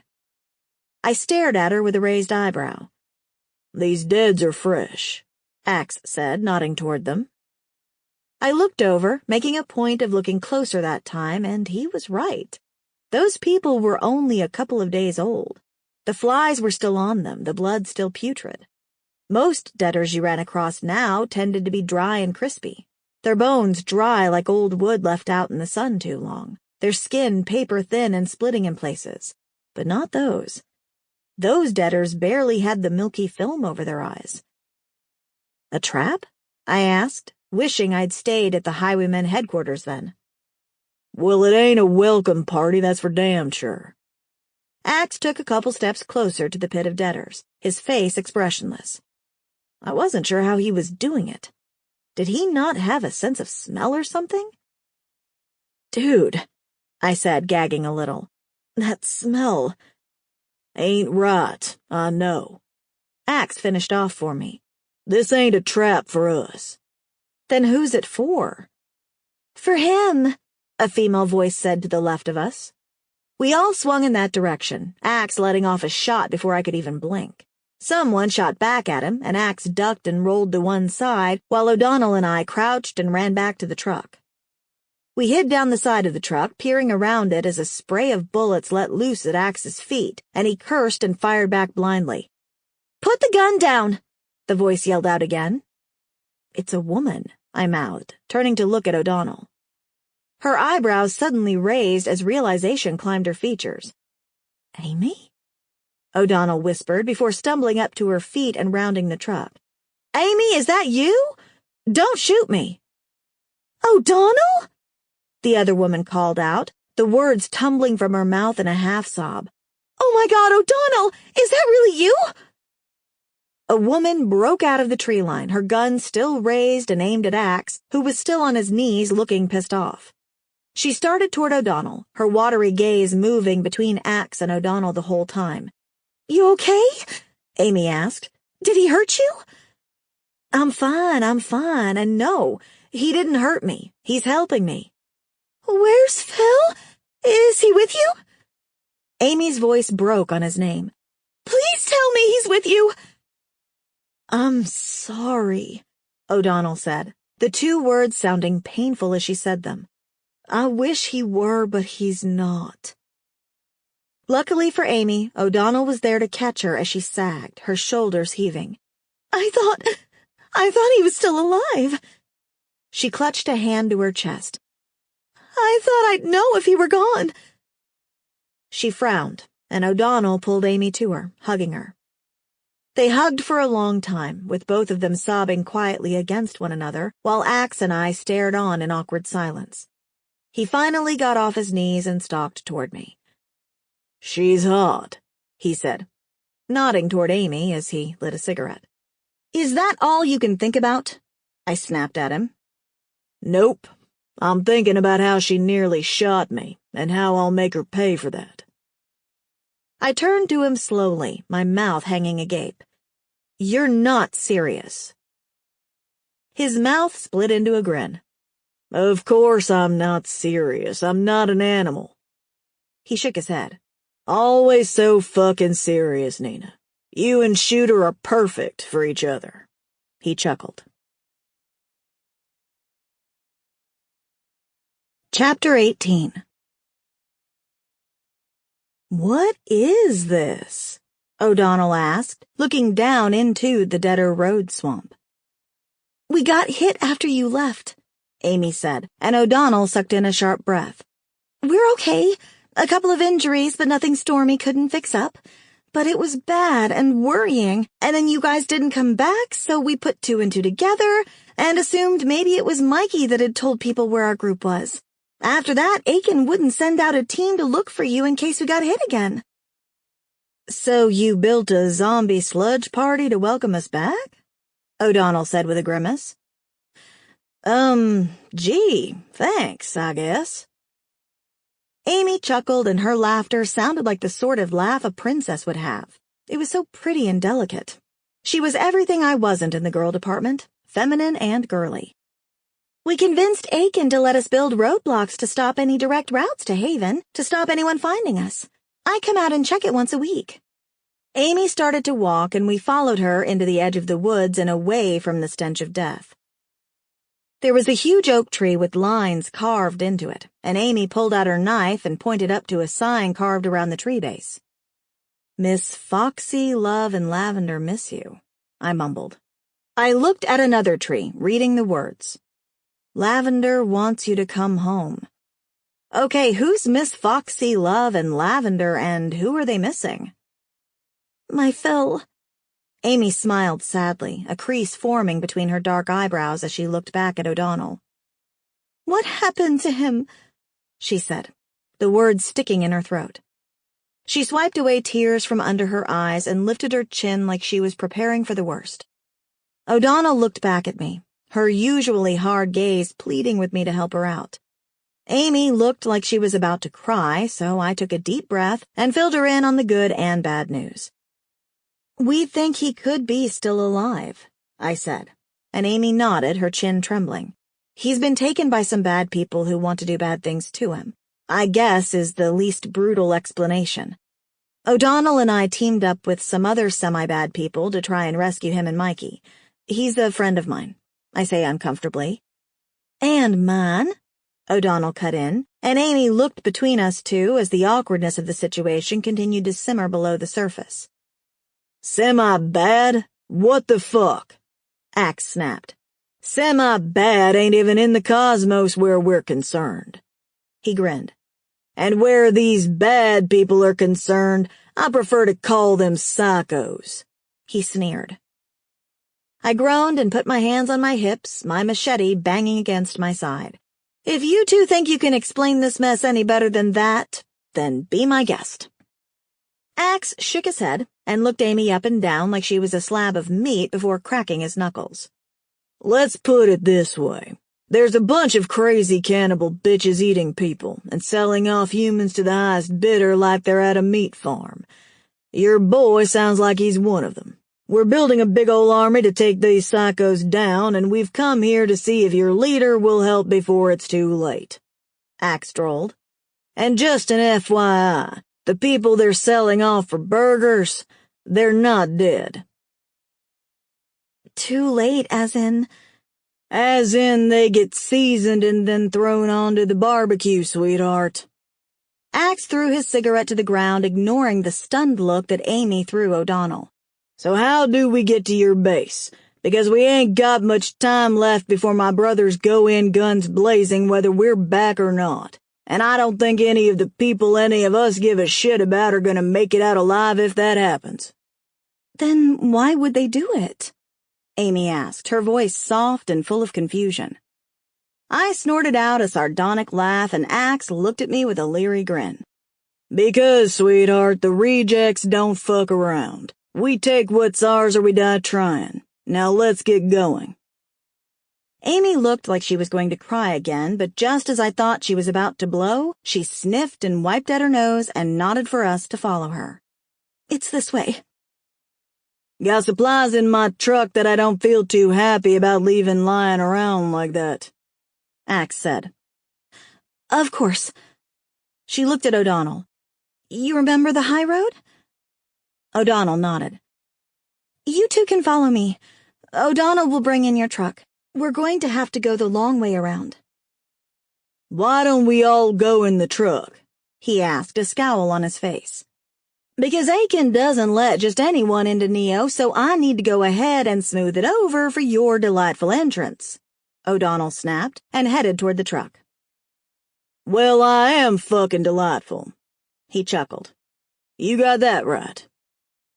He took one look back at O'Donnell and turned to follow Amy. I fell into step beside him, more than happy to be one step closer to rescuing Mikey. The walk was long and sweaty, and there were so many bugs, damn it. I hated bugs. Little flies that nipped at my skin, making lumps appear in their wake and my skin itch. It was a good hour trundling through the trees, swatting and cursing at bugs, but we got to kill a couple of foul-looking deaders bloated with watering gases along the way, so it wasn't all bad. By the time we arrived at the Neo headquarters, O'Donnell was already there. At least our truck was, though she was nowhere to be found. The gates to Haven were huge, with guards along the top who aimed their guns at us as they walked along a platform like we were prisoners of war. Inside the grounds, people stopped and stared, their gazes on us as they whispered under their breaths. The whole place was clean and tidy, organized to hell by the looks of it. Amy had stopped to talk to one of the guards. You took over a street? I said, looking around me. God, it was like going back 3 years. Storefronts were open and windows filled with items, like we could go on a shopping trip. My stomach ached in sadness and happiness all at once.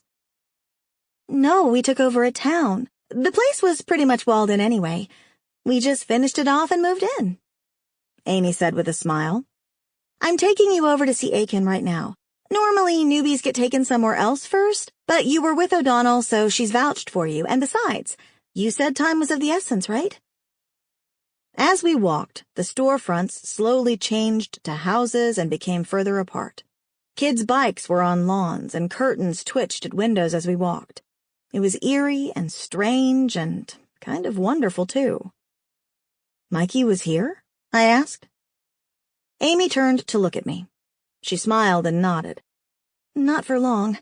He was looking for his kids, so every opportunity he got, he was out on the road. The last time he went out with O'Donnell, Ricky, and Phil, and none of them came back. I tried to cover my emotions with a blank expression, but it was useless.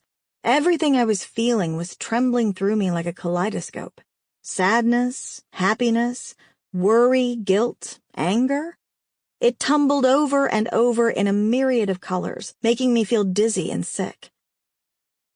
We've never seen the kid he was looking for, but he left the old lady, Joan.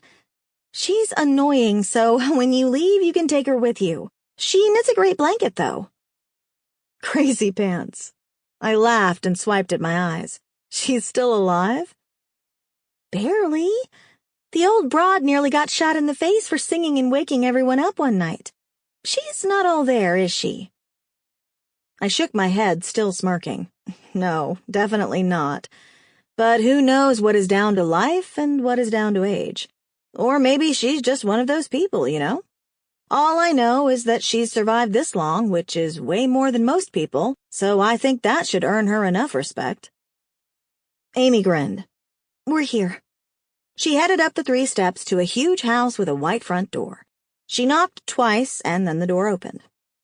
A man stood there, his hard gaze going over us. He was a little overweight, yet tall all at the same time, his brown eyes glaring down at us as he ran a hand through his unruly hair. O'Donnell's here already? Amy asked, and the man nodded. Is she doing okay? As well as can be expected, he said. She's just filled Aiken in on everything. It's messed up, right? He said, scratching at his scalp, a look of disgust on his face. You okay, Timbo? Amy asked the man with a hint of humor. You don't look so good. I'm fine. Just all this talk of people eating people making my stomach a little queasy is all. He rubbed a hand over his large stomach. Ain't making anyone sleep well at not knowing these fuckers are out there, Axe said. Timbo turned his attention to Axe like he hadn't noticed him standing there until right then. Probably would have been best, because he didn't look happy to have him there. His jaw clenched and he squared his shoulders like he was about to tackle Axe to the ground. Though I doubt he would have managed it, because though he easily matched Axe's height and build, there was something pure and evil in Axe. Tall, broad, and bald, with beautiful black skin and the spark of a madman in his eye. And if he was with the rejects, there was no doubt that he had no hard limits. No, Axe was the sort of man that would do what it took to get what he wanted, and he'd snap Timbo like a twig within 30 seconds of Timbo tackling him. Amy must have sensed this too, because she cleared her throat to get Timbo's attention. "Guess what I scored while I was out today?" she said, poking him in his stomach. He flinched and swatted away her hand, but there was no aggression there, only playfulness. "Diet Coke." "No shit." "No shit at all, Timbo." Amy pulled a battered can from her backpack and handed it to him, and his face shone with sincere gratitude. "This is awesome. You're so awesome, Amy." Timbo finally cracked a smile, and I couldn't help but smile back because it was so infectious. "Damn it, everything is awesome." He laughed, kissing the dented can of Diet Coke. "You sound like that Lego movie." I snorted on a laugh, and he looked at me. For a second, I was almost certain he was going to break into song, but then his smile slipped, his hard look falling back in place. "You better go talk to Aiken," he said, gesturing with his thumb for us to go inside. Amy headed in, and Axe and I followed. Timbo barely glanced at me, but he almost didn't step aside for Axe, his arms crossed in front of him like he was a bouncer guarding the door of a nightclub. There was a big crossbow on the table by the door that didn't make me feel any better about going inside this house without knowing all my exits. "There a problem here?" Axe asked with a sneer, his septum ring glinting in the sun. "Leave your gun at the door," Timbo replied darkly. "No guns inside. It's the rule." "Well, I'm a big old rule breaker." Axe looked down at the gun attached to his hip before slowly looking back up with an obnoxious smile. "So I think I'll hang on to it for a little while, big guy." "I wasn't asking," Timbo bit out, and damn, he seemed like a big, scary teddy bear all of a sudden. I automatically put my hand on my machete. I wasn't sure who I was going to fight if it came to it. But someone was going to fight someone, and that normally resulted in someone dying, and that someone wasn't going to be me. Not today, assholes. Not today. Tension rolled through the hallway, and I looked between the two men, my heart hammering in my chest. "It's all right, Timbo. I've got this." Another man came out of the room to the right, a matchstick moving from either side of his mouth as he talked. "We're all friends here. Ain't that right?" Axe sucked on his teeth and smiled. "As long as my friends don't mind me hanging on to my gun." The other man held out his hand. "Name's Aiken, friend." Axe looked down at the olive branch Aiken was offering and then back up to his face. "Axe," he said, and gave a simple salute, like he couldn't give 2 shits, 3 shits, or even a whole bowl of shits who Aiken was. Axe wasn't there to make friends. He was there to get himself an army. Aiken withdrew his hand and continued to smile, and as he stared at Axe, my stomach squeezed in anxiety, feeling sicker and sicker as the seconds ticked by because men were stupid and didn't know when to back down or walk away from a fight. Especially biker men, I was coming to learn. Though that Aiken guy wasn't exactly endearing himself to me either. Okay, I interrupted. Enough of the pissing contest, boys. Can we just get on to the part where we rescue our friends and kill the asshole cannibals, please? Aiken's gaze slid over to me, his smile widening before he threw his head back and barked out a loud laugh. He pointed at me. "I like you." "Nina," I filled in. "I like you, Nina. Straight to the point. I like that in a person." He nodded and I felt my cheeks heat. "I can respect that." "That's a first," I mumbled. He chuckled again. "Come in."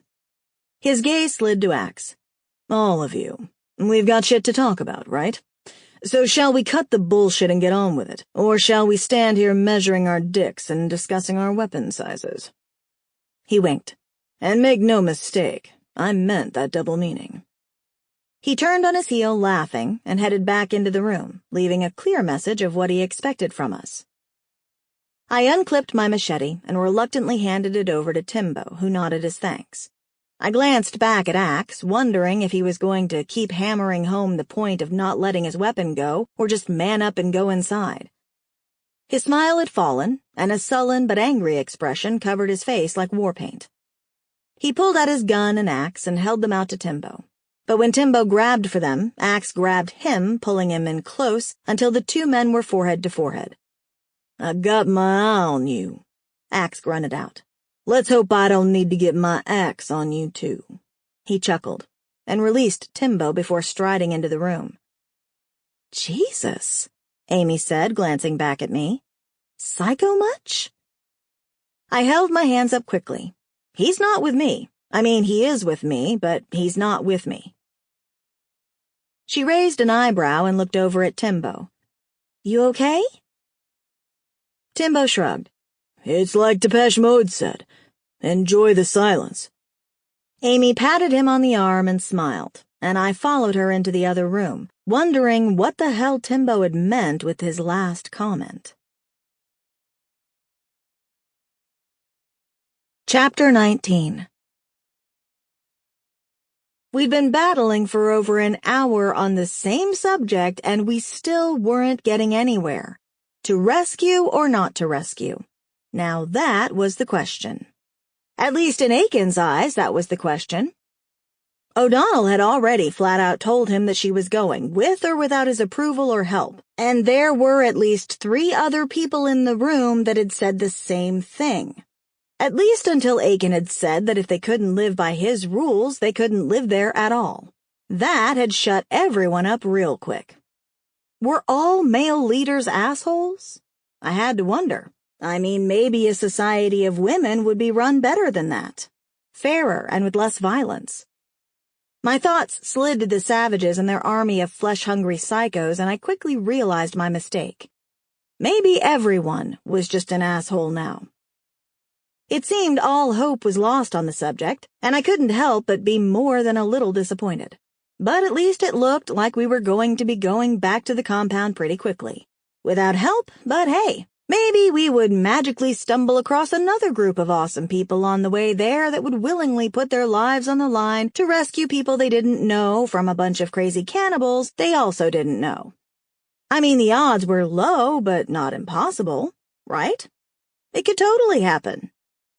I must have made a noise, my own annoyance making itself verbally aware as always, because all eyes in the room focused in on me and Aiken raised an eyebrow, a slow smile rising on his face. "Care to share, little Miss Snappy?" he drawled, and leaned forward in his chair like what I had to say might just be the most important thing in the world. I licked my lips while I thought carefully for a couple seconds. You know, really trying to put my thoughts into some sort of order that wouldn't have me blurting out what a total dick I thought he was being for not helping us, because I knew my bad habits and the things I did that seemed to piss people off the most. I wasn't stupid. "Well, for starters," I started, "let me kick off with saying that I think you're a total dick for not helping us. I mean, of all the things in your life that you could do that would make a difference, this would be it. And to not do anything?" I shook my head. "Bad move, dickwad." I guess I needed a couple more seconds of thought ordering before I opened my mouth, and maybe I should reassess my bad habits. Aiken was sitting in a large wooden chair, his composure relaxed, like we were discussing our dinner plans and not someone else's dinner plans. Shudder. But after my eloquently put outburst, he sat up straight and stared me straight in the eye. An uncomfortable silence fell between us, a light sweat covering my brow, and just when I thought he was about to order someone to blow my stupid brains out, he barked out a laugh, smiling so much that his dimple popped in his right cheek. I rolled my eyes and he laughed some more.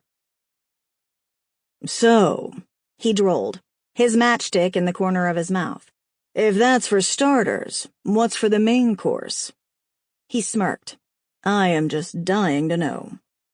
I couldn't help but smile back, since he could have ordered one of his people to beat the crap out of me for being such a bitch if he'd wanted to. Or, like I had originally thought, blown my brains out. Well, for the main course, I'd like to add on a side salad of seriously, what the hell? One of your people is there too, man. Why wouldn't you help him? I held his stare even as he leaned forward again like he couldn't quite hear me clearly, like maybe no one had ever questioned his authority before. Fucking men. I'm sorry. I don't think I heard you right, Little Miss Snappy. He chuckled, still holding my stare. And what the hell was the deal with that ridiculous nickname? I narrowed my gaze. You heard me. This is one of your own, Mr. Boss Man. You have to help him. Hell, if nothing else, do you not want to get your revenge on these people for killing— I snapped my fingers as I stumbled over the name of their dead friend, but it still eluded me. I looked to O'Donnell for help. Ricky, she helped.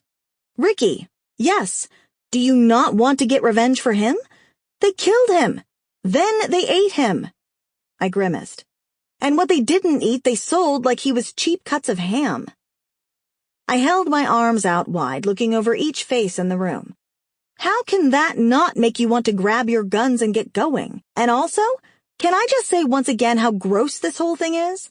I mean, really, just when you think you've seen the worst that this world has to offer, someone decides that eating people would be a good idea for crying out loud.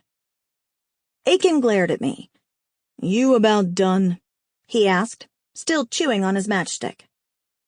I thought about that. I thought real hard, but his arrogance was irritating me something fierce. Everyone's arrogance, in fact. No, I'm not even nearly done. Do you think they'll stop? Do you think they won't ever run into some more of your people on the road and kill them too? Maybe make some spicy meatballs out of their actual balls, perhaps? It was my turn to raise an eyebrow then, as the men in the room visibly shrunk back at the talk of cutting off their balls. Seriously, what was it with men and their balls? I mean, I knew that they were these precious things of theirs that hung between their legs, but damn, they got all touchy when anyone threatened them. Look, this is all of our problem, and we all need to work together and end them. I finally fell silent, my chest heaving as I restrained myself from continuing my tirade. I dragged a hand down my face as I shook my head and looked at him, beseeching him to hear my words, or at least to give a shit or two. Of all the evil people that are left in the world, these have to be the worst, Aiken, I said softly, letting my hand fall from my face. I implore you to help us. If not for us and not for our people or your people, then for our future, because evil like this doesn't deserve to exist in our world. They're worse than the debtors. They're worse than the government that left us all to rot. And they're worse than the people that have profited from the end of times. I held his gaze, tears glistening in my eyes. Not tears of sadness or anger, but helplessness, because he wasn't saying anything. No one was saying anything. And even after everything I had just said, the truth I had just spilled, no one seemed to care enough. I guess it all came down to the whole balls thing again, and no one having big enough ones to help and make a difference. I looked around the room, my arms out wide, but I was only met with uncomfortable shifting and nervous glances to Aiken. That's right. He's the boss, I said, pointing at him. He makes all the decisions here, right? He chooses who lives and dies, and he's willing to let these monsters live. I was getting louder, my frustrations sending me hyper. I looked over at O'Donnell, recognizing the same look on her face as was likely on mine. Fear, desperation, anger. But she wasn't doing anything. She wasn't saying anything to help me convince Aiken and the rest of her people to help us. And that made me even more angry. Nina, Axe said from across the room. I looked over at him and he nodded his head at me, like he was telling me he agreed with everything I had just said and had my back. So it was just me, O'Donnell, and Axe. Fantastic. I shook my head again and gave an angry grunt as I turned and left the room, grabbing my machete from Timbo on my way out and giving him a mumbled thanks. Screw this place, I muttered, trying to not completely lose my shit. Outside of the house, I paced back and forth, wearing a hole in the wooden decking in front of the house. I finally took a deep breath and forced myself to stop walking. Sitting down on the steps, I put my head in my hands and forced away the tears that were threatening to spill. I couldn't cry. I wouldn't. I didn't even know why I felt the need to cry. It was just everything and nothing all at once. It was the sickness of it all, the sadness of what I had done to myself and Mikey, the helplessness of the situation, and the single-minded thought that I might never see him again and it would all be my fault. My fault for sending him away, for leaving him with the burden of Adam and Joan while I went on my one-woman mission to save him. How fucking obnoxious was I? I don't know how long I sat there for, but the soft pitter-patter of warm rain on my skin stirred me from my dark thoughts. I looked up, turning my face to the sky and closing my eyes with a sigh as the light rain dripped onto my cheeks. God, if things were only that simple. Just warm rain on dry cheeks. Didn't think we'd ever see you again. Joan's voice cut into my personal self-loathing, and I opened my eyes and turned to her, a smile breaching the walls of my sadness. I could say the same about you, I said, my smile widening. I stood up quickly and went to her, throwing my arms around her shoulders as I gripped onto the last remnant of Mikey I had. She seemed taken aback by my affection, but after a moment or two, she wrapped her arms around me and hugged me back. I didn't cry. I wasn't that woman anymore. But I felt the pain of everything inside me, and I let it all come out in that hug. There, Joan soothed, stroking my hair, and I nodded like a petulant child in agreement. They're fucking there indeed, my heart sighed. It's such a mess, I muttered, finally pulling away so I could look into her face. There was a clarity in her eyes that I hadn't seen before, as if she hadn't been all there previously but was now. The wrinkles around her eyes seemed softer, less engraved upon her skin, and her normally wild mane of white hair that she usually wore in a tangled bun on top of her head was in a loose braid down her back. She seemed calm, cleared, and like the old woman that she perhaps once was, or at least could have been, once upon a time. Someone's grandma, perhaps. Someone's wife. Someone's mother. And nothing like the wild and crazy woman I first met. And just as quickly as it was there, it was gone again. The clarity dulled in her eyes, and she patted my head harder and harder, running her fingers through the knots in my hair as she cooed in my ear. Her pats became painful, so painful that I flinched and pulled away. Ow, Joan, quit it. There, my girl. It's going to be all right. She continued to coo with a gap-toothed smile, her eyes practically googly-eyed.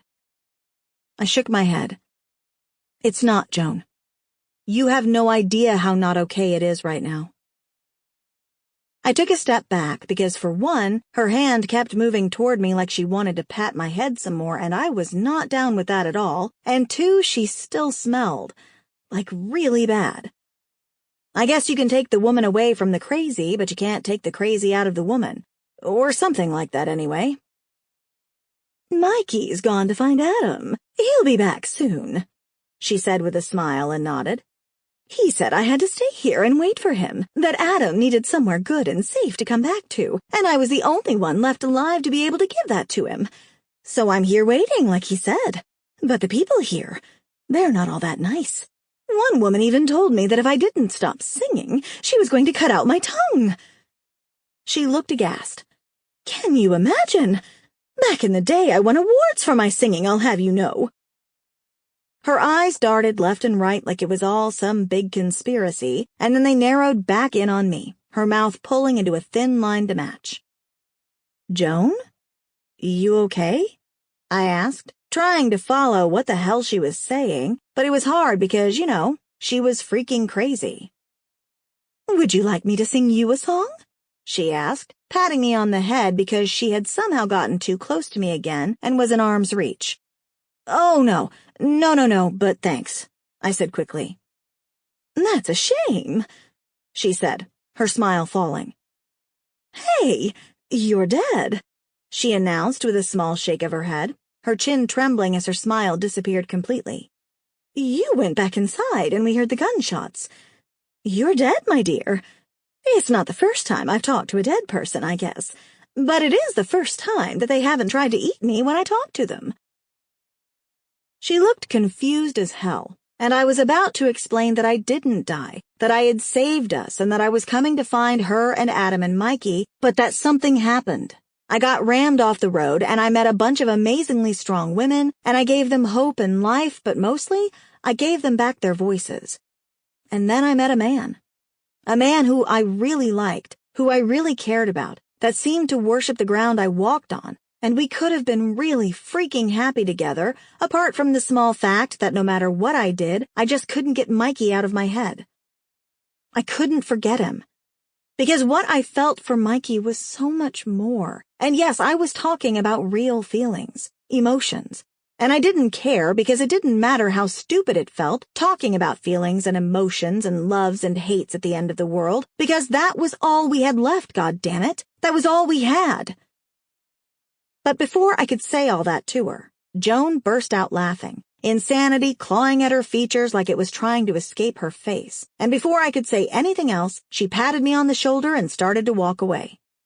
"Crazy pants?" I called after her. She looked back over her shoulder. "Don't give up. Never give up, dead Nina." And then she continued to walk away. I dragged a hand down my face and turned back to the house, where the meeting was still going on. I swallowed the lump in my throat, and with a soft shake of my head, I climbed back up the steps. Timbo smiled at me from his spot in the chair, the can of Diet Coke in his grasp. "What do you think?" I asked, gesturing toward the room where I could hear voices talking over one another. "You think I'm wrong for trying to convince Aiken to risk all your lives to save a handful of questionable people?" Timbo chuckled. "I try not to think. I just do. It's easier that way." "Easier isn't always right, though." He shrugged. "It keeps me alive, and that's mostly what I care about if we're being honest." He shrugged again and took a swig of the Diet Coke and moaned. "Miss having this stuff, you know?" I nodded. "I guess. I don't know. I sort of stopped missing things, if I'm honest. Nothing good ever comes from reminiscing about the past. It just makes us sad." "You wear guilt like shackles on your feet," he said, and I blinked in surprise at him, stunned by how much of me he truly saw. "Depeche Mode," he added with a soft smile. "I miss them too. I miss a lot of stuff." I rolled my eyes at him and handed him my machete before heading back into the room in the hopes of convincing Aiken he had to do it. But there was truth to that saying. I did feel guilt, and it did weigh me down, worse than anything else. I felt guilt for everything. For loving, for hating, for killing, and even for not killing. But mostly, I felt guilt for being alive when I didn't believe I deserved to be. All heads turned in my direction when I walked into the room, and I swallowed again and gave a bitchy wave. "Aiken, look," I started. "I've made my decision, Nina." He interrupted and stood up. "Oh," I replied. "And?" His matchstick moved from side to side of his mouth while he stared at me. My heart thudded in my chest, relentless in its desire to keep me alive. But regardless of my heart, I had a feeling that what came out of Aiken's mouth next would either kill me or keep me going. I had to save Mikey. If not for him, then for myself. Because if I didn't save him, I wasn't sure I'd be able to live with myself. Chapter 20. Shooter. Red-hot anger burned through my chest. "You let her leave," I growled out, my teeth almost breaking as I clenched them together. "We didn't let her leave. She left, Prez," Gage replied, pulling the cigar from between his lips. "Yeah, she left all on her own," Balls added. "She's sneaky like a fox. Or like, what are those things called? You know, the long, furry brown things. They stink and squeak and shit and sneak around, being all sneaky and shit." "A skunk?" Fuck no, not a skunk. Those are black and white, fool, Balls yelled. Badger? Gage scratched at his beard, his cigar smoke trailing up past his face. No, and badgers aren't long enough animals for what I'm talking about. My sister used to have a couple of these things, and she had this weird runaround tube system that went through her house so they could run and play. I mean, they were stinky, but they were pretty cute, too. He smiled at Gage, who only grunted in reply. Well, that Nina chick of yours, she's like one of those sneaky things, whatever they are. He nodded his head, seemingly pleased with the fact that he just called the woman I loved a stinky, sneaky animal. Motherfuckers were going to end up shot in the face if they kept on that way. Gage and Balls stopped and turned back to stare at me, their faces full of fear when they realized the full depth of my fury. I was surprised they couldn't see the steam coming out of my ears, but as much as I respected those brothers, they could both be dumb motherfuckers when they wanted to be. Ferret, I growled out. You're talking about a ferret. Balls clicked his fingers and smiled. A ferret! Yeah, that's it, man. I wonder if any of those things survived. I mean, he laughed. Other than your whoop. He stopped talking when he saw my glare. I meant no harm, Prez, he said with a swallow. I reached over and grabbed the front of Balls' shirt and dragged him up close to my face until we were nose to nose and the brother was practically cross-eyed as he tried in vain to hold my stare. You ever, and I mean ever, call my woman a motherfucking ferret or anything that I find even remotely not nice, and I will cut your dick off and shove it up your ass. Is that understood? I gritted out with a snarl. Completely, Prez. Balls agreed. I let him go, shoving him backwards until he stumbled and he held up his hands in surrender. Balls wasn't a pushover by any means. None of the brothers were, but they knew who was in charge and when to back the fuck down. And right then was the time they both needed to back the fuck down. Why the fuck would she just leave? I bit out. She has everything she needs here. Gage made a noise in the back of his throat and I glared at him. You got something to say, motherfucker? I barked out, my nostrils flaring. Gage pulled his cigar from his mouth and licked his tongue across his teeth casually. Well, Prez, what I'm thinking is, she is like one of those animals that people used to import from all over the world. I growled loudly and he chuckled, a smile quirking his lips. Fucker better be careful. Hold up, Prez. Okay, so let's imagine for a minute that she's a parrot, okay? So people would import them and bring them into their homes, treating them like every other type of pet they ever owned. Trapped, caged in, looked after. But the thing with these wild animals is that they're still wild. They may have their wings clipped, but they ain't tamed. They're just playing at being tamed until one day they see that cage door open and the breeze blowing in from the outside and they take their chance and fly. I pulled out my cigarettes from my cut and lit one. Is there a reason we're talking about birds? Yeah, Prez, and you know there is. Nina, she's like one of those parrots. You tried to tame her, bringing her in from the wild and treating her the same as all the other women, when in reality she's fucking wild, brother. He put his cigar back in his mouth and stared at me. The wildest, Balls agreed. You telling me my woman can't be tamed? I said, my chest feeling heavy. Fuck no. What I'm saying is that she's what us and every one of our brothers have been searching for our whole lives. She's the epitome of that feeling we get when we ride our bikes out on the open highway with nothing in our way. She's wild, free, and dangerous, and if you want any chance of her staying, then you need to keep the cage door open permanently, because if she feels like she can't go, she'll always want to go. If you want to keep her, then you need to let her choose for herself. You can't force it. It has to be her choice. Gage shrugged. And shit, it might be too late already for all I know. I hated that I agreed with him. Hated that he knew me, and clearly Nina so well. But I guess that was why I had him as my VP. He saw everything. Even the things I didn't want him to see. Wish the asshole would have said something earlier, though. So I should just leave her to come back, Gage interrupted. And what if she doesn't? I dropped my cigarette to the ground and crushed it under my heavy boot. Then it never would have worked anyway. I glared at Gage and he laughed darkly before turning and walking away. "That's right, motherfucker. You better go get some work done," I barked after him. Balls patted me on the shoulder, but I shrugged him off. "How many weapons we got now?" he asked. "Not enough, not yet. Gage thinks the Nomad should be coming in sometime tomorrow, though. They've been up in the hills building spears and shit." "Good.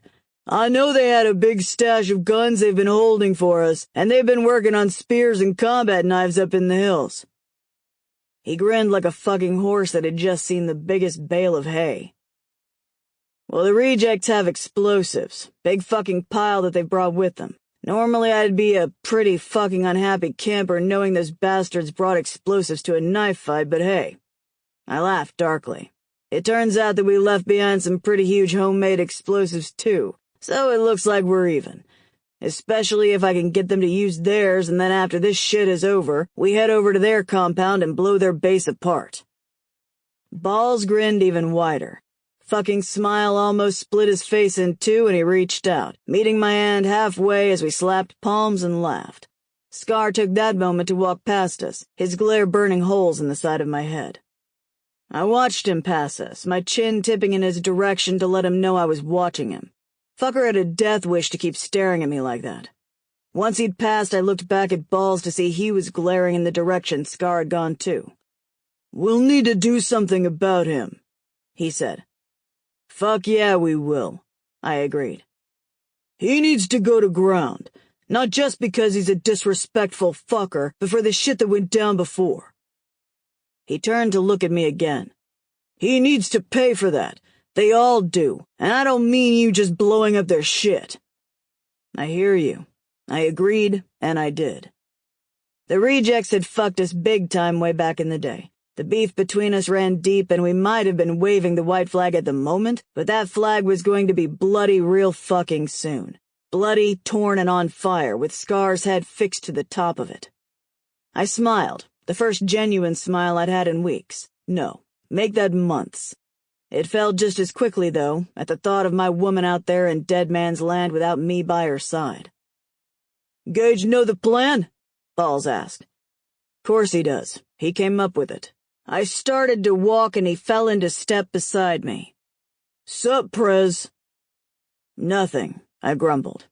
"Nothing at all," I sighed. Fucking Nina. Fucking Nina and her stupid bullshit. Fucking Nina and her stupid bullshit ex-boyfriend who'd gotten himself caught by a bunch of psychotic bitches hungry for human flesh. Goddamn it, and him. And her. But mostly her. That woman was driving me crazy. I shook my head as we walked back into the clubhouse. Place was busy. Crowded with sweaty bodies and voices carrying over voices. It was damn good to see it like that again. It was what the MC life was about. Brotherhood, bikes, bitches, and beer. It had been a long time, too damn long, since it had been like that. Even if half the men and women in there weren't part of my club, they mostly had been at one time. It was the part of the apocalypse that I hated the most. Not the dead sacks that walked the streets. I could handle those bastards. It was the way the club had fallen apart. Divided and then scattered across the bleak fucking planet like it was nothing. Like we were nothing. The highwaymen were everything to me.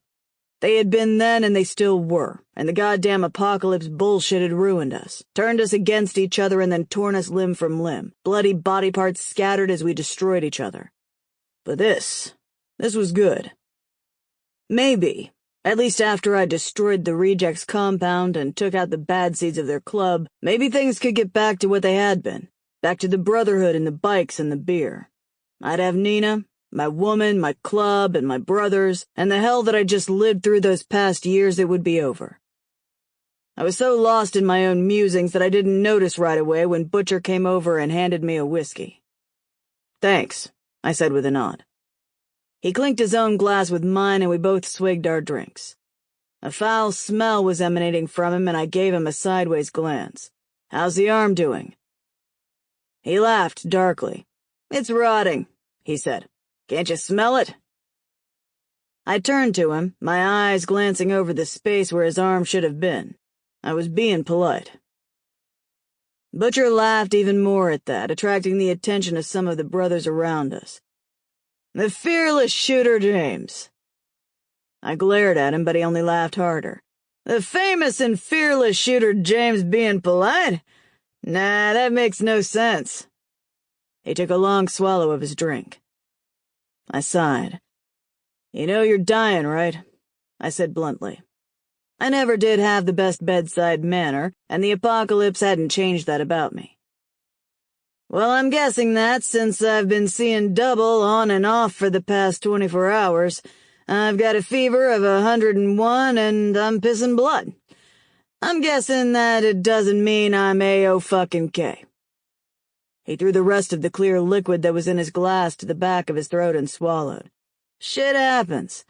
I just need to make sure that my club's gonna be okay before my time comes, and that means sending these bitches to ground. You feel me?" I nodded. "I feel you." We lapsed into silence while we watched everyone work. The men were working hard, building weapons, fixing bridges, mending the rifts that had separated our clubs for years. It was a beautiful thing to see. "They're gonna need you," Butcher said. "After I'm gone, when all this shit is done with, they're gonna need a leader." "They'll have drag, right? Ain't that the plan?" He patted me on the shoulder and started to walk away from me before looking back over his shoulder, a dark look in his eye that spoke more volumes than an amp on full blast. "I think we both know that ain't the plan, Prez." I didn't know what to make of that, or him. I guess it didn't really matter, though. Nothing had changed. The plan was already in motion, and from the looks of it, Butcher was ready to let it happen. The rejects were going down, and I was going to take back what was mine. Once and for all. Chapter 21. Mikey. "Ah, shit," I muttered as I paced my cell. "Ah, shit. Should I just make a run for it now? I could pick that lock in 5 seconds flat, and maybe I could find my own way out of here before they found me. I'd only have to get out of the cell before they reached it, though going off the sound of their footsteps right outside the door, my moment had passed. Shit. The key in the door squeaked, and I stepped to the back of the cell, dragging my hands through my unruly hair as I watched the door swing open. "Pat, it's time to play." Afe's voice cut through the tension of my cell, and her gaze pinned me in place. "Have you been waiting patiently?" I stared at her, my voice stuck in my throat as I waited for her to realize that drag wasn't in there anymore. There was no point in arguing or fighting. Behind her stood 4 other savages, all heavily armed, so there was no way out of the situation. And I couldn't exactly be like, drag? Drag who? I was here all alone. No. I had to just wait for the next few seconds to pass and for her to see. And then I was a dead man. Deader than dead. I was food. My stomach turned when I thought about Butcher and what they did to him, how they cut him up piece by piece. Would he still be alive if I hadn't gotten him out of there? And if so, how much of him would be left? My stomach turned again. Sweat trailed down the sides of my face, and I gritted my teeth and glared at her, wondering how I had ended up there. Hell, how she had ended up here. There was no denying that Afe scared the crap out of me. I'd seen what she could and would do. But worse, she was a beautiful woman, clearly smart, and had a knack for leading. So how on God's earth had she ended up like that, dealing in bodies and blood at the end of the world? It wasn't exactly the sort of thing you stumbled into. She came forward, moving closer to me, though the other savages stayed in the doorway, partially hidden by shadows. Her hand reached out and slid down my cheek, and I shivered under her touch. I expected her to feel cold, like a piece of dead flesh, but she was surprisingly warm, her skin soft even. Her hand moved lower, down my chin and over my chest, her gaze still pinning me to the wall like an invisible nail. "You're very quiet," she cooed, and I nodded. Her smile deepened. "I like my pets to have spirit. Do you still have your spirit?" Do I have spirit? Fuck. What is she talking about now? I mean, I had spirit at one time, the desire to live, to fight, to prove my worth, to war against the changing of the tides just for the damn hell of it, because that was who I was. But now? Who knew? All I really knew was that I was just trying to make it through each day, one sunset at a time, because that was all we could ever really rely on in the world now, the sunset and the sunrise. So there I was, just biding my time, waiting for each sunrise and hoping to survive for each new sunset. I had thought for a while that there was more to the world than just that, but I knew now that I was wrong. That some things came into your life, pretending to be more than they were, giving you more of a reason to live than just because you weren't dead yet. But they left just as damn quickly, too. Now I was just a shell of a man, moving through each day one breath at a time, living through the motions and struggling to survive with my sanity intact. So, my spirit? I wasn't sure that had survived, and I was damn certain my sanity hadn't. She ran her hand over my stomach, her fingertips dipping under the hem of my t-shirt so that her nails could graze along my bare skin. My stomach muscles tensed against her touch, my teeth gritting. All I could think of doing was not punching this psycho bitch in the face, when really, all I wanted to do was punch this psycho bitch in the face and get her away from me. But that was a surefire way to get myself chopped up into little Mikey pieces, so I gritted my teeth and restrained myself. Yes, I still think you have spirit. She turned to look at the other savages before giving them a quick nod. I have a gift for you, pet. I held her stare as the other women dragged in someone. My gaze finally left hers to look, and I wished I hadn't bothered. Drag was covered in so much blood that I wasn't even sure if he was alive or dead anymore. His body was limp, lifeless, just the red of his blood pouring from both his ears and nose. I couldn't see if his eyes were open or closed. Everything about his face was a bloody, meaty pulp, so much so that I gagged. Afe turned to look back at me as they let go of Drag. He fell to the cell floor with a heavy thud. Looks delicious, right? Afe purred, and the other savages chuckled. Drag groaned, and I realized he was alive. Wasn't entirely sure how I felt about that, since he'd done nothing but make the situation worse so far, and by the looks of him right then, he wasn't going to be any good in helping me get out of there anymore. You found him, I said bluntly to Afe. No point in denying the fact that I knew he was gone since he was a bloody mess in front of us. Before I could say or think anything else, her hand came up and slapped me so hard across the face that I tasted blood in my mouth. I gritted my teeth and my nostrils flared as I sucked in a deep breath, forcing myself to keep my damn mouth shut since it wouldn't do me any good to argue with that psycho right then. Afe's eyes flashed at me like she was pleased by my decision to keep my trap shut. It's a good thing I like spirit, Mikey. Otherwise, it would be a much more painful ending for you than the one I have planned.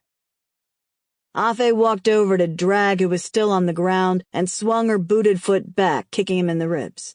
He didn't groan or cry out, and I figured that maybe he'd passed out or something. Man didn't look like he was in good shape at all.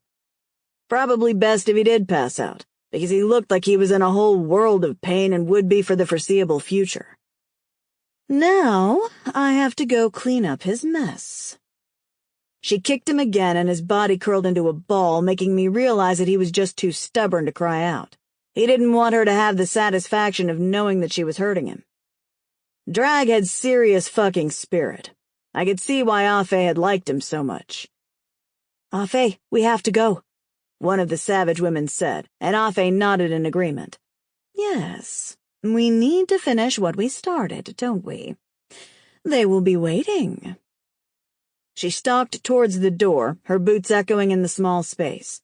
She turned in the doorway to look at me, the shadows from the lanterns darkening her features. Have fun, she cooed. She started to pull the door closed, and I took a step forward, my body suddenly free of the magnets that were holding it to the wall. Why? I asked, my voice sounding like it was coming from someone else. Why what? She asked, a smile rising to her face because she clearly knew exactly what I was asking. Why are you leaving him here? Why not just kill him? Kill me and get it over with. I mean, it's what you're going to do anyway, right? Are you asking me to kill you, pet? Are you really giving up so easily? Her smile fell, her eyes narrowing in on me as she tutted. No, I bit out. I'd just rather get to the fighting part. Afe started to laugh. See? Spirit. I smiled at her. Sure, spirit, but you still didn't answer my question. She sighed heavily. Because, pet, it makes me happy to see you suffer. It makes me happy to see you all suffer. I like to watch others' pain and to know that I am the one to issue it, to order it, to decide it. I am the one in charge, and I like people to know that. Plus, she grinned again. Flesh tastes better when it's soaked in fear. And when I devour you, I'll dream about it for years to come. She licked her lips and started to laugh. I shook my head, anger burning my veins. You're sick, you know that? Afe laughed loudly. Try to survive the night, she said. And if you do, we'll see about making you my pet again. I was so looking forward to playing with you. And then she left, slamming the door closed behind her, the metal groaning at the impact. I stared at the closed door, listening to the sounds of their footsteps walking away as I thought about my next move. Drag was in real bad shape, and by the sounds of his labored breathing, if I didn't keep him alive or get myself the fuck out of there, so was I. Because if he died, he'd turn. And if he turned, I'd be locked in that hellhole with a debtor and no way to fight it off. You gonna help a brother up or what? Drag groaned from the floor. I looked down at him as he rolled onto his back, coughing out a mouthful of blood for his efforts. He swiped a hand gingerly across his face, coming away with a handful of blood. I moved to him, bending down and gripping him under the arms and dragging him to lean up against the wall.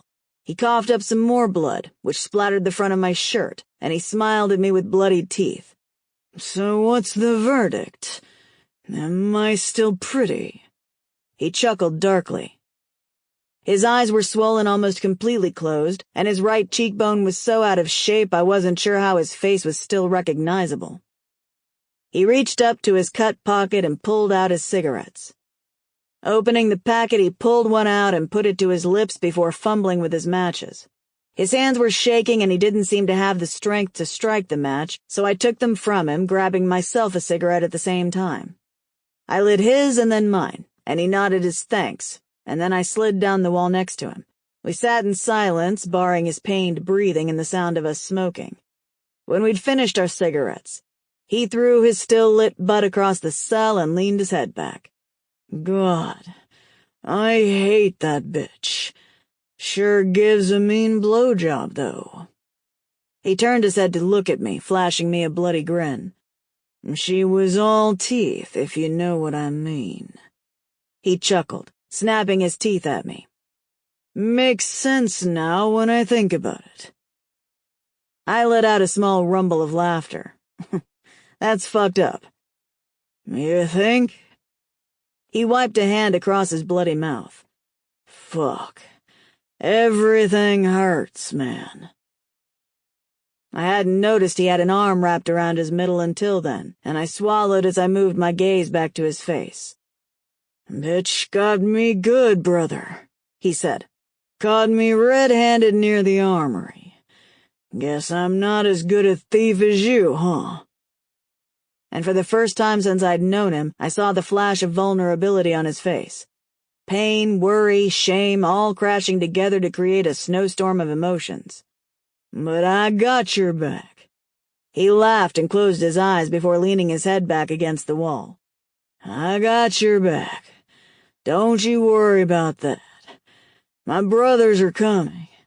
I just need to rest my eyes for a quick minute and get my energy back and shit, okay? I waited silently to see if he was going to say anything else, but when he didn't, I started to panic. Drag? Drag, man, what do you mean? I shook him gently, but there was still nothing. Drag?" His eyes were closed, his body still, and I realized that he'd either just died or he'd fallen asleep. I hoped it was the latter as I shook him some more. "Drag? Come on, man." He let out a soft snore, and I breathed a sigh of relief.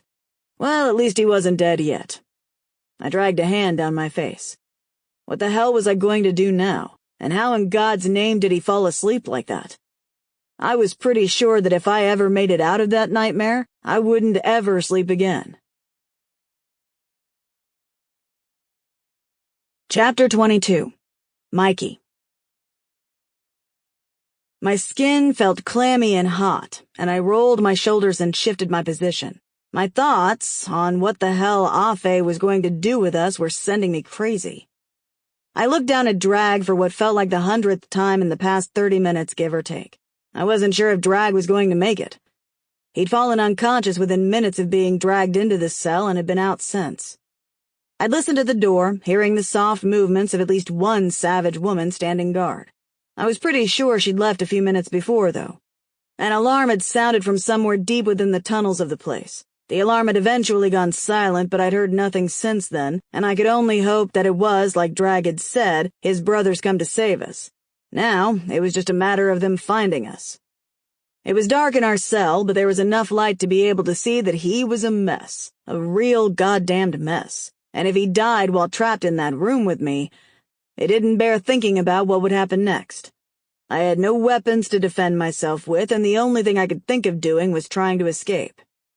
I stared at him, watching his chest rising and falling. His shallow breathing was the only reason I hadn't left yet. That and the deep-seated fear that maybe the rejects hadn't come to save Drag and the alarm had all been a trick. I could leave the room, get lost in the tunnels, or found by one of the savages, and then what? Or worse, they had come for him, and if I left without him, they'd gun me down for leaving him. Either way, I was dead. So I stayed, waiting patiently for a damn sign to tell me what to do for the best. Leaving Drag there while he was still alive, no matter how barely he was clinging on, just didn't sit well with me. You think things like that won't bother you, that you can just walk away from your humanity, leaving it at the door to rot, but it's times like that that you realize you can't. Your humanity is part of who you are. It's what separates us from the monsters, both dead and alive, and to walk away from that is to walk away from life, because on the other side of life there is only blackness, death. Drag coughed in his sleep, his arm tightening around his waist. A small puddle had formed underneath him when he'd first fallen asleep, though wherever he was bleeding from seemed to have stopped, thankfully. I hadn't looked at the damage yet, too shit scared that he'd wake up as a monster and try to chew my damned face off. But curiosity finally got the better of me, and despite my better judgment, I leaned over, my hand gently plucking his own hand away from his stomach and moving it to one side. A dark stain covered his stomach, a rotten stench coming from within him. I moved closer, pulling the edge of his t-shirt up to reveal a mess of blood and dark burnt flesh. I frowned and leaned over him to get a better look, thinking perhaps I could wrap his stomach wound up with some material, but as I got closer I saw the real damage. It wasn't a stomach wound he had, but a big gaping hole. The soft glisten of blood, guts, and burnt flesh shone in the dim light, and I flinched and dropped his tea back in place. "Shit," I whispered. That wasn't good, not good at all. That wasn't something I could wrap up and hope for the best for. It was a full-on stomach hanging out, dying with every breath mess. "Shit," I said again, my hand going to my mouth to seal the words in. I wasn't quite sure how he hadn't bled to death yet, but I was guessing that since those bitches were cannibalistic psychopaths, they must have had a trick or two up their sleeve in keeping people alive for longer than was reasonable when you were chopping parts off them for your Sunday lunch. Standing back up, I started to pace the cell again, unsure of what to do for the best, for me and for him. Should I kill him now, before he wakes back up and tries to eat me? It's got to be better for him than turning into one of the deaders, right? Or should I try, probably in vain, to patch him up and keep him going a little longer in the hopes that his men come back to get us? But for what purpose? By the looks of that wound in his stomach, he isn't going to last much longer. But I could be wrong. Shit. I just don't know anymore. Maybe it was the fear talking for me, or maybe it was because I didn't like the idea of having to kill anyone, but something was holding me back from doing anything, And right then, doing nothing wasn't an option. I had to do something, because if I didn't, I was dead anyway. Drag groaned and rolled onto his side. Fuck, brother, am I not dead yet? Not unless I'm dead too. I shrugged, part of me wishing that I was. Drag chuckled and pulled out his cigarettes. He put one in his mouth and struck a match before trying in vain to light it for several seconds. When he couldn't manage it, he glared up at me. Well, don't just stand there with your dick in your hand. Help a brother out. I walked over and pulled the cigarette from his lips and lit it for him before handing it back over. He offered the pack to me, but I shook my head. I've been thinking of quitting, I replied, and he chuckled. Seems a strange time to quit the only good thing going in your life. I shrugged again. I don't even smoke. Drag chuckled some more, but his laughter turned into coughing. I need to take a look at that, I said, pointing to his stomach. Not much point unless you're a doctor. Bitch carved a chunk out of me and then cooked it right in front of me. Think she made some salami out of it or some shit. So unless you got something to fill up this big ol' empty space inside of me, I'm not much use for anything but worm food. He blew out a mouthful of smoke and smirked. Probably not worm food, though, right? He chuckled again and winked. It was a front, all of it. I could see the terror in his eyes, the fear of dying and turning, or worse still, of being cut up piece by piece and eaten alive. It didn't matter who you were or what you'd done in your life. You couldn't deny fear like that. I stared at him in silence, horror and the sickening reality of the situation settling on my shoulders. We're not getting out of here alive, are we? He blew out some more smoke, grinning between the clouds. Of course we are, brother. I found the exit. Drag coughed, bloody spittle splashing across his lips. His smile fell and he looked away from me, spitting out a mouthful of blood. All we gotta do is wait for the right time and get the fuck going. I nodded in agreement, yet worry still burned through me, and I found that if anything, I felt worse than before when we didn't know the way out. The fear of being caught and ending up like Drag, chunks carved out of me while I slowly bled to death and left to turn into one of the deaders, was a very real situation, and one I couldn't deny. What? Drag snapped, his temper flaring. You thinking of sticking around for a little while? Maybe I feel let you stay alive and be her plaything instead of her dinner? Can't really blame you. I mean, there's worse ways to go out than as someone's concubine. But let me tell you a little secret. That ain't how it's gonna go down. In fact, I'd be surprised if she didn't cut off your big guy and feed it to you while they hack you up to make themselves a tasty stir-fry. That is, if I don't turn into one of those rotting meat sacks and chew off your face first, brother. He glared at me, his anger and fear all rolling into one. And for the second time since I'd met him, I saw his vulnerability. Yet as soon as I saw it, it was gone, replaced by anger again. I'm getting the fuck out of here, and you're gonna help me. That ain't a choice, you hear me? I nodded again, that time in total agreement despite the fear. I hear you, I growled out. We're getting out of here. Fuck yeah, we are. I glanced down at the mess around his stomach. Going to have to do something about that first, though. I shrugged out of the dirty checkered shirt and sweat-stained t-shirt I was wearing. Sit up if you can. Drag complied, his hands clutching at his stomach. He gritted his teeth, curling his hands into fists that were so tight his knuckles went white, and he grunted as I folded my tea and pressed it against his stomach, and then wrapped my shirt around him before tying it tightly. He cried out before biting down on his own hand to stop his screams from attracting attention. It wasn't anywhere near what was required to stop him bleeding to death, but it might just keep him going long enough for us to get the hell out of there. I wiped my bloodied hands down my jeans and then helped him to his feet. He plucked his cigarette butt from between his lips and threw it to the side. All right. Reckon we better get a move on before those bitches come back, he said, and that time there was no emotion in his voice. His face was equally expressionless, and I figured it was probably taking everything in him to not collapse to the ground and let death take him. Sure as hell would have been easier for him. I helped him stand and then leaned him against the wall while I started picking the lock. My hands trembled, and I tried to grip my teeth against the panic that ran through me, but no matter how hard I tried, my hands still shook. I shook them out, swiping away at the sweat that ran down the side of my face. "Chill out, brother," Drag grunted. I took a deep breath and mumbled an apology. "Keep your apology and just get us out of here. This ain't the way I'm supposed to go, you hear me? This ain't fucking it for me." I shifted my gaze to him while I flexed my hands and tried to stop their shaking. "Wish I had your confidence." "Ain't confidence, it's the truth. Dated this chick when I was 21, and she told me how I was going out of this world, and it wasn't like this."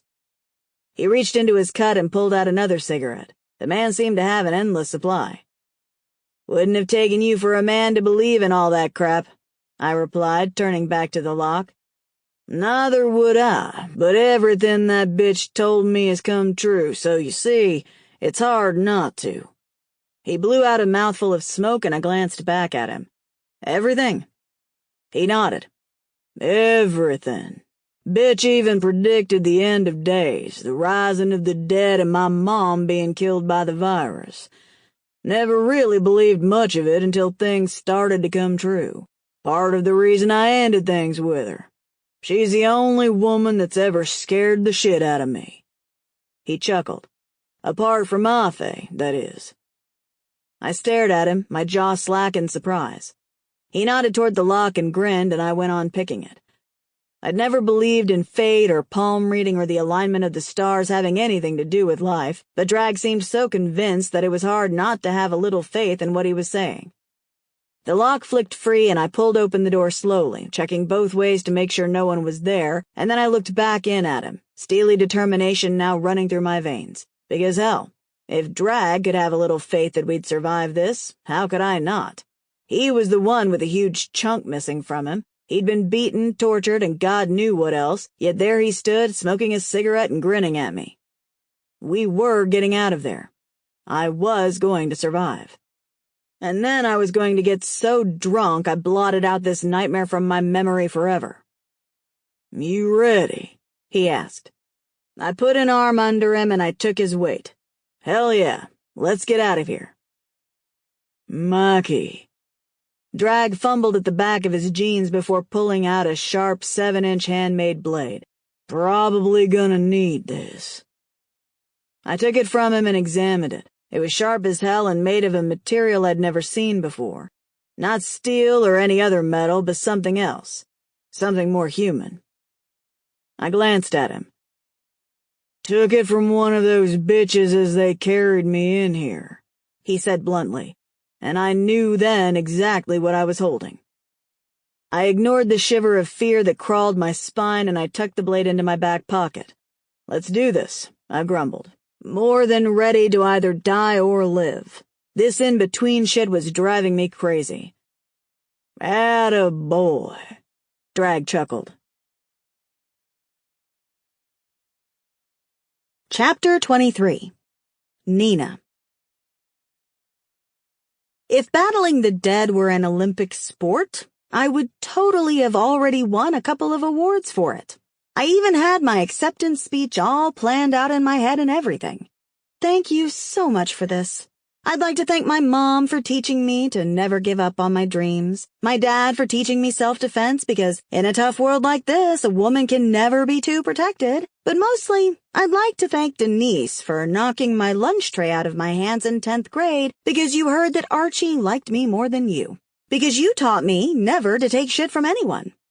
I hope you got that front tooth I kicked out fixed. I kicked my heavy boot into the stomach of the deader I was fighting, ignoring the squelch of decomposing stomach matter as I did. It was best not to think about things like that, and instead imagine it was Jell-O and not stomach goo. Gross. "You good?" Axe growled out as he swung his hammer into the head of a deader that had surprise attacked him from behind like a ninja zombie. "No," I grunted as I slapped the deader across the face with a large tree branch, making its head whip to one side. It didn't do much to kill the stupid thing, but I'd dropped my machete a few minutes earlier, which was a rookie thing to do. My hand had fumbled around on the ground for it and instead come back up with a tree branch.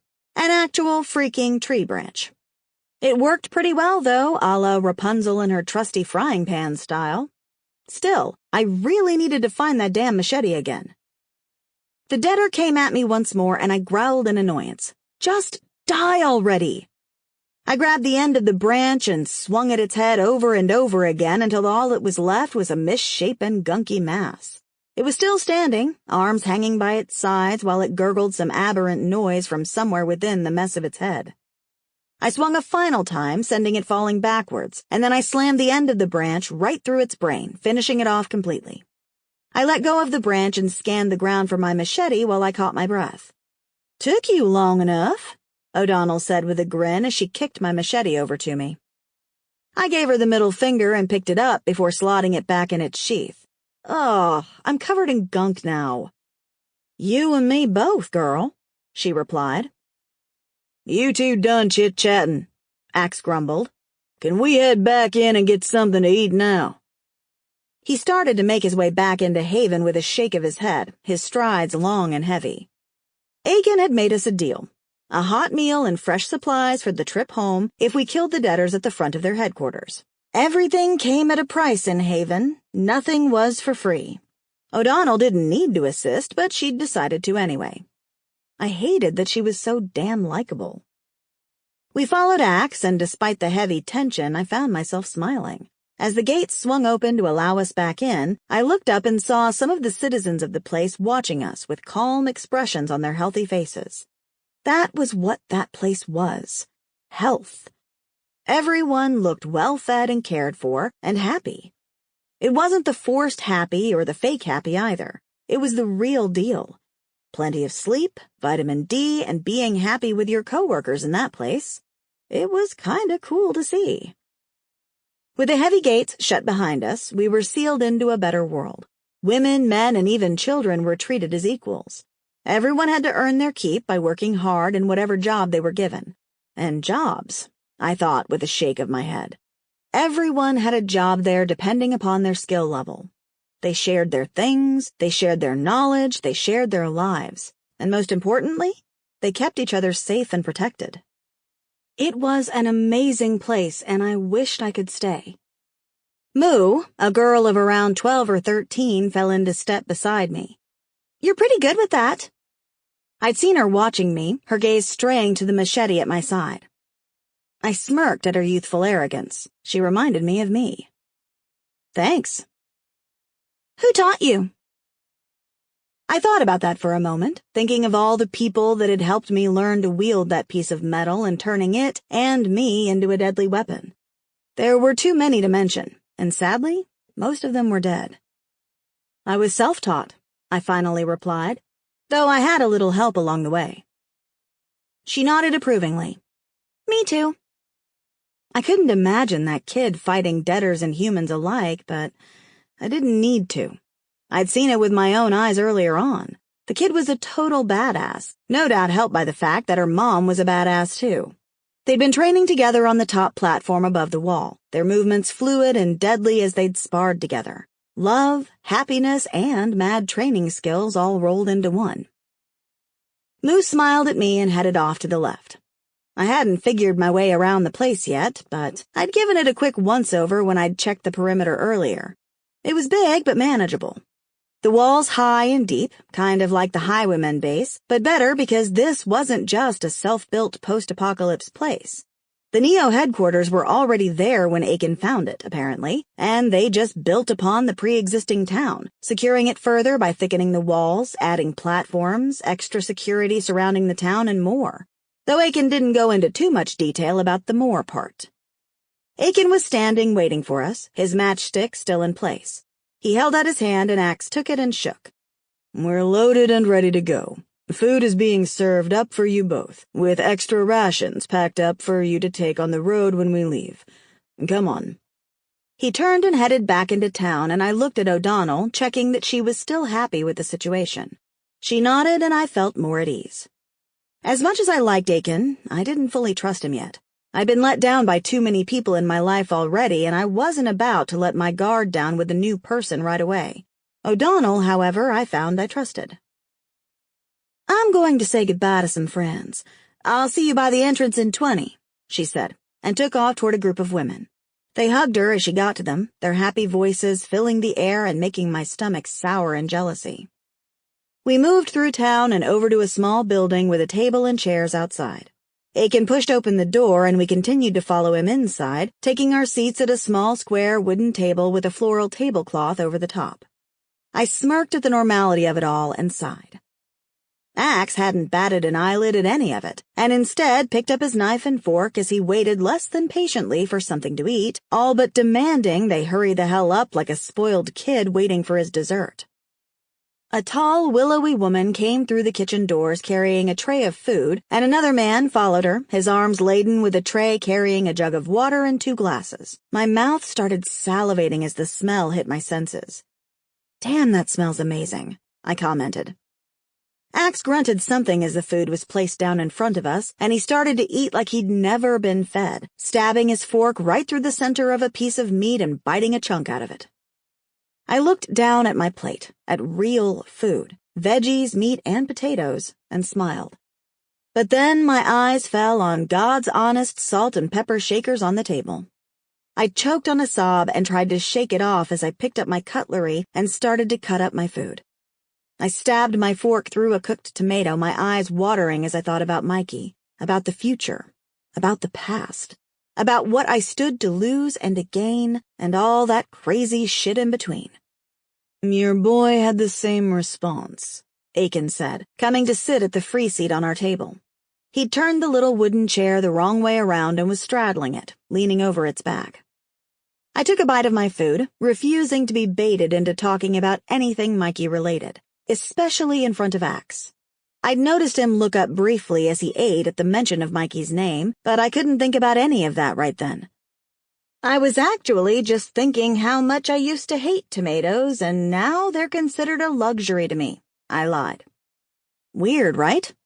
I said, taking a bite of it and groaning as the juices ran across my tongue and down my throat.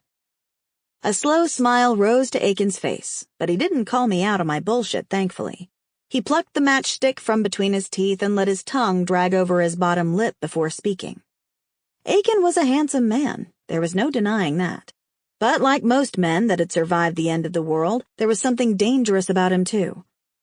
I guess that was to be expected, really. You didn't survive the end of the world by saving kittens and running from your demons. "I like you," he said, pointing at me and chuckling. "You might be surprised, but I seem to be getting that more and more recently." I shrugged nonchalantly. Aiken threw back his head and laughed loudly. "You're a likable woman, that's why," he said, clapping his hands together. "I don't like you," Axe said between mouthfuls, and I glared at him. "I think you're an asshole." I snorted on a laugh. Rude?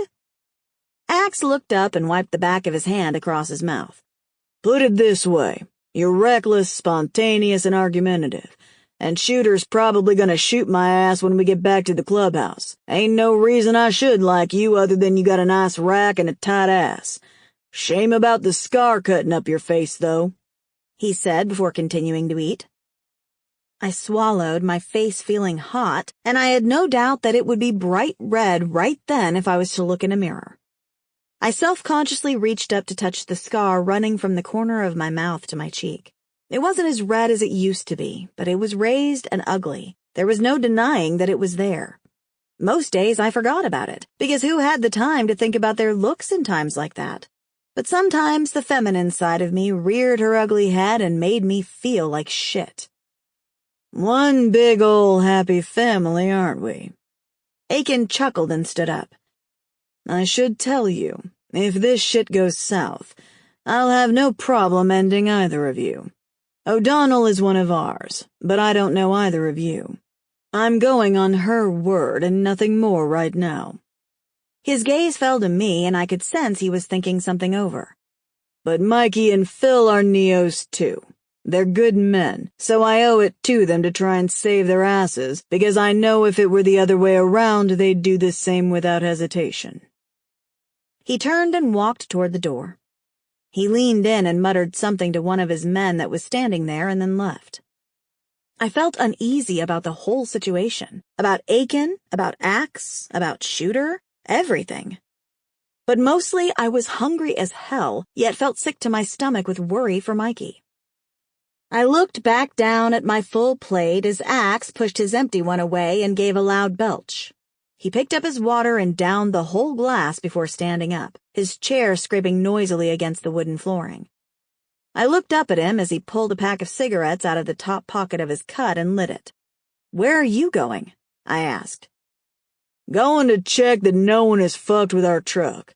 He don't trust us, and that lack of trust goes both ways. Now hurry up. I want to get back on the road and back to the clubhouse. We might make it by first light tomorrow if we set off now and travel through the night again." He grumbled and left, leaving me alone. I ate my food in silence, enjoying every morsel of it.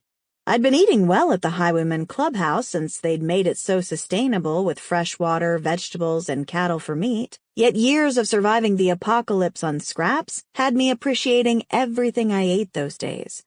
I never took a single thing for granted because you just never knew when it was going to be taken away from you, or when the good thing was going to come to an end. When I'd finished, I stood up and thanked the woman who had brought my plate out. She gave me a curt nod and a gentle smile before clearing the table, and I left, heading over to the truck. Axe had climbed into the back and was going through the small amount of supplies we had left. We'd earned not just our lunch, but some extra food to take on the road with us by heading out front and killing off the deaders that had wandered to the front of Haven. Apparently there was a swamp or something a little under a mile away that was teeming with deaders. O'Donnell had said that they were mostly stuck in the sticky swamp water, but occasionally they managed to free themselves and made their way over. A couple of Neos went out once a day to kill off any that had gotten close. It was a smart idea in my eyes. Most people would ignore the deader horde building up outside their walls until it was too late to do anything about it, but I'd always thought that was a stupid idea. One deader drew the attention of another and another and another, until there were half a dozen of them all groaning and grabbing at the walls. The noise those monsters made would draw even more to the same spot, and before you knew it there was a breach and everything you'd been building was gone. It was a scary prospect, having to go out once a day and kill one or two deaders, but much better than having your walls collapse in and your safe place destroyed by an angry mob of deaders hungry for fresh brains. "You guys ready to go?" O'Donnell said as she came over to us. She'd changed into fresh clothing and had clearly washed. Damn, she scrubbed up well. "Yep, ready when you are," I replied, looking to Axe to confirm that for me. He grunted in agreement and climbed out of the back of the truck, slammed the hatch shut, and headed to the front to climb in. "I'm going to ride with Aiken, if that's cool," O'Donnell said, though it was more like she was seeking acceptance from me. I shrugged like I didn't care either way, but the truth was, I would have liked her to ride with me and Axe. I liked her, and I trusted her, and maybe that was stupid of me, considering the awkwardness of our situation, but either way I couldn't deny the way I felt. And in a different situation, under different circumstances, we probably could have been good friends. "Cool. Well, look, Aiken wants you and Axe blindfolded and one of our guys driving your truck as we leave. He still doesn't trust Axe, you know." She looked uncomfortable as she said it, and I guessed it was because she wanted me to let Axe in on that great nugget of information. I looked to the front of the truck and groaned.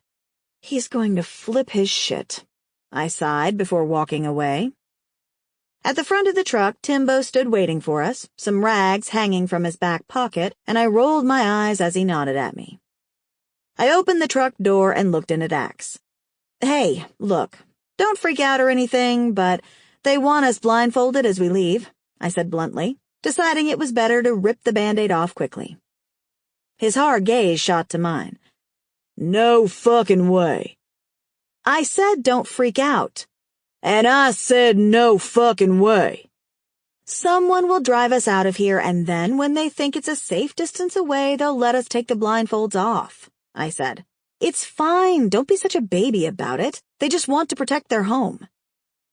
Axe's jaw was clenched tight, his nostrils flaring as his eyes narrowed in on me, and then he moved his gaze to Timbo stood beside me. "Don't like this," he grunted. "Not one bit." Me neither, but they don't know us, so why would they trust us? I shrugged. A grumble rose from his chest and he shuffled over in his seat, surprising the hell out of me. "Let's just get this shit over and done with. We need to get back to the clubhouse." Timbo leaned his crossbow against the side of the truck and then he tied the rag around my head, covering my eyes. Didn't think you'd be wanting to leave your little safe haven, Timbo, I bit out. "Aiken says jump and I say how high. Like I said, I intend on staying alive," he replied as he helped me up into the truck. I slid on my seatbelt because, safety first and all that, and then I felt the truck shift as Timbo climbed in beside us. I felt Axe tense beside me and guessed Timbo was tying a blindfold on him then. "All right, off we go," Timbo said as the truck started up and we began to move. My heart pounded in my chest, nervousness, apprehension, and something else gnawing at my insides like a rat trying to get out of its cage. One more day and we'd be back at the clubhouse, back with Shooter and on our way to rescuing Mikey. One more day until decision time. As the dark thoughts and worries rolled around in my head, I felt myself beginning to grow sleepy. I leaned one way, resting my head on the window, the soft vibrations thrumming through my skull, down my neck, and into my spine. The future was a scary and uncertain place. The past was terrifying and full of loss, and the present? Well, the present was just making me sleepy. My stomach was full, my muscles ached from our earlier fighting with the debtors, and my heart was in turmoil, but I was alive, and for all I knew, so was Mikey. As long as air still filled our lungs, we still had a chance. We still had hope. And in a world filled with fear, fury, and death, having hope was everything. Chapter 24. The blindfolds had been removed over an hour earlier, and I'd gone straight back to sleep. I'd done the journey once, and I knew Axe would keep us safe, if for no other reason than he didn't want to get shot by Shooter for getting me killed. And I wasn't scared of Timbo, who had decided to ride in our truck. He actually seemed like a pretty nice guy. Though he was quiet and didn't give much away, I felt that he knew more than he let on. Couldn't really say I blamed him for that, though. We were leading the convoy toward the clubhouse with Aiken, O'Donnell, and 3 trucks filled with Neo-citizens and their weapons and food following. They kept a respectable distance, and I noted that the Neo members in the passenger side of each truck held on to their rifles tightly, making sure that their guns were in plain sight at all times. Shooter wasn't going to stand for that shit, and I didn't think Aiken was going to be down for leaving their weapons by the front gate, but it was a problem I figured we could discuss when we arrived back home. Home. It was strange how easily we made new homes now. A foreboding shiver ran down my spine, and I wondered what my problem was. I should have been excited to get back. Everything was going according to plan. We had more weapons and more people, and if the nomads that Shooter had called to the clubhouse came, we were good to go and get our people back. That was the plan, right? That was what we all wanted? I chanted my mantra in my head over and over in the hopes that the more I chanted it, the more real it might become. Rescue Mikey, kill the savages, live happily ever after. Only there was no happily ever after. That didn't exist in our world anymore. All that would happen once it was all over was that we would all have to confront the next problem and try to stay alive some more. I dragged a hand down my face and rubbed at my eyes, wishing there were a pause button I could hit. "Hey, Nina," Timbo whispered from next to me, stirring me from my thoughts. I'd been gazing out the side window, my eyes on the tree line. The day had quickly drawn to a close, and the world around us was dark, with only our truck's headlights and the soft glow of the moon to illuminate the road. I guessed it was somewhere around 3 in the morning, but who really knew any more? I turned to look at him, feeling a little drowsy still despite my earlier nap. "What's up, man?" Mind if I grab a little, should I? He asked, almost apologetically. "Sure, go for it," I replied, wondering why he was asking me. He gave me a small smile. Thanks. I can do without many things, but not sleep. I smiled back. "Is that your thing?" My thing? He questioned, looking confused. "Yeah, everyone has a thing that they miss the most." Thought you said you didn't think about the past or miss things anymore, Timbo said, reminding me of our earlier conversation. I laughed. "Oh, Timbo, I'm a serial liar.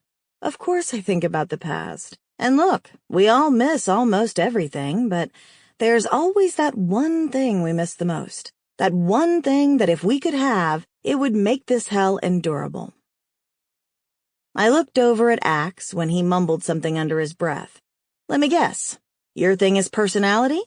You lost your personality back in the day, and now all you have left is this empty shell of a man that no one quite understands. You're basically a sappy rom-com," I laughed. And then I laughed even harder when he gave me the middle finger. You're a real bitch, you know that, Axe spit out, but I saw the grin he tried to hide from me. Yeah, sleep would be my thing then, Timbo cut in. I haven't slept more than 3 hours at a time since the world went to hell. God, I miss sleeping in on the weekend. He went silent as he thought about that for a moment. I worked real hard all week, and on the weekend I love to lay in bed with my Diet Coke and play video games all day. "Living the life, my friend," I replied, and he grinned. I worked in the bank, getting mortgages for people. Never really enjoyed the job. If I'm honest, it got boring. And let me tell you, the customer is not always right, and neither is the bank. He shook his head. "Stick it to the man, Timbo," I said, offering him a high five which he took with a small laugh. Reese's Pieces, Axe said, glancing over at me. That's what my thing would be. That and my band. I loved Reese's Pieces too, Timbo replied. "Me too," I agreed. And then I turned to look at him. "Wait, you were in a band?" I asked with a smirk, and for the first time since I'd met him, Axe came to life, his emotions bare on his face as he smiled, reminiscing about the past. Hell yeah. We were called the Crawling Tigers. I played bass. Fucking missed that thing. He bit on his bottom lip, sucking it into his mouth like he was reminiscing about kissing girls and making music. "The Crawling Tigers?" I laughed. "What kind of name is that?" Timbo started to laugh with me, but Axe just shook his head. You ever seen a tiger hunting? He asked darkly, and I shook my head no. When they hunt, they hide in the long grass, crawling along on their bellies until they're ready to pounce on their prey. By the time they do, it's too late for their prey to run, and even if they do, they've already lost.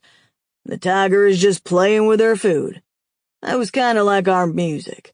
It would creep up on you, and before you knew it, you were lost to its vibe, body moving to the beat like it was your own pulse. Ain't never a time we left the stage and didn't get a woman screaming for us to come back and play another song.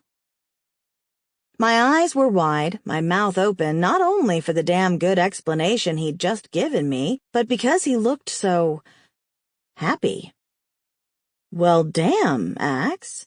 It's a shame I can't hear you play sometime. Yeah, it is, he agreed with a sad smile. We were really fucking good. Took it on the road for a while, but I hated being away from the club, if the truth be known. Tried to keep it going when we got back, but then club politics eventually got in the way and the band broke up. I always thought we'd get it going again someday, but then the fucking end of the world happened. Shit happens, I guess. He shrugged like it was no big deal, but it clearly was a big deal, at least to him. Nina? Timbo said, clearing his throat to draw my attention. Any chance of that nap now? Yeah, sorry, Timbo. Go right ahead. Thanks. He smiled. Just don't tell Aiken, okay? I'm supposed to keep a close eye on you two. He looked at Axe and then back to me. Mainly him. I'll watch him for you, I said with a smirk. Get some sleep. I think we're all going to need it tomorrow. Timbo nodded, and before I knew it, he was slouching down in his seat and resting his head on my shoulder before folding his arms across his broad chest and closing his eyes. I glanced over at Axe, who was trying not to laugh, and I gave him the middle finger. The hours went by as night turned to day, and we came back to more familiar territory. Barren roads and empty fields turned into dilapidated roads and sidewalks, and buildings began to surround us on each side once again. Everything seemed exactly as it had been when we'd left, and yet so much had changed. As we got closer and closer to the clubhouse, my heart began to beat faster and harder in my chest, nervousness clawing at my throat like I wanted to scream. I nudged Timbo awake, and he sat up abruptly and grabbed his crossbow before almost falling off his seat. It's all right. We're just nearly there. I thought it best to wake you up. I patted his arm. Timbo rubbed at his eyes and yawned. How long was I out? A long time, I replied with a smile as he looked around us in sleepy confusion. Over 3 hours. Timbo turned to me, his features softening at my words. He didn't say anything, and instead nodded at me, and I hoped that meant that I could count on him for something. Anything. I hoped that it at least meant that maybe he trusted me a little, because I could really do with more people to trust. As the gates of the clubhouse came into view, I glanced over at Axe, watching the tick of his jaw and realizing how anxious he must have been feeling too.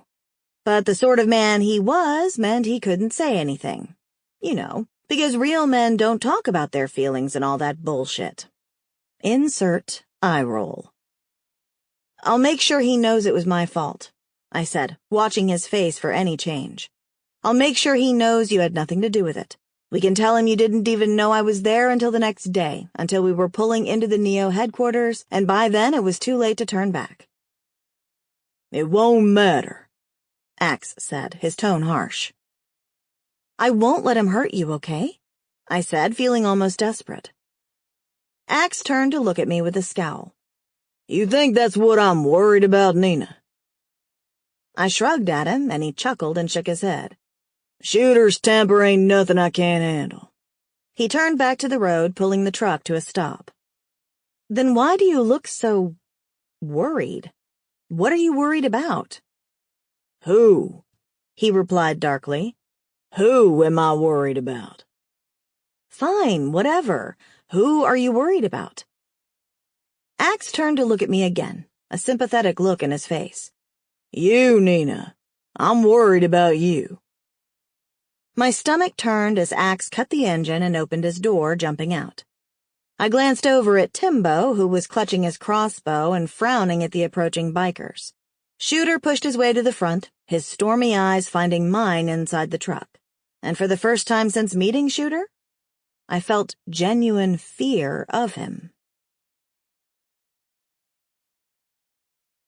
Chapter 25. He your fella? Timbo asked cautiously, watching as the long-haired, bearded biker with eyes full of rage and body full of twitching muscles pushed everyone out of the way and stormed toward the truck. And me. Sort of, I guess. Shit. I watched him get closer and wondered what I could do to calm him down, because the man looked like he wanted to put a bullet in every person around us. Axe moved swiftly around to the front of the truck toward him and started to say something, but before he'd even finished his sentence, Shooter had turned and thrown a punch so hard it knocked Axe off his feet. It literally lifted Axe off of the ground before slamming him back down to earth, where he landed on his back with a heavy oomph. Axe was scrambling back up to his feet quickly, though he looked dazed and blood trickled out of his nose.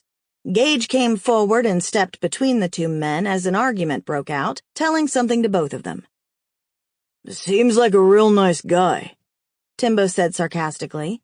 He should probably get that under control before Aiken sees, or he'll be turning this convoy around and heading back to Neo without even slowing down. Yeah, I replied, dreading speaking to Shooter more and more with every passing second. The man looked pissed, more than pissed. I didn't think there was even a word to describe what he was right then. I bet if I tried to look up the word in the dictionary to describe how spitting mad Shooter was, I wouldn't be able to find one. I bet there would just be a picture of his face glaring out from those dusty yellow pages, staring hatefully into my soul. "I'm serious, Nina," Timbo continued. "Aiken won't put himself or his people at risk if he thinks that guy's a loose cannon. He only came here because of your little dramatic speech, so you best get out there and fix whatever this is." He waved a hand at the angry tornado of rage in front of the truck. "Aren't we all loose cannons? I mean, really, aren't we all just one rusty screw away from falling apart?" I said desperately, trying to delay the inevitable.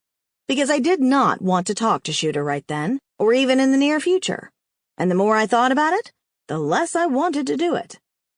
"Not Aiken," Timbo replied simply. "I don't think I've ever seen him lose his temper. That man is as cool as a Cucumber?" I interjected. "Exactly. Aiken is cool as a cucumber, but that man," he said, pointing at Shooter, "that man is the exact opposite, like a chili or something." I scowled at Timbo. A chili isn't even the opposite of a cucumber, but whatever, Mr. Dramatic. I groaned and dragged a hand down my face. I reluctantly opened my door and jumped down from the truck before walking around to the front of it, feeling sick to my stomach because I could hear the shouting more clearly then, and if there was any previous doubt that it was about me, there wasn't any more. "You should have brought her straight back here, motherfucker," Shooter raged. "I should kill you right now." "There wasn't time," Axe bellowed back. "If it were your woman, you would have made the time. You risked her life, the future of the highwaymen, and for that alone I should end you." "Shooter!" Gage shoved him back as he tried to get at Axe again. "Calm down, Prez." "Calm down. My woman could have been killed out there." "But she didn't die, did she? She's back and she's fine." Gage turned to glare in my direction. "Like a cat with 9 fucking lives, this one, so chill." "Gee, thanks for being so happy to see me again, Gage," I gritted out. The group of men fell silent, and Shooter turned to look at me, his mouth a thin line of disapproval, his eyes wild.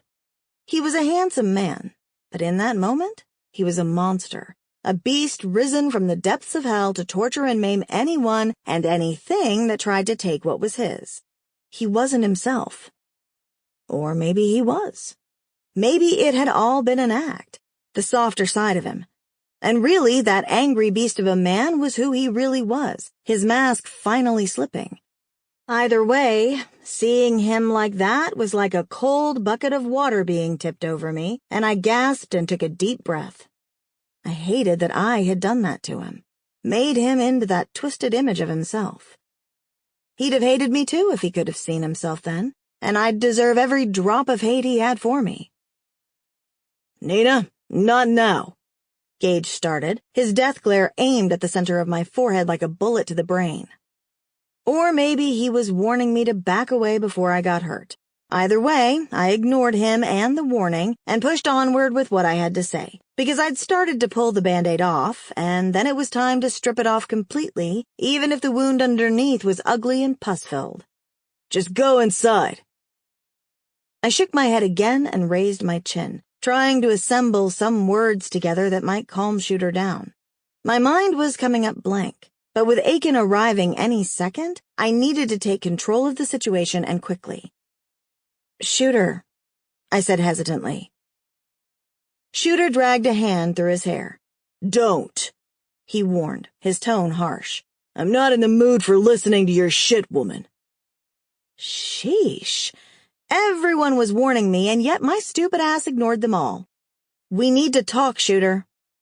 "So get your ass inside and let's talk then," Shooter snarled, with barely contained rage. "I'm not going anywhere with you until you calm the hell down." "Why? You afraid?"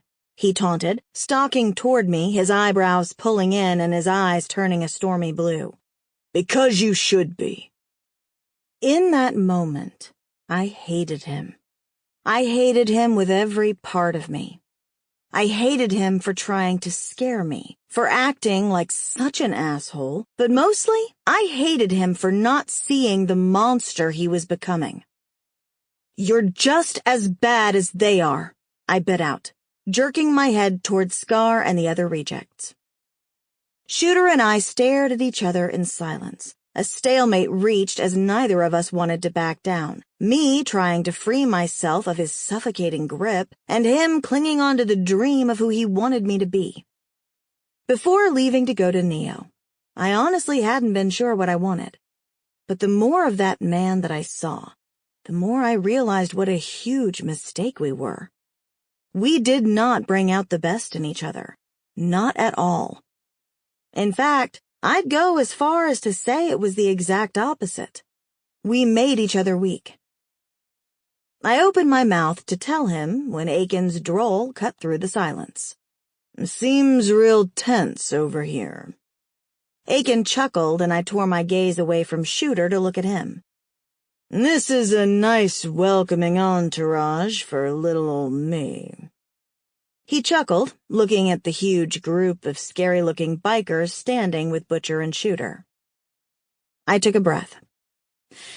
"Aiken, this is Shooter, the leader of the Highwaymen, and this is Butcher, the leader of the Devil's Rejects. Shooter, Butcher, this is Aiken, the leader of the New Earth Order. He's here to help us kill the savages, rescue our people, and get home alive." "Pleasure to meet you, fine men," Aiken said politely. "And thank you for that wonderful introduction, Nina. Have I ever told you what a way with words you have?" He grinned at me. His people had climbed down from their trucks and were coming up behind him, ready to kill anyone or anything that tried to harm their leader. Butcher stepped forward, reaching out with his one arm to shake Aiken's. "Thanks for coming to help," he grunted, not used to the formalities. "I'm taking it you've been well informed of what we're up against." Man, he was a mess. His eyes were ringed with darkness, his skin sweaty and gray. And despite the act that he was clearly putting on, he couldn't hide the shaking that ran through his body as he fought off death. If I were to guess, I would say he only had days left before he turned into another enemy. Aiken looked at the dirty bandages wrapped around Butcher's stump and smiled before letting go of his hand, and I wondered if he was going to say something about it. "Your lady friend here gave us a very clear picture. Quite the eloquent one, ain't she?"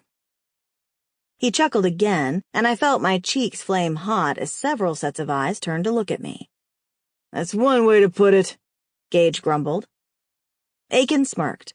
"Well, she got me here, and I'm not an easy man to convince. So I think she deserves at least a little of your respect for that, don't you think?" I looked to the ground, feeling uncomfortable under the praise. "It's fine. Let's just get on with this, okay?" I mumbled, looking back up at Aiken and willing him to drop the subject. "Well, we're here to help put an end to this madness. This other group, He looked to me. "The savages." I helped. He pointed at me and nodded. "That's right, the savages, well, they have 2 of our people, and they've already killed another of ours, so we have our own incentives too. But I think the rest of this is probably best discussed inside your gates, since we're starting to attract a little unwanted attention out here." He pointed to 3 shambling debtors coming from between an old hardware store and a pharmacy. They were older debtors, decrepit and semi-naked, what little clothes they did have hanging from their bone-thin bodies like dirty sheets hanging out to dry. Butcher nodded at 2 of his men. "Rev, Anvil, deal with those." The 2 men jogged away from us and set about disposing of the 3 debtors. "Let's get inside then. We have a plan, and with you here, I think we have the numbers now. Some of our brothers also got in this morning and brought a lot of weapons with them too. I think it's about time we ended this if you're ready. We're intending to move quickly on this," Gage said. He glanced over at Shooter, whose rage toward me and the world had finally begun to dampen. "That good with you, Shooter?" Shooter looked at Aiken, his normally handsome features hard and ugly. "Tell me, is Mikey one of your men?" he asked bluntly, surprising me enough to take a step forward. I glanced over at O'Donnell, noticing her watching Shooter intently too, and I couldn't help but worry about what the hell Shooter was getting at. It wasn't like he didn't already know that information, and squaring up to Aiken was a sure way to make him and his people get back into their vehicles and leave. "Sure is. Real nice guy, too," Aiken replied, as if we were discussing Christmas card lists. "Not been with us that long, but he's a Neo through and through, and he's protected by us like I'm his guardian fucking angel." He smiled and shifted the matchstick to the other side of his mouth, completely unfazed by the tension rolling around us all. "That solve any issues you might have had, or do I need to be clearer on the subject?" Shooter smiled back, but it wasn't the handsome smile I used to love. That one was dark and deadly, and made my stomach flip for all the wrong reasons. "We roll out in an hour. Get your shit together. Butcher will fill you in on the information we've put together on the savages." He looked over at me, his cold blue eyes pinning me. "Nina, we need to talk. Now." All eyes were on me, and I was hoping a hole would open up beneath me and suck me under. It would have been less embarrassing than that. "Prez, think you need to be in on the meeting," Gage interrupted. Shooter tore his gaze from me to glare at Gage. "Well, brother, if you don't think you can run a fucking meeting without me there to hold your hand, let's get to talking." Shooter glanced back at me. "We've got things to discuss when this is through. Don't you forget it." "I'm sure she won't," Aiken butted in, like he was my great-uncle Aiken come to restore my faith in men. Shooter scowled and turned before heading inside, and one by one we all followed. Gage and Butcher waited for Rev and Anvil to finish the 3 debtors off, and then they locked the gates behind them, leaving 2 prospects guarding the front gate. I trailed behind everyone, not wanting to go inside, but knowing that I had to all the same. Gage waited by the clubhouse door, and as I went to go inside, he gripped my arm. I glared up at him in annoyance, but he looked inside to make sure no one was around to listen and then back down to me. "Don't give me that look. I told you how it would be, Nina. Not sure what the fuck you thought you were doing going off like that, but he's gone off the deep end now and I don't know how to drag him back into reality. You sort this shit out before we go to war or we're all gonna end up dead," he growled out. "And I ain't dying for you," he added on, before releasing my arm and storming inside. I rubbed my arm where he'd just grabbed me and stared at the empty space he'd left behind and wondered, not for the last time, how the hell I'd gotten myself into that situation. Had I let my heart rule my head, or the other way around? I guess it didn't really matter. Only the end game mattered. And the end game was killing those cannibalistic psychos and saving Mikey. After that, who knew what would happen? My life was a constant roller coaster, and I had a feeling that I was just reaching the big climb before the final drop. What would be at the bottom was anyone's guess. Chapter 26. I pushed open the clubhouse doors and stepped inside, the darkness enveloping me before my eyes quickly readjusted. The clubhouse was busier than it had been the last time I had been there. I let the door close behind me, but I stayed where I was, not really certain of where my place was within those people. I didn't belong with the rejects, and yet I felt like an outsider now with the highwaymen. I was kind of like an outsider, but on the inside. And no one liked me, but everyone was pretending to. Well, some people were, I thought as I caught another glower from Gage inside the church.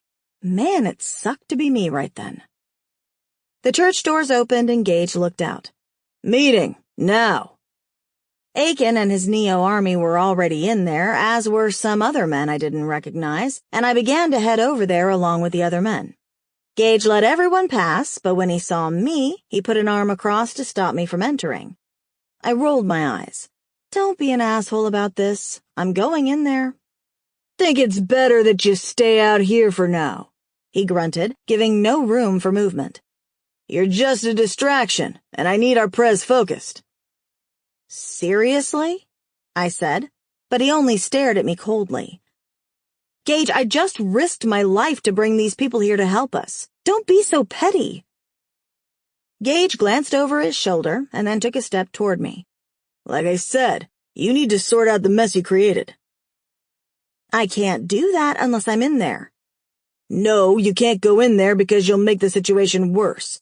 Go take a shower, freshen up, and when Shooter finishes up in here, you see if you can sweeten him up long enough to fucking calm down. He looked me up and down. I'm going to act like you didn't just say that to me, I said, my stomach burning with annoyance. Gage smiled at me.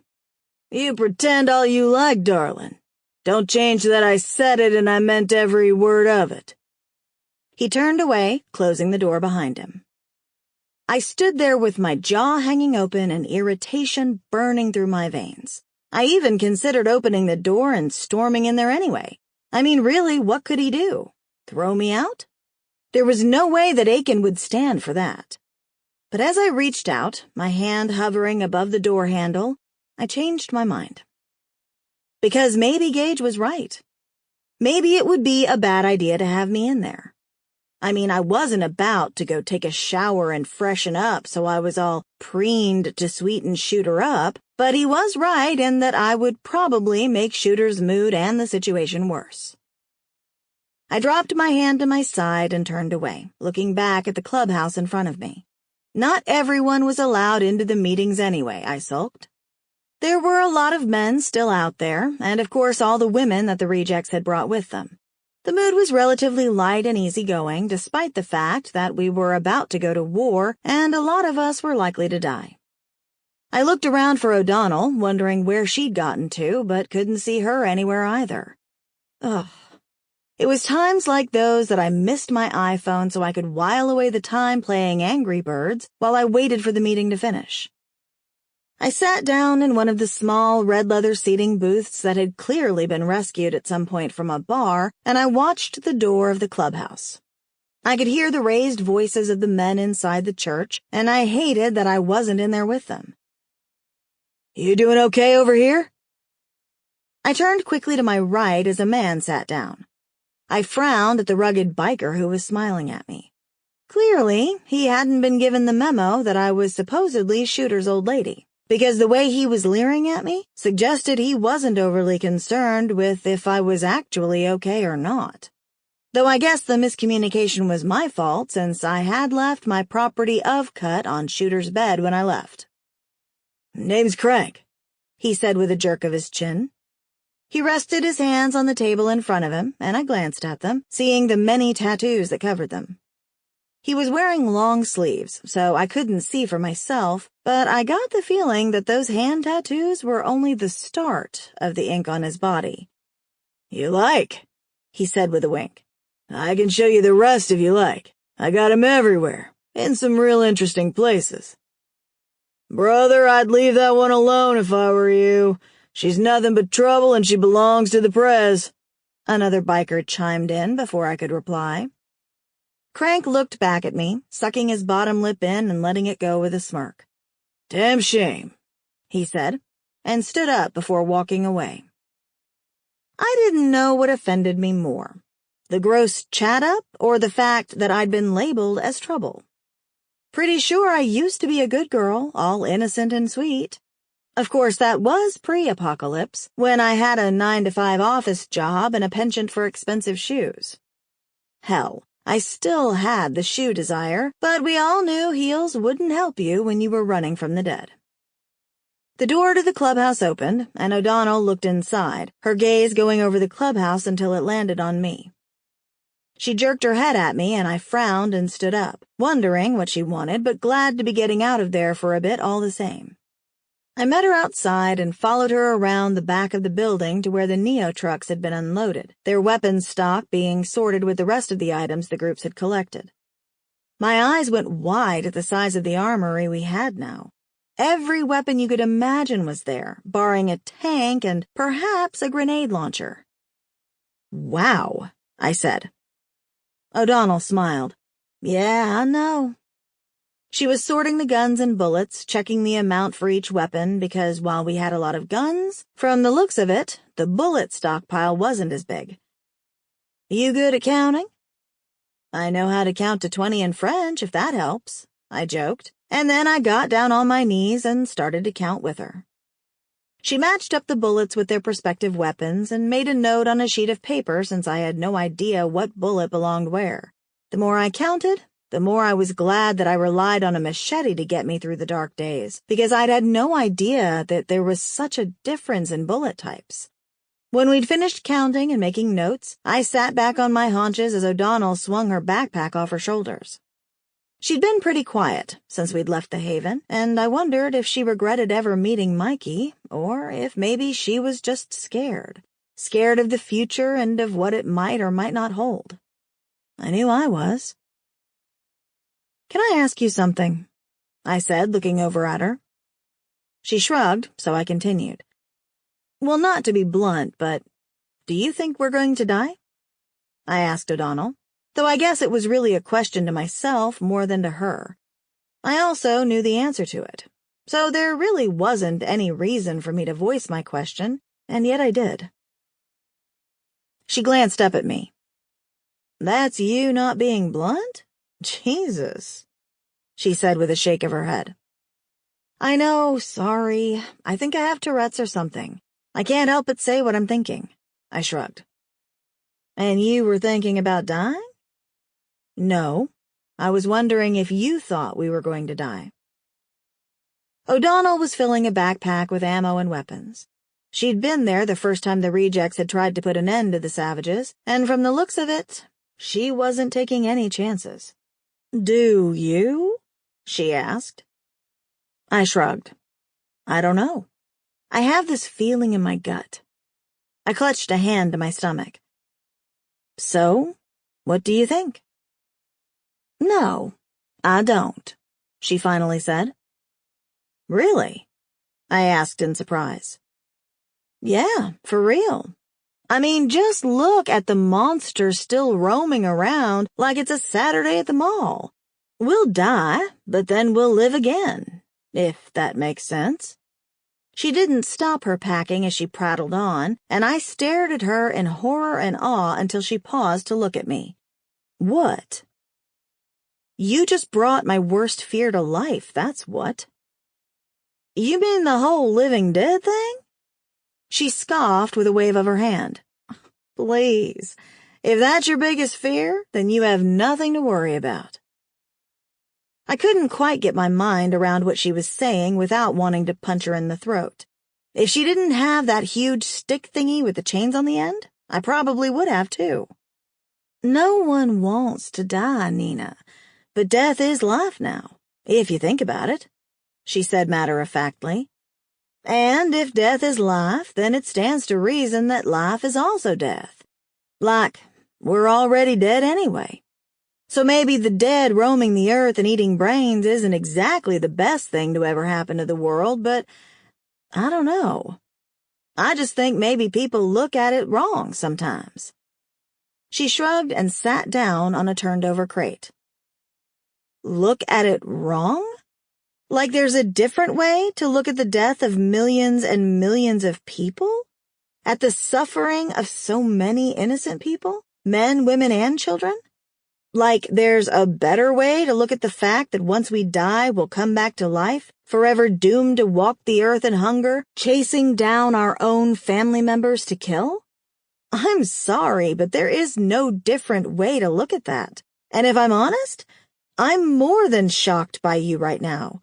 Of all the things I've heard, and of all the people I've met, that has to be one of the most messed up." She shrugged again. "I'm not stupid. I know all of that is horrible. More than horrible. I get it. My point is, what if this is just our evolution? Are you shitting me right now? I scoffed. You think this is our evolution? Well, why not? We multiplied and multiplied until we were killing our world, destroying it to the point that there was no turning back, and now look. No matter what happens to the world now, we'll survive it, so we've won, right? We evolved to withstand our own destruction. O'Donnell looked at me, her chin raised in defiance, and I was all about set to end her misery because clearly she was batshit crazy. Global change killed the dinosaurs, then the great floods came and wiped out most of the world, and now we have this. It stands to reason if you stop acting so horrified and consider it seriously. Mentally, I was already sharpening my machete, ready to take down the bitch. I was just waiting for the right moment. Surely there wouldn't be any repercussions once I explained that she'd lost the freaking plot. It was basically a sympathy killing, right? And then she started to laugh. And laugh. And laugh. And then I got it and let out a huge sigh of relief. I thought you were serious, I yelled, half laughing myself and half terrified by how convincing she was. Oh my God, I was going to kill you. She wiped away the tears under her eyes and grinned at me. In truth, that's what my mom actually believed. When I looked at her in shock, she nodded her head. Seriously, she was, well, let's just say that she was a fantasist and a raging hippie. She thought the first week of the apocalypse was a bad trip she was on because of some bad shrooms she'd eaten. O'Donnell laughed, but I sensed that it wasn't really funny to her. Would you really have killed me? I raised an eyebrow at her. Do you really want me to answer that? She smiled, though it seemed sad. Nina, if I ever start thinking like that, or hell, if I ever die, end me, okay? When I didn't reply, she took a step forward and grabbed both of my hands, causing me to drop my machete. It landed on the ground with a loud clang, but I paid it no attention because I was so lost in the ferocity that had grown in O'Donnell's eyes. Back at Neo, we make each other that same promise. But for some reason, you and I keep ending up fighting next to one another. So now I'm demanding it of you. End me, okay? She repeated, and I nodded. Good. Because I don't want to end up like one of those things. My mom turned and I couldn't do it for her. Now she's out there somewhere. She let go of me and stepped out of my personal space. I chewed on my bottom lip, wishing I could say something to make her feel better, but I couldn't. I could sympathize with the guilt that she must have felt, but for me, it had never been an issue killing people that had turned.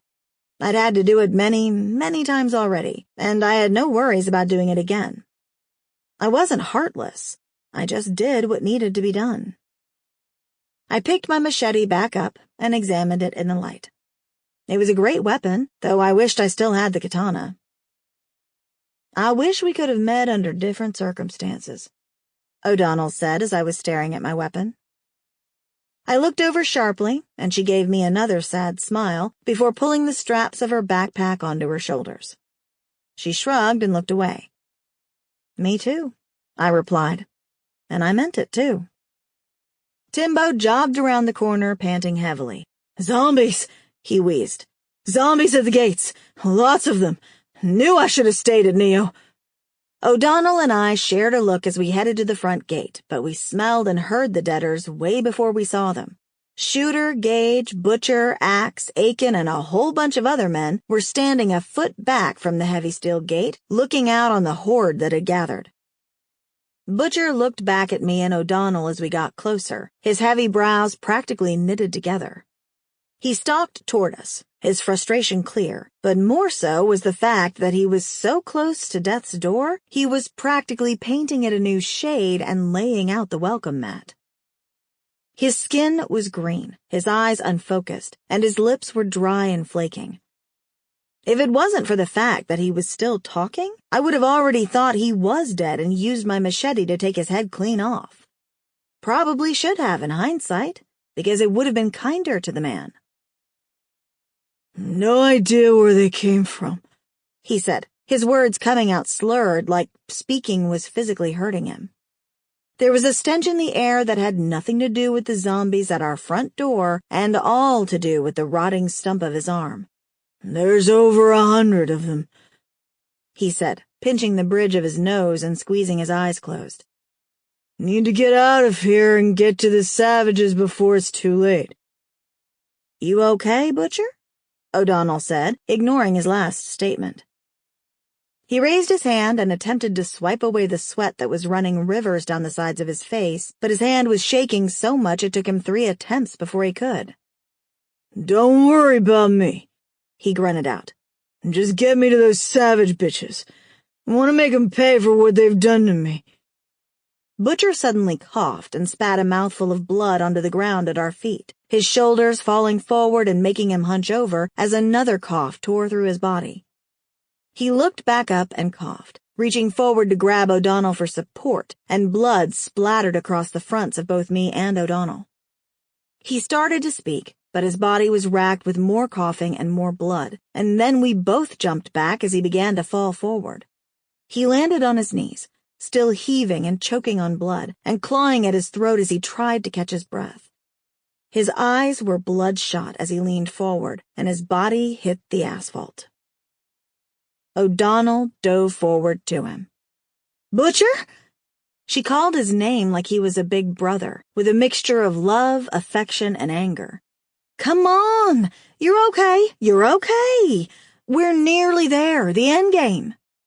The other men around us all turned to look at what the commotion was, their eyes going wide when they saw Butcher on the ground, surrounded by blood, his body convulsing. They ran to help quickly, pushing Butcher over onto his back. He coughed again, blood splattering up into the faces of his brothers. His bloodshot eyes were rolling back into his head, but he was still trying to stand up. "Give me up! Give me up!" he growled out, choking on words and blood. "Stay down, brother," Anvil said, kneeling next to him. He shook his head, still trying to make out like everything was okay, and he just needed a shot of whiskey and a cigarette to get him through it. But it was clear to everyone watching that Butcher's time was up. That was his ending, right there on the clubhouse grounds, before the fight even began.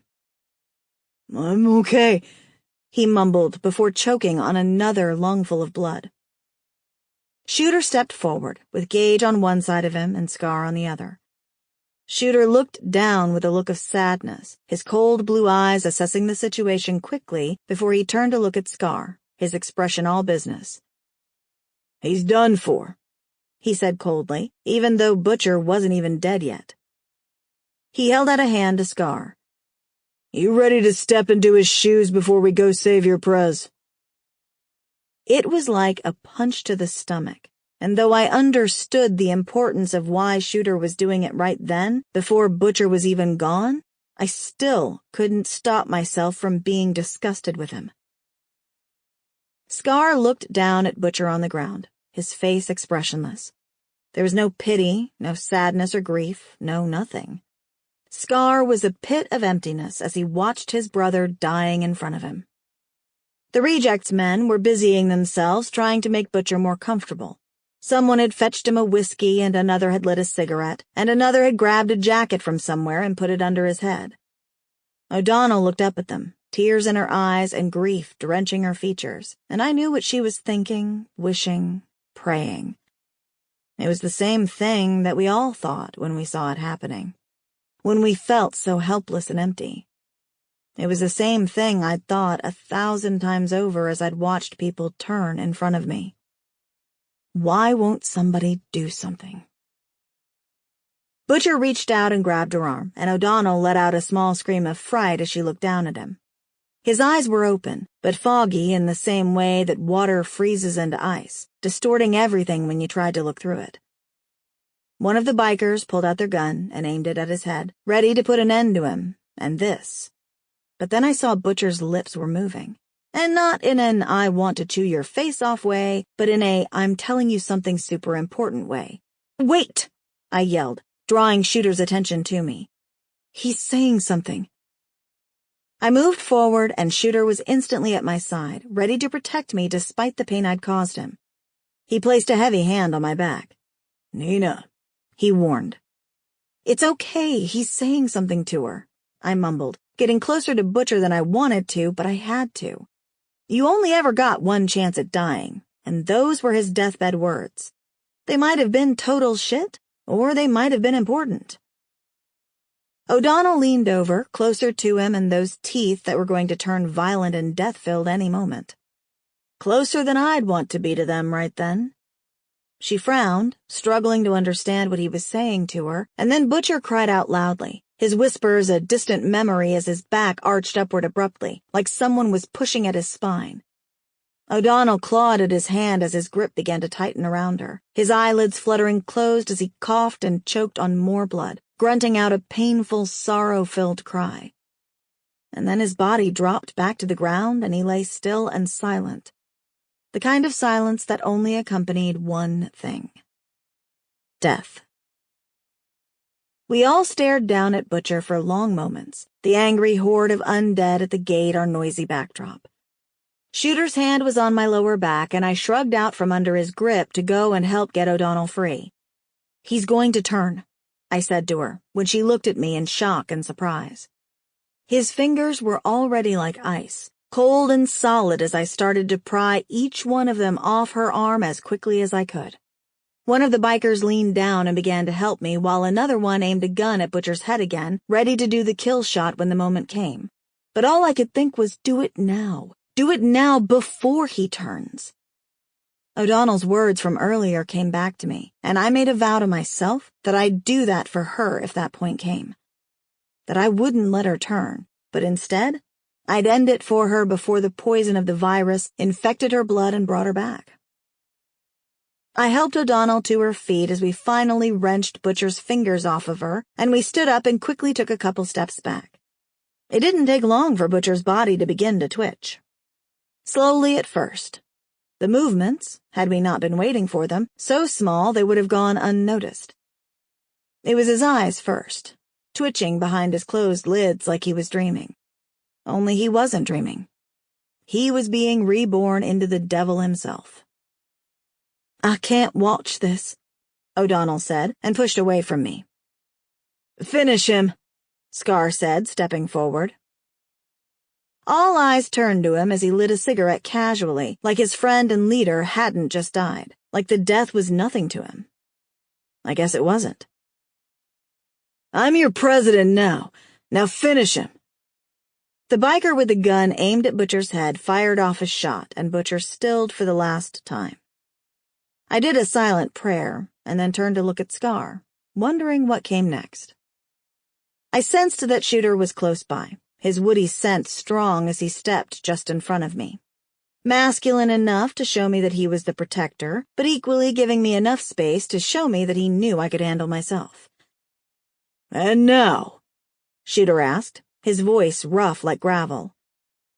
And wasn't that the question we were all thinking? What now?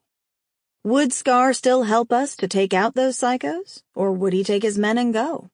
Drag was their leader, their president, but there was no promise that he was still alive. And if he was alive, then Scar would no longer be in charge, a title he was clearly ready to accept. Scar grinned and blew out a mouthful of smoke. He took a step forward, coming toe-to-toe with Shooter. The highwaymen bikers stepped closer to Shooter, and the rejects? The rejects didn't know what to do anymore. And I couldn't really blame them. I mean, I could, obviously, but I totally understood their predicament. They were soldiers ready to follow their leader, but they were torn as to who their leader was then, and who they wanted it to be. Before any of us could argue it out, though, there was the screech of metal upon metal by the gates, and we all turned and stared in horror as a truck barreled into the gates.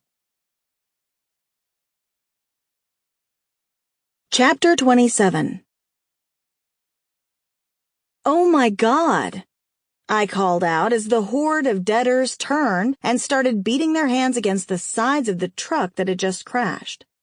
There were too many of them, and they were too close to the truck for me to be able to see who was inside, but I didn't need to. The screams coming from inside told me everything I needed. "We need to help them," I yelled, turning to Shooter. "There's women in there." I watched as one of the women started to climb out of the passenger window, and my heart froze, realizing how bad it really was. "Shooter, that's your women! The Highwaymen women!" His frown deepened, and his eyes went wide as my words sank in, and then he looked away from me, toward the mass of bodies trying to get into the truck, as another of the women climbed out the window and onto the roof of it. The gates thankfully hadn't collapsed, and instead the truck was holding them in place, but that would only be for so long. Metal screamed as the truck moved under the weight of the deaders beating on it, and I covered my mouth to stifle my cry. "How?" he grunted as we all moved forward, Butcher forgotten. "How are they even here?" "It don't matter how, we all die if we open those gates," Scar snarled out, his gold teeth flashing at me.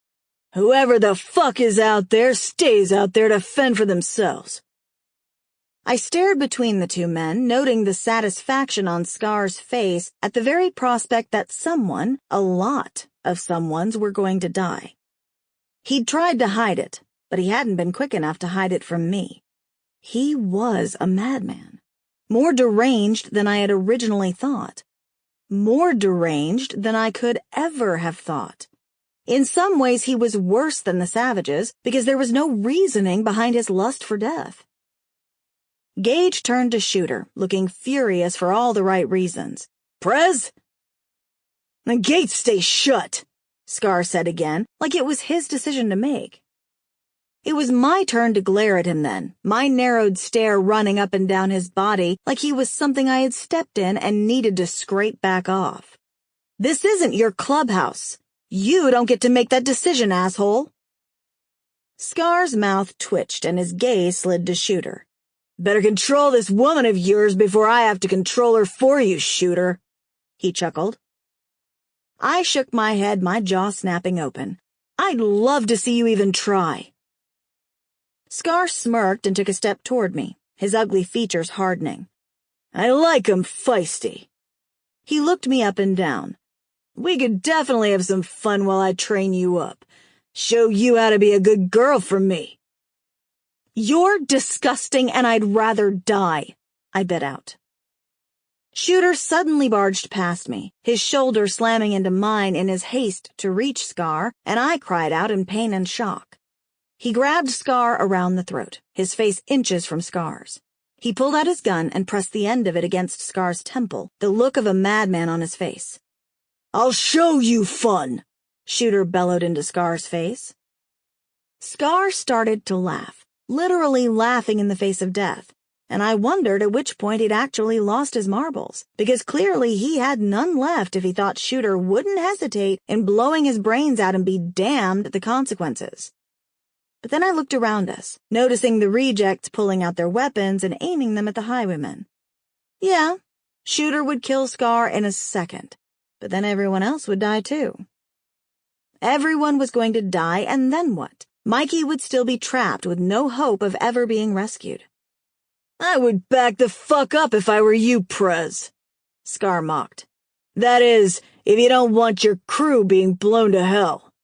"Shooter, let it go," Gage said, his dark eyes moving around us. "It ain't worth it. He ain't worth it." I knew he was talking about me, that I wasn't worth it, and I agreed. Those men's lives weren't worth mine, not even close. But those women by the front gate? They sure as hell were. "Shooter," I said, placing a hand on his shoulder. "They need our help. Come on." I could feel the anger running through him, like a volcanic rush of heat burning through his body. My fingertips almost blistered as I touched his skin. I felt no shame in admitting that I feared him and that feeling in that moment. I feared what that sort of anger could do, of what he would do. "He'll get his," I said. "Now help me save these women, please." More screams tore through the air as the sounds of hands crashing against the metal of the truck and breaking glass could be heard. I turned to look, watching as a debtor reached in through the broken window of the truck and a gunshot sounded out. The debtor flew backwards, blood spraying from it, but there was no reprieve as another one took its place. I looked over and saw O'Donnell, who must have stopped walking away when the truck had crashed, and I don't know what it was in her stare that told me she had my back, but I knew she did. I nodded to her, and I turned and headed toward the gate, hoping like hell that Shooter would follow me. It started as a walk, but ended up as a jog and then a run as my desperation to save those women burned through me. I was pretty sure that Shooter was calling my name and Scar was yelling about not touching the damned gate, but I didn't care what either man had to say. Those women needed my help, and I would do what needed to be done to save them. O'Donnell was next to me. "What can we do?" she asked. "I don't know," I replied, looking up at the tall gate. The two prospects came over to us, one a reject and the other a highwayman, neither of them caring that they were from opposing clubs. All that mattered was saving the people just outside our reach. They glanced back at the crowd of men walking over to us slowly, neither man looking happy. "What can we do?" one of them asked. "We need a distraction," I said. "We need to get the debtors away from the truck so the people inside can get out." I looked over the decaying faces that were pressed against the bars, their rotten teeth snapping at us. "And then we need to kill them all." "And quickly," O'Donnell added. "Those gates aren't going to hold for long now." She was right, I decided. The truck had crashed into the gates, and though they hadn't been brought down, the gate on the right had definitely gotten weaker on its hinges. The telltale creak of rusted metal echoed quietly under the pressure from the horde pushing on it. "Plus zombs attract zombs," the reject prospect added. "Exactly," I agreed. I pulled out my machete, wishing it were a machine gun that could take the monsters out. "That's probably the least of our worries right now," Aiken said, as he came to stand with us, clearly ready to help me. And if I could have hugged him without Shooter trying to kill him, I probably would have. "I already set perimeter explosives a couple of 100 feet up the road. I'll blow it and hopefully get some of these things to take off toward the noise." It made sense then why Aiken's men had been so far behind us when we'd pulled up to the clubhouse. "Perimeter explosives?" Gage asked, his voice a deep rumble of disapproval. He came to stand next to us, his features hardened and his jaw muscles twitching. Aiken turned to him with a huge, shit-eating, couldn't-care-less grin. "Yeah, brother, huge explosives." He laughed, gesturing with his hands. "Like you wouldn't believe." He chuckled, almost daring Gage to say something about it. "Thank fuck for that, then," Highlander laughed back. I thought we were all gunners for a minute there, then. At least someone had some sense about them." He winked, and I wasn't sure whether to laugh or cry. The Neos gathered around Aiken, and I noticed that the rejects and the highwaymen were no longer mingling together like brothers reunited. I hardly knew those men, yet it was still a horrible thing to witness after seeing how close they could be and how they had stood together, ready to fight side by side. Worry gnawed in my gut about what was going to happen with Scar in charge, but I pushed it to one side because I couldn't think about that right then. "The gates stay shut," Scar said once more, as Aiken pressed the button on a small control pad about the size of a cell phone. I turned to glare at him. "Shut the hell up!" He chuckled and lit a cigarette and blew out a mouthful of smoke like he didn't have a care in the world. I turned away before I really lost my temper and took off his head with my machete. A couple seconds went by, and I looked over at O'Donnell, wondering whether Aiken's explosive was faulty, when the ground beneath us shook, and we heard the sound of a building exploding in the distance. The echoing blast rumbled into the sky, shaking the buildings around us and making the ground quake under our feet. Smoke billowed up into the sky, and as predicted, some of the debtors moved off like nosy neighbors to find out what all the commotion was about. Not enough went for my liking, but some was better than none, of course. "Take out the ones at the front?" I suggested with a shrug. "Sounds as good a plan as any." Crank, the biker that had talked to me earlier, said with a smile. He started toward the gate, and O'Donnell, Aiken, and I followed suit, with the rest of the bikers copying us.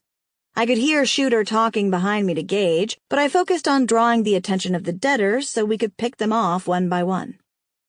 The first deader slid onto the end of my machete like a marshmallow, and I retracted my blade, sliding it back out of its mushy skull and letting it fall to the ground before sliding my weapon back between the bars and into another. I missed the kill shot that time, but it was easily rectified as the stupid thing moved closer to me in the bars, and O'Donnell reached over and slammed a hand blade into its skull. She wrenched it back out, barely avoiding being sprayed with zombie goo, and then handed me the small blade with a wink. "Always carry a backup," she said, and I nodded in agreement. "Thanks," I said, not stopping in my killing spree. The sound of a truck's engine had me turning after my fourth or fifth kill, and I saw Timbo driving over to the gate in one of the bigger Neo trucks. He pulled it up to the gate, close enough to stop it bending inward any more than it was, and potentially collapsing, and then Gage and Shooter and some of the others climbed up onto the hood, raised their rifles, and started shooting into the horde with one of the bigger guns.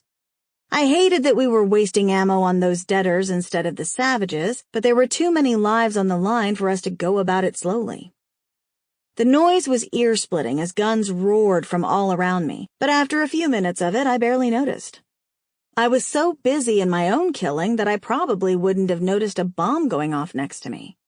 Deaders were surging forward, their hands reaching through the gaps of the gate, and Crank and another man were slicing them off with what looked like medieval swords. It wasn't killing them, but it at least stopped them from grabbing at us so we could get close enough to put blades through their skulls. My arms were beginning to tire, but I surveyed the scene in front of me with a smile because there were barely 20 of the things left. The women had started to climb out of the truck and up onto its roof, their own guns aimed down at the deaders surrounding them. The ones that didn't have guns looked uncertainly between themselves before climbing down and taking the remaining monsters out one by one. And then I saw the most wonderful sight ever. Amara. She climbed out of the back of the truck, a long katana in hand, and jumped to the ground before swiping at the deaders that surged toward her. "Oh my God," I laughed. And maybe I cried at the same time, too, who knows? It was probably just a little zombie goo in my eye or something.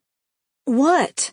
O'Donnell said next to me, panting as she stabbed at a red-headed deader with green skin and a nose with a huge wart on the end that made it look like she was a witch. All the deader needed was a broomstick to fly around on, and it would have been the perfect Halloween costume. "It's Amara," I said with a grin. I blinked away the zombie goo so I didn't cry anymore. "That's my friend." "Wait, you have a friend?" she snarked with a feeble attempt at a smile. "Will you hold still, stupid zombie?" O'Donnell yelled as she grabbed the deader by the shoulder and dragged it to the gate bars. I stabbed the short blade she'd given me through its forehead and yanked it back out. "Thanks," she said with a grin. I took a step backwards, using the side of my arm to wipe the goo and sweat off my face. It didn't matter how fit a person thought they were. Put them up against an endless supply of zombies, and it really showed you should have been working on your cardio more. The shooting had finally stopped, and I looked to see the last of the deaders twitching on the ground. The ones that had gone off to check out Aiken's explosions were already on their way back, though, so we needed to get the truck and the women inside the compound quickly. I turned, finding Scar in the crowd behind me smoking a cigarette. "We good to open the gate now, asshole?" I snapped. He nodded his approval, and I glared at him in disgust as Shooter whistled and made a motion with his hand, and the two prospects started to unlock the gate. Timbo began backing the truck up so they could open the gates, and I prayed that the whole damn thing didn't come down. Scar smiled slowly and threw his cigarette to the ground before walking toward me. I stood my ground, and when his arm came up so he could grab the bottom of my chin, I held my machete to his ribs hard enough that he flinched. "Don't ever touch me," I bit out, holding his stare and shaking my face free from his grip. I was so over those men that thought they could take what they wanted, touch what they wanted, and basically do whatever the hell they wanted. If it wasn't for Mikey, I would have left them all to just kill each other. I was so done with them all. You boys gonna let this stand? Scar growled out to the rejects. This bitch is threatening me. I kept my machete pressed against his side, but turned my attention to his men. They looked unhappy, uncertain, and undecided on what to do, so I decided to help them out. Shooter jumped down from the truck, his heavy footsteps heading toward me. Nina, what the hell are you doing? It was stupid and reckless, and after doing everything in my power to stop anarchy from descending between those men, it was going to be me, in the end, that caused it. I ignored Shooter and focused on the rejects. Focused all of my energy on holding the blade that was pressed against Scar's ribs steady in my hand. Are you all really ready to fall in line behind this man? I asked the rejects, the words bitter on my tongue. I mean, if you could really call him a man, I said, pressing harder with my blade when he tried to move away. Wasn't it only an hour or so ago that you were all reminiscing about old times and remembering when you were one club, one brotherhood? And now what? You're turning your backs on your brothers again just because this piece of shit says so? I looked back at Scar. I don't get it. You don't get what, darling? He replied with a sneer. I don't get why anyone would follow a coward like you. I shook my head. I wouldn't follow you anywhere, no matter what the consequences. A coward, he snarled, a sick smile on his ugly face. Give me 5 minutes in a room with you and I'll show you how much of a coward I am, bitch. He snapped his gold teeth at me like a debtor. You'll follow me anywhere I tell you to after that. He had to go, I decided, and be damned the consequences. He had to, because if he didn't die there then under my hand, he was going to get all those other people killed. He was going to poison their minds against everything that we were fighting. Was I scared? Of course I was. But I was also angry.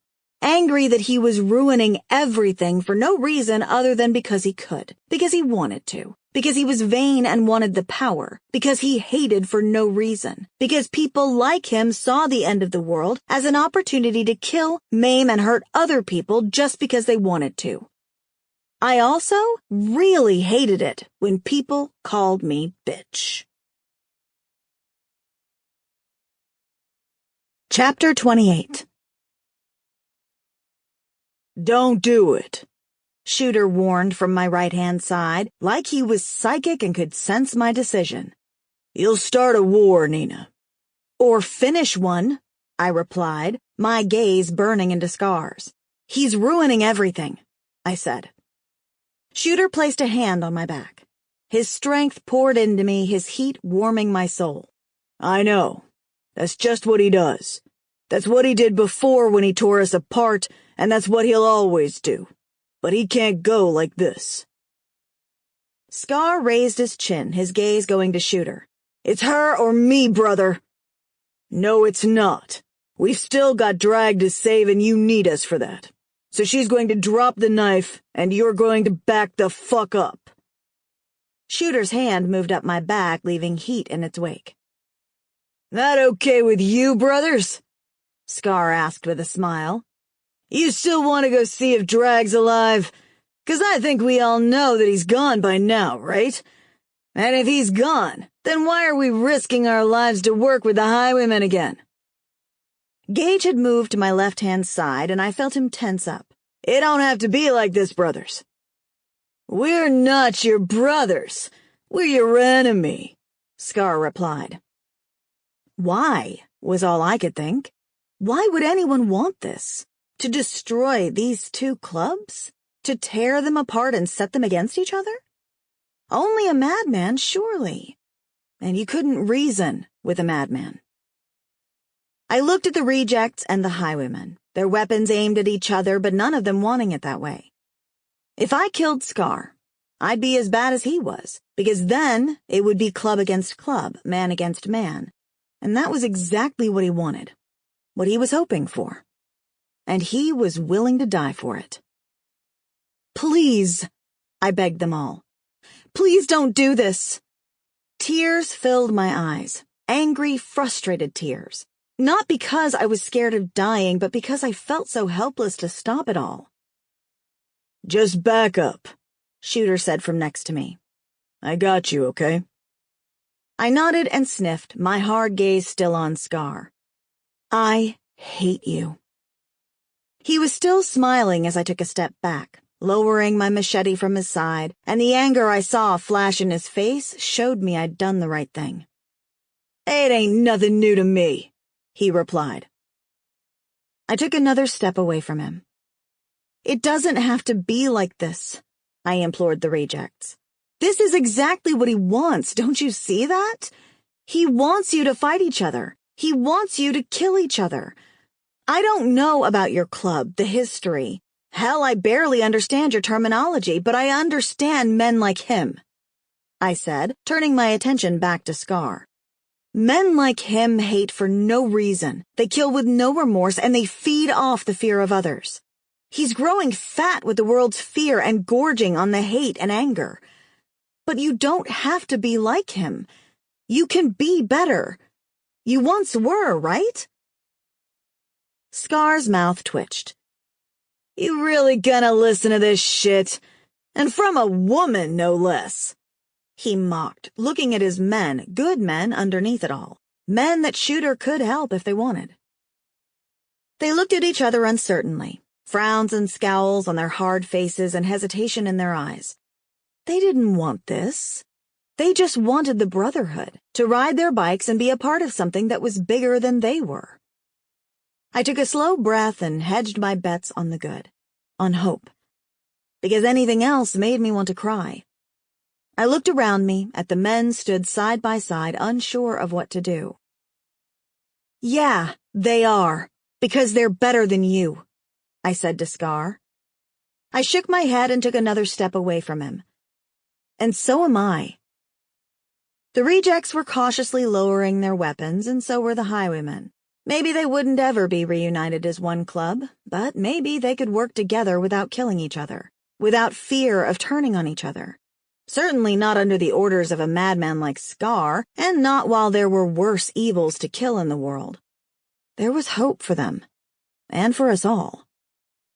Shooter reached over and took Scar's gun from him, and no one tried to stop him, unclipping it from the belt around Scar's waist and tucking it into the back of his own jeans. "We can do this together," I said. I looked up at Shooter, wishing I felt for him what he felt for me. He was a good man, and I was lucky to have him, but my heart belonged somewhere else. And his heart belonged to that club, to those men that needed so much guidance. Those were our rightful places, and I hoped he'd see that soon too. "We'll find Drag, and if he's gone, then we'll help you rebuild your club," Shooter said before adding, "Or you can join back with the highwaymen. It's your choice. Now's the time to make amends, not to fight each other." Scar looked furious. Furious at me and at Shooter and at Gage, and at the fact that his men were listening to us, that they'd lowered their weapons and weren't blindly following him anymore. "You want to know what Butcher said to me?" O'Donnell said, stepping toward the rejects. "He said to kill the savages for him, to make them pay for what they've done no matter what. Why did he have to ask that of me and not you? You were his brothers, right? He should have been able to ask you to do that, but he couldn't because he knew Scar wouldn't let you. He couldn't trust you to get retribution for him because of Scar. Prove him wrong. Do the right thing." I looked over at her in surprise. I hadn't expected her to get involved in this mess. It wasn't the Neo way from what she'd said, but then I guessed she'd been staying with the rejects and Butcher had been a friend in some way. Aiken was staring down at her with no expression on his face, and I couldn't decide whether he agreed with her involvement or not, but one thing was clear. He was standing by her. The highwaymen women had finally made it into the clubhouse grounds and had made their way over to us. They were armed to the teeth, bloody and beaten, and yet they looked more alive than I'd ever seen them. And in the midst of them all was Gunner. He looked like death, but he was very much alive. I smiled and looked up at Shooter. He smiled down at me, those beautiful blue eyes of his staring longingly into mine. I knew it would be okay, I said to him. He glanced up at the crowd of people surrounding us. Friends ready to work together to destroy a mutual enemy, and then what? Then the future was ours. That was what. Yeah, you did, didn't you? He rumbled out with a soft smile. I looked over at Scar. You're done, Scar. These men want more than what you can give them. And what's that? He replied darkly. They want a life worth living and a death worth fighting for, not blood spilled through anger and greed. They don't want the world that you want. They want something better. We all do. I shook my head at him and smiled before turning away, my eyes finding Amara's. God, it was good to see her. Even better to see Gunnar standing next to her. He looked weak, sick as hell, but he was alive, and that was what mattered. It felt like I'd finally made a difference in the world, despite what Michael had said and all the bad forces that were constantly working against the good. Hey, bitch, Scar said from behind me, and I stopped in my steps, my smile falling. I really hated being called bitch. You're gonna be sorry. I turned back to face him, my machete at waist height. Is that so? He smirked. Yeah. You're gonna be sorry and then you're gonna beg for my forgiveness. But I promise you, bitch, it'll be too late. Don't call me that, I gritted out. Scar chuckled darkly. Hey, bitch, you forgot something. I sneered at him, my eyes narrowing. And what was that? His cocky expression changed as he pulled out a knife from the inside of his cut and swung it toward me. I screamed in surprise and lifted my arms up to protect myself, my machete in one hand and the small blade O'Donnell had given me in the other. His first slice bounced off of my machete, the sound of metal upon metal clanging loudly in my ears. But then he swung again, and I felt the blade tear painfully through me, and I screamed in pain as I heard the small knife O'Donnell had given me clank on the ground.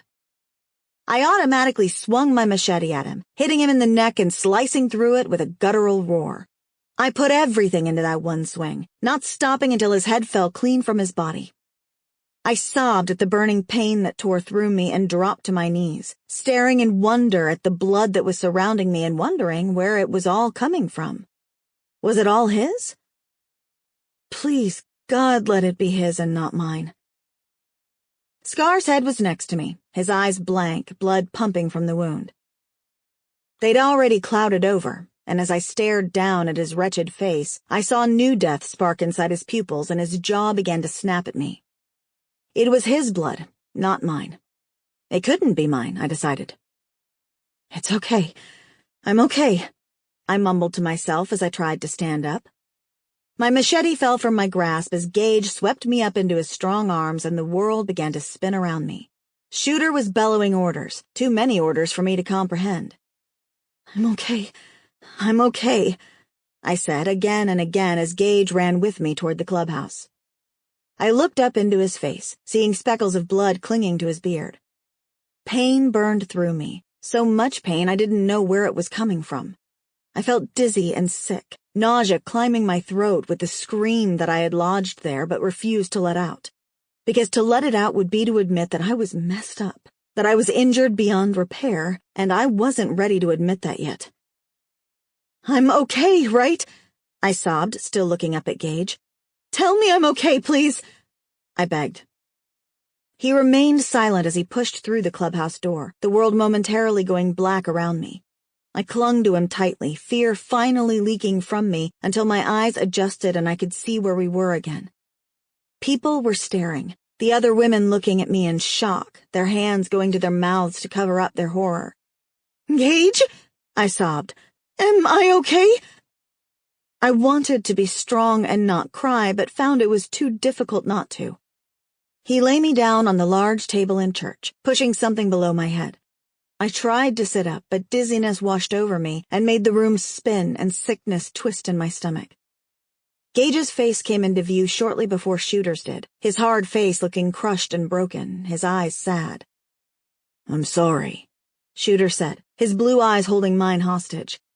"Gage, tell me," I sobbed. "No, darling, no. You're not okay," Gage said. "You're really not okay at all, but we're gonna do everything we can to help you. You hear me?" I nodded and tried to look around me, wondering what the hell was going on.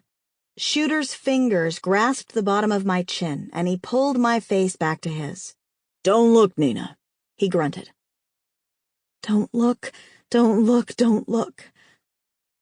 I didn't want to look, but I had to. I had to know what had happened, where the pain was coming from. It felt like it was everywhere. It felt like the pain was inside me, in my veins, in my blood, tearing through my body. I felt hot and sticky with the pain. It was that unbearable. I tried to reach up to Shooter, to cling on to him, but found I couldn't, and that frightened me more than anything, and a sharp yelp of fear tore free from me. I shrugged my chin out from Shooter's grip and looked down again, wondering why they were tying me to the table. Was I going to turn? Was that what the pain was? The burning sensation pumping through me? Was it the zombie virus changing me? "Don't look," Shooter said again, and I sobbed in frustration and fear at his words. "She needs to see," Gage grunted out, looking from me to Shooter. "She needs to know." Shooter leaned over and pressed a kiss to my mouth. "This is all my fault, Nina. I'm so sorry. I should have known he'd be carrying a knife. I should have fucking known." I couldn't find my words. My tongue felt dry and heavy. I looked away from Shooter and Gage, ignoring the sound of the door opening and closing and of a woman's voice talking about sedating me, and I found the strength to look at the damage Scar had inflicted, the violence he had rained down upon me just like he had promised. He'd said that I'd be sorry, that in the end I would beg for his forgiveness, but that it would be too late. And he was right. Because as I stared at my arm, my gaze traveling down the length of it until my watery eyes saw the carnage and destruction he'd inflicted, the blood and the bone raw and vibrant as my gaze reached the wrist, and I saw that my left hand was hanging by bloody threads, I would have done anything to change the outcome. I would have gotten down on my knees and pleaded for Scar to kill me instead of leaving me maimed like that, because that was worse than a death sentence. Chapter 29. Everything hurt. So much so that I wanted to be sick. Maybe that would have been better for me. If I were sick, maybe I could vomit out all the pain that I was feeling, and I'd feel better, because I sure as hell couldn't feel any worse, could I?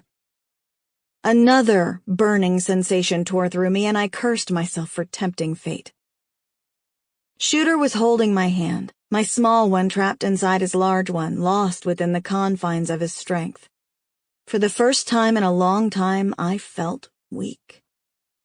Almost as weak as when the world ended and I was a victim. I blinked against the pain and the sadness that pulled at me like the waves of the ocean, tugging at me to give myself over to it. To surrender to my vulnerability and self-pitying grief.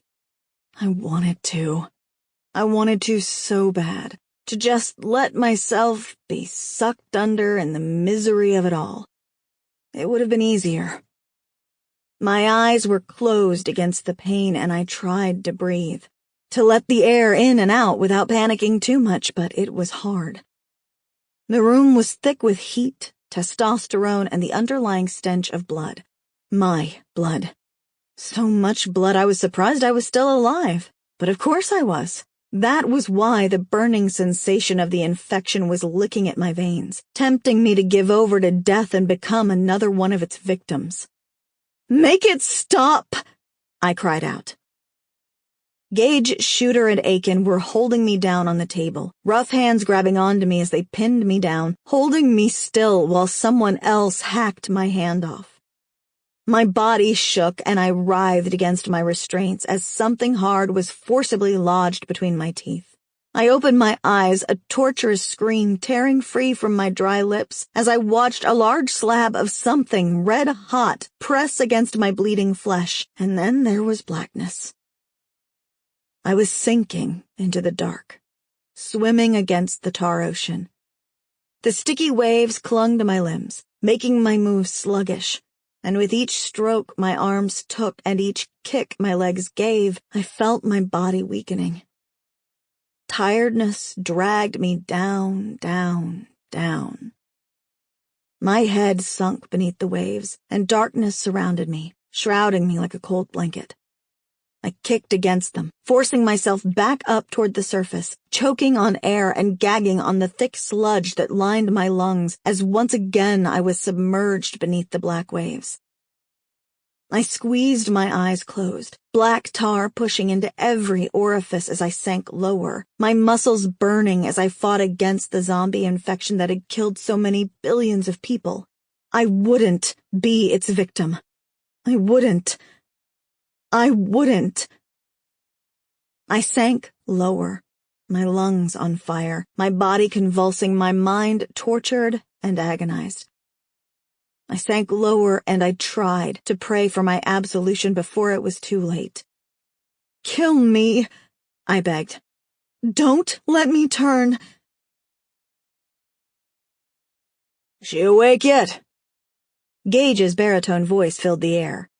"Not yet," a female voice replied. I was asleep?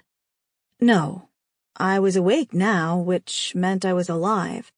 But I was flitting in and out of sleep like a fitful toddler that didn't want to open her eyes and see the boogeyman that was in her closet. But I was alive, for the time being at least. "Nina." He said my name, his voice close to my ear. "Leave her. She needs to rest," Shooter growled out from somewhere else in the room. "We need to talk. People are waiting, wondering if this is still happening." The smell of Gage's cigar filled the room. "Get out of here with that," the woman scolded, and I felt Shooter's grip tighten on my hand before letting it go. I felt cold without his touch. Cold and alone in the bleak and horrible world. Seconds later, the door closed, and I lay there silently, trapped in the darkness behind my lids, while I tried to find some strength within myself. "They're gone," the woman's voice said, and I slowly opened my eyes. The world was blurry, tainted red with my blood as I forced myself to focus and look up at her. She offered me a small smile. "Don't worry. You're okay. I'm Stormy. I'm with the Neos. I'm a doctor, well, vet, but I'm the best we've got right now." I took a deep breath and looked down at my right side before quickly looking away again, because no, I didn't want to see that right then. I didn't want to think it or feel it either, but it was still there, tugging at my subconscious, dragging me back to the haunting realization every time I tried to dismiss it. Tears filled my eyes, and the already blurry world got a hell of a lot blurrier. Hey, it's going to be okay," Stormy said from next to me. I let the tears roll down my cheeks and looked back up into her face. The old Nina would have been instantly alert, ready to protect herself at all costs from whatever new danger there might be. But the new Nina? She didn't care what happened next to her. Not right then. "Is it?" I replied, forcing myself to stop crying. "It is, I promise. We've done a good job of patching you up." Stormy smiled like it was the best news ever, and I scowled like she was talking another language to me. She finally got the picture and stopped smiling at me. "Okay, so it's not perfect, but so long as we keep the infection at bay, you'll live. You're very lucky." "Lucky?" I sneered. "You call this lucky? Are you drunk? High, maybe? Lady, I've only got one hand. There's nothing lucky about that." "Maybe not lucky then, but you're alive, you're relatively healthy, and you have a lot of people that care about you," she said, gesturing to something outside the room. I turned my head to try to see what she was talking about, but Shooter had closed the door after him, so I couldn't see what she meant. I could hear, though, as if my hearing had become heightened, and there were a lot of people talking. "Does it hurt?" the woman asked, and I looked back at her. She had an exceptionally kind face, dark hair, dark eyes, and pale skin, and a smile that showed genuine compassion. So much so that I didn't have it in me to be horrible to her and come back with some biting remark, which was what I wanted to do. But equally, I didn't want to act like it was okay, like everything was going to be fine when I felt anything but.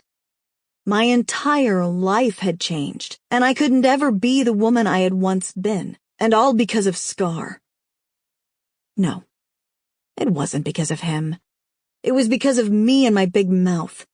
I had goaded him. I had gotten too close. I should have stayed back like Shooter had said. Yes, I replied, answering her question through gritted teeth.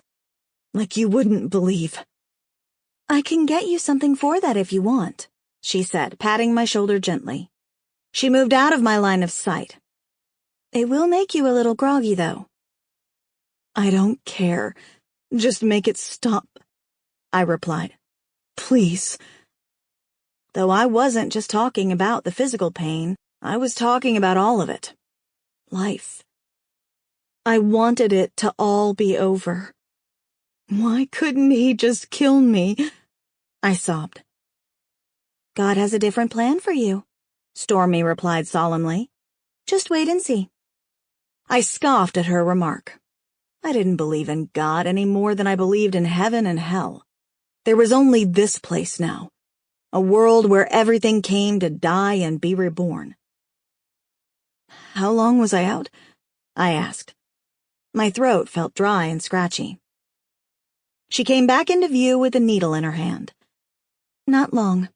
She smiled sadly. You passed out from the pain. The cut was deep, but not quite deep enough to go all the way through. I had to take the rest. I flinched at her words, memories hitting me in the chest of Scar swinging his knife at me, of me deflecting it with my machete and swinging back at him, of Shooter's bellowing voice calling my name as Scar's shocked face flew through the air and landed on the ground at my feet. And then blood. So much blood.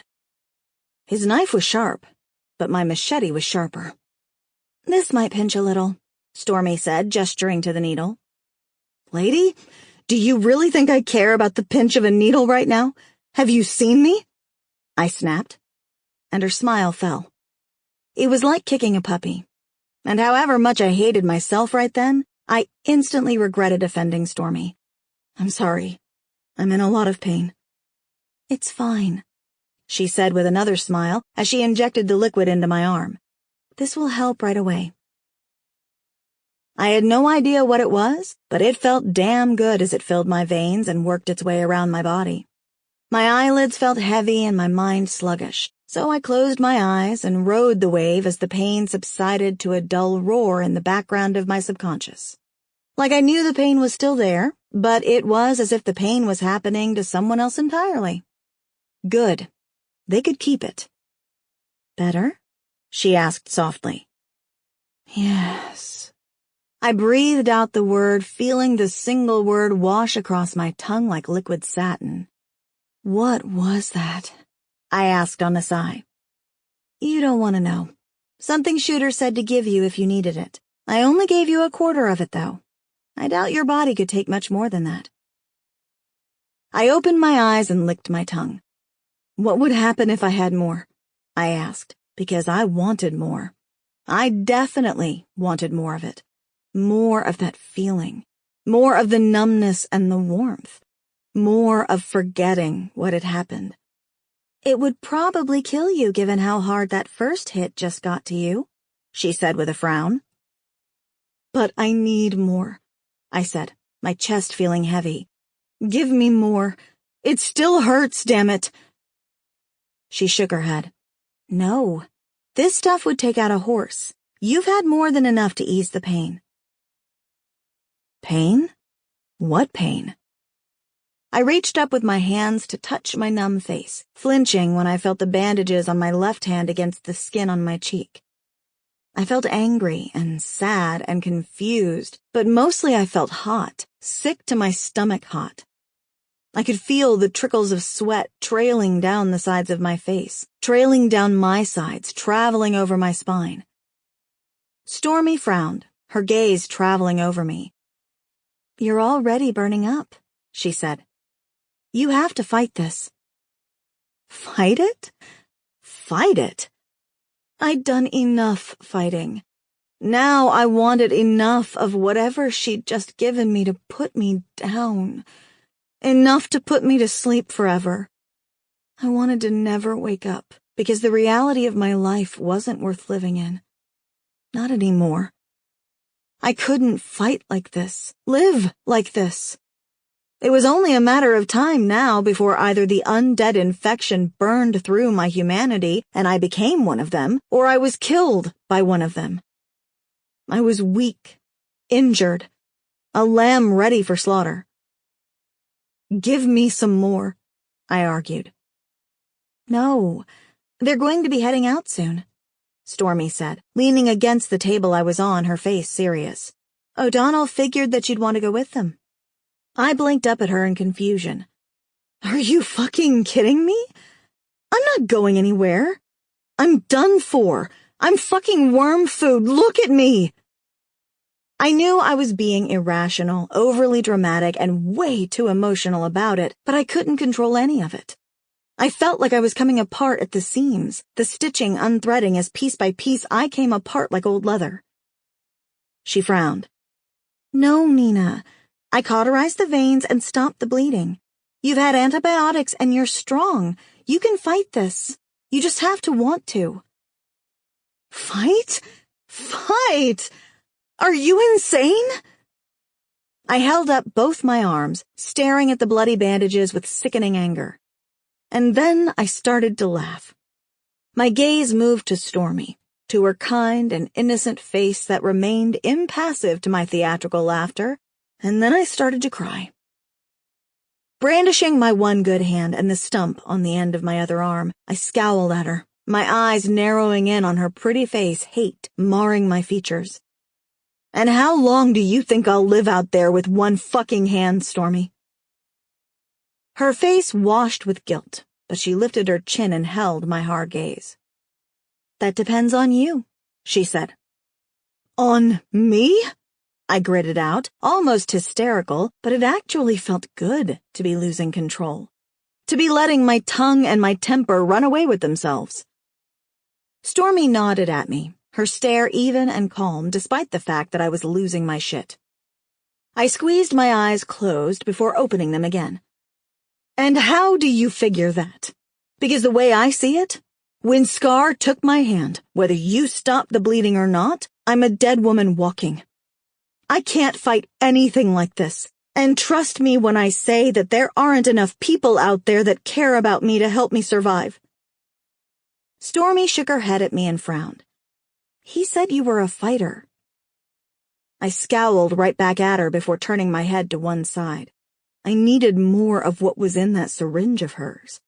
I needed to blot out the pain, blot out her, and hopefully blot out myself in the process. I had no idea what she was talking about, but I was done listening. I wanted to be gone from the world, on my terms, not anyone else's. "Yeah? Well, whoever the hell he was wrong.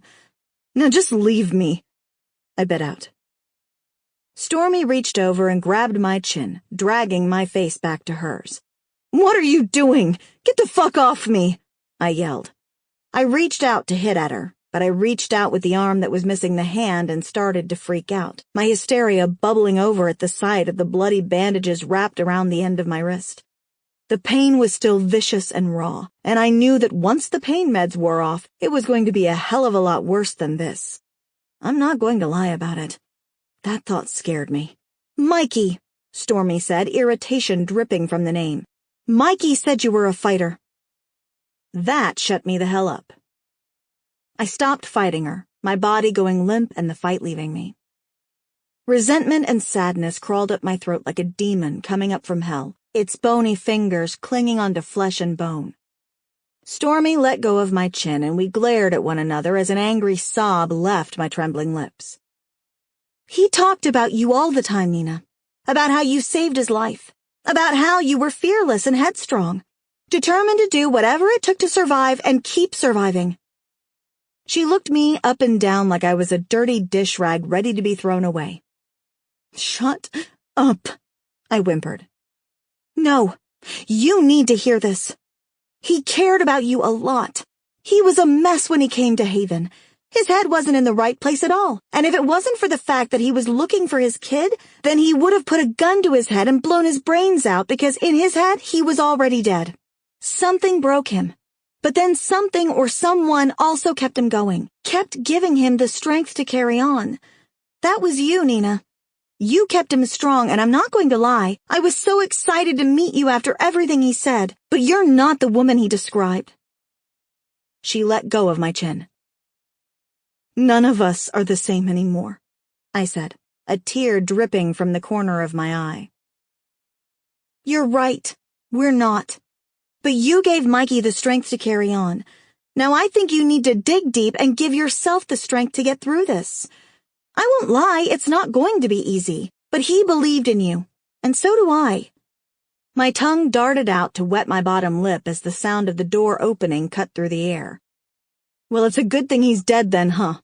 Now there's no chance I can disappoint him," I replied coldly. Stormy took a step back. "You really believe that?"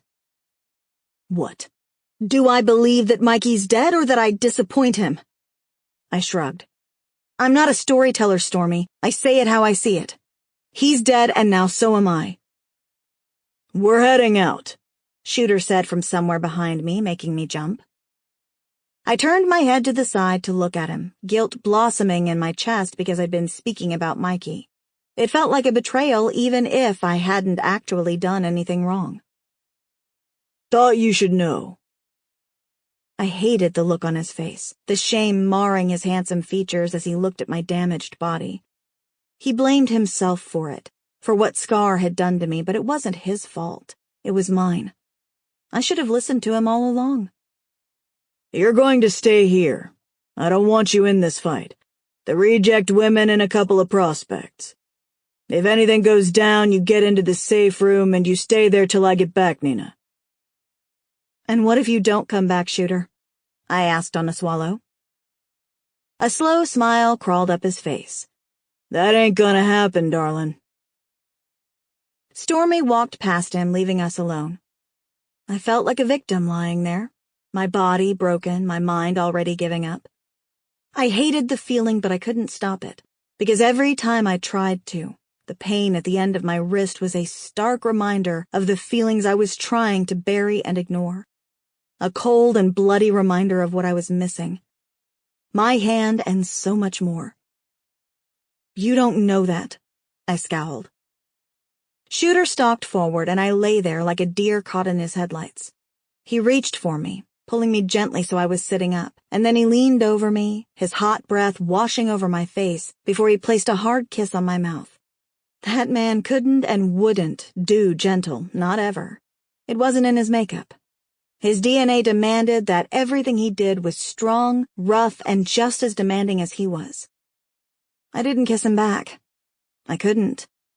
But that didn't stop him from kissing me. A tear slid out of the corner of my eye, and I wanted to reach up and wipe it away, but I didn't. He finally pulled out of the kiss, his face so close to mine that I could see the different shades of blue in his eyes. "I do know that woman. I know I'll be coming back because I'll be coming back to you. For you. Because nothing could keep me apart from you. Not men, not women, not even the devil himself could stop me from getting back to you." He placed another chaste kiss on my lips and stood up straight. "Just remember that." "And what if you die?" I asked darkly, suddenly terrified of losing him. "If nothing else, this should have shown you that we can't always know what will happen next, and we certainly can't stop it." Shooter pulled out his cigarettes and lit one, his blue-eyed gaze staring down at me. "Death ain't nothing to a man like me, Nina. I ain't scared of it, and you shouldn't be either." He smiled, that slow, wonky smile that made his dimples pop and made him look half his age. That smile that made him look like he'd stood toe-to-toe with the devil and told him to fuck off. "I'll be seeing you real soon, darling." And then he turned and left. The clubhouse was noisy with voices, but they slowly started to filter outside, and then I really was left alone. Alone with my dark thoughts, my worries, and the feeling that my impending death was getting ever closer. The sound of motorbikes roared to life outside, and I slowly slid to the edge of the table and scooted off the end of it. I made my way over to the window and pulled the blinds to one side so I could look out. The prospects were opening the gates, and everyone was filtering out. Everyone was going. Highwaymen, rejects, nomads, neos, and the highwaymen women, my warriors. Women that I'd trained to become strong and powerful, trained to become warriors in that world.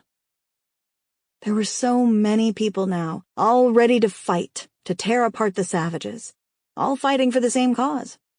Bikes and cars, trucks and people on horseback. There were people of all colors and races, male and female, all going to fight in the war.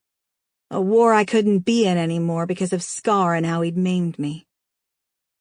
I didn't want to feel sorry for myself. I wanted to be angry. I wanted to storm out there and demand to go with them, but I couldn't. My body hurt, my mind ached, and my heart throbbed with sadness. There wasn't a single part of me that wasn't in pain right then. But it was more than just physical. It felt like I had given up. And I hated myself for that the most. For giving up. I headed back to the table, seeing the half-filled needle next to it. I sat back down on the table and picked it up, knowing that within that needle was the solution to everything for me. It would erase the pain I felt. It would heal the scars I had blackened upon my heart. The contents of that needle would eradicate everything I was feeling. The small amount Stormy had given me earlier had taken the edge off, but I had seen what that stuff had done to Gunner, how it had flattened him and knocked him out. And I had no doubt that he was already used to it. So what would it do to me? Kill me, hopefully. I looked back to the window, wishing that I was going with them all. And then I looked back down at the needle, wishing I was anywhere but there. Wishing I was anything but alive. Wishing and knowing that wishes didn't come true. That if you wanted something to happen, you had to do it for yourself. Make it happen. I wouldn't and couldn't depend on anyone else. It was on me, and it was my decision. Chapter 30. Mikey. Come on, man, I grunted as Drag stopped walking. I shifted his weight, pulling him up as he tried to sit down.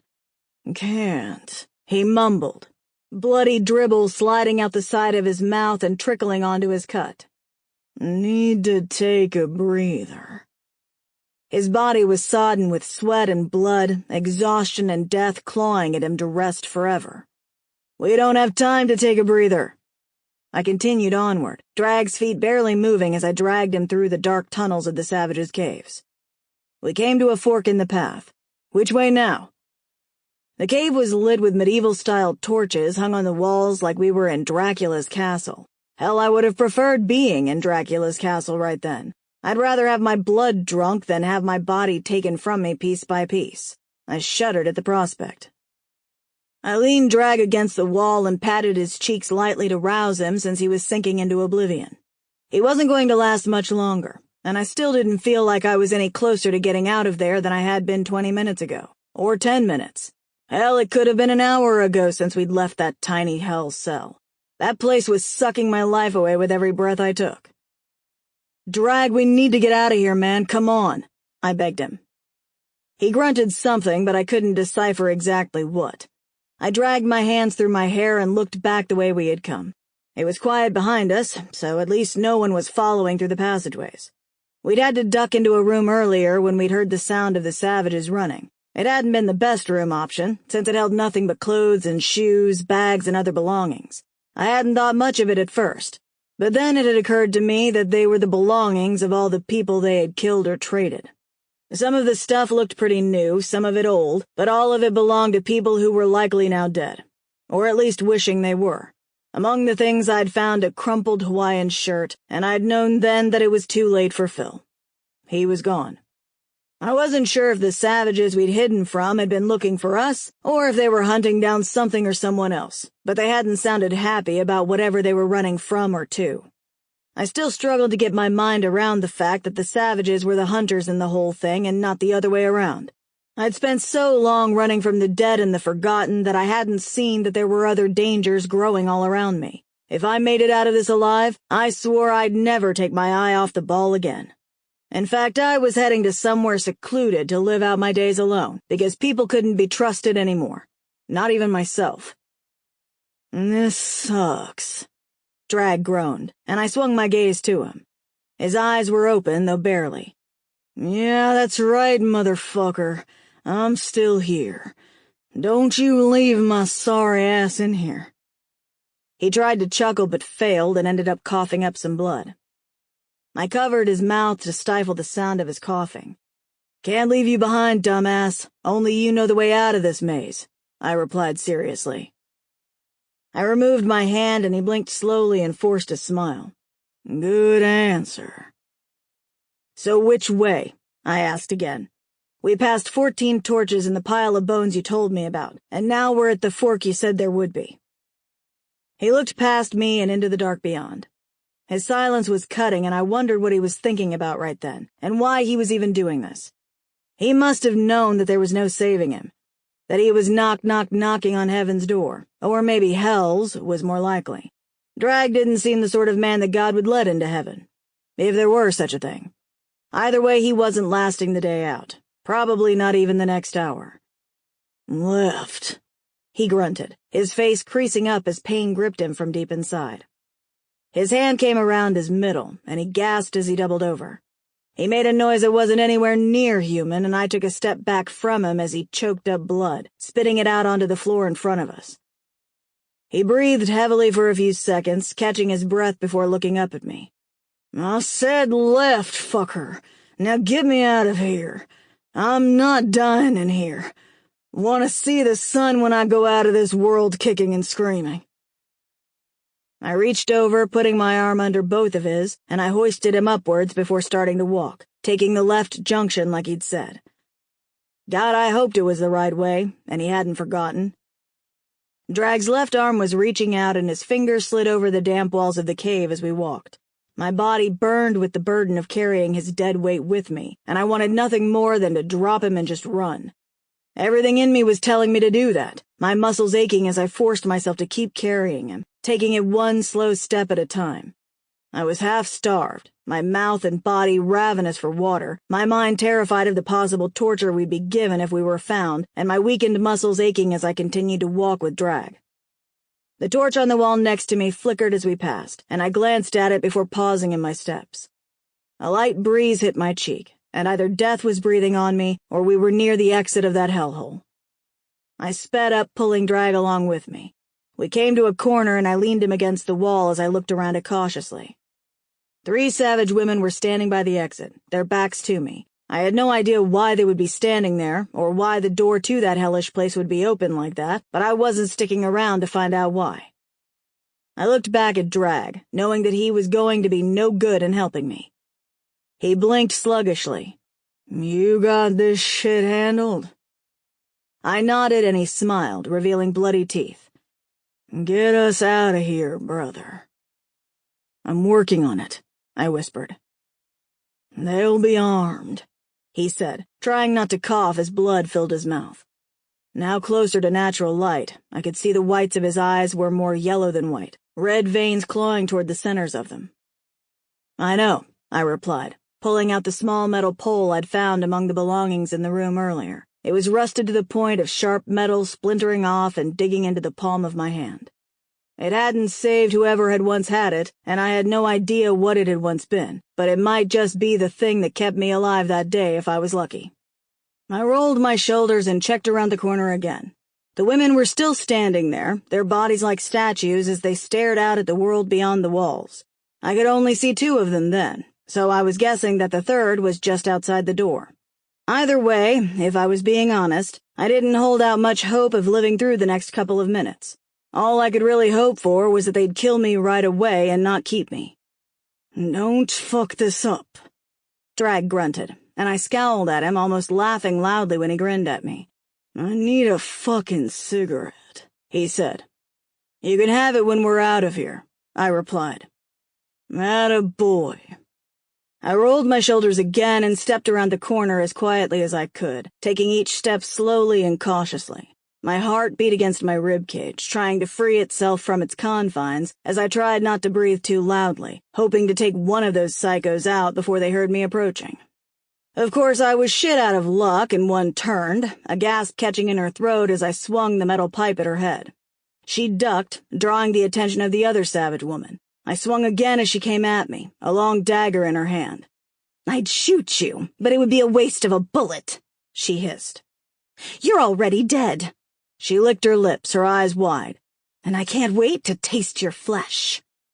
The other woman joined her, both of them moving in synchrony as they pressed toward me, blades in hand. "I'm hungry," the other one said with a grin. My stomach burned in anger and fear, and I gritted my teeth and swung again. She ducked once more, but that time I predicted it, and I backhanded her chin with the metal pole, catching her by surprise. She yelped and stumbled backwards as splinters from the metal pole cut into my hand, and I felt the warmth of my blood trickle between my fingers. She was dazed, a gash across her chin allowing blood to flow down her neck. She held a hand to it and stared at me with hate in her eyes as the other one pressed forward. She was shorter than the first one, thinner too, and I took a chance that I would be stronger than she was and charged forward, shoving my shoulder into her stomach as I bent low and took her out like I was the quarterback of a football team and she was the only thing holding me back from scoring the winning touchdown. She grunted as she fell backwards with me, landing on top of her, and I grabbed for the knife in her hand, but she gripped it tightly. So I held her wrist while she writhed under me, and I smashed her hand against the ground until she finally let go of the knife. I didn't even hesitate as I grabbed it and slammed the blade through her heart in one hard thrust. She grunted and then stilled, and I pulled the blade back out and stood up quickly as the other savage woman ran at me.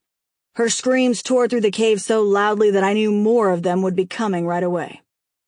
She swung with her knife as I swung with mine. Hers slashed across my chest, barely drawing blood, but I had the longer reach, and mine sliced across her chest, carving through her leather vest and leaving a spray of blood in its wake. She cried out as she staggered backwards, dropping her knife as she pressed a hand against her chest to stop the blood flowing. I watched her in horror and hatred as fear flooded her features, and she looked down at the blood running between her fingers. "Finish her," Drag grunted behind me. He was leaning against the wall as he slowly made his way toward me in the exit. I started toward her, ready to finish it as the savage woman's gaze moved between us, her expression panicked. She reached behind her and pulled out a small handgun, a sneer on her face. I froze, thinking that was it, that she was going to shoot us both and be done with it. I kind of welcomed it, too, because I'd rather have gone that way than any other. Quick bullet to the brain and let it all be over with. But then she put the gun to her own temple and pulled the trigger without warning. The sound of the gun was loud in the small, hollow space, and I flinched against it, my muscles poised and tensed as they waited for the bullet to hit me and not her. But instead of the piercing pain I expected, I watched as her body hit the ground with a thud, and I blinked and stared down at it. Sweat dripped into my eyes as I watched a puddle of blood begin to form under her prone body. "She dead?" Drag grunted. I turned to him. Yeah, she just shot herself in the head. I looked back at her, wondering why the hell she'd done that. Why not go down fighting? He spat on her still body. "She made herself edible to them. She knew she was over and sacrificed herself for her people." He sounded almost in awe of her. "Now that's loyalty." I looked back down at her and knew he was right. It was sick, and I hated it, but he was right. "Get her gun and let's go," Drag said, coughing up some blood. "Get me the fuck out of here." He swiped a hand down his face, and for a second I thought he was going to throw up. His body convulsed and he heaved as he leaned over. But then he stood back up and glared at me. I nodded and took a breath before stepping toward the dead savage woman and grabbing the gun from her grip and checking for bullets. There were only 3 shots left in it, and I couldn't find any more on her, but it was more than I'd had before. I took her knife, too, and turned to see the other savage woman starting to twitch on the ground. "She's coming back," I said, nodding toward her. "Good," Drag replied. "I hope she tears them all apart." Chapter 31. Mikey. I went over to Drag so I could help him to stand up properly, and I led him toward the exit of the cave. The day was bright outside, the freshness of the trees around us and the earthy scent of the forest hitting me all in one go. I could have cried at the relief I felt at being outside, at seeing daylight and trees and life again. "Ain't God all day," Drag grunted. I know, I agreed, leaning him against the wall just outside so I could try to push the boulder back in place to block the savage zombie from getting out. But it worked on a pulley system that seemed to work from the inside, and since neither of us wanted to stick around, I decided to forego that plan and just get us the fuck out of there. Around us, high in the trees, were deaders strung up, guts hanging loose from their bodies as birds pecked away at their insides. I tried not to look at them, pretending they weren't there. But as I grabbed Drag again and we started walking away from the entrance, the sounds of things dropping from the deaders made it all very real. I wondered briefly where the other savage woman had gone, but as long as we were moving further away from that place and she was nowhere to be seen, that was all that mattered, at least for the time being.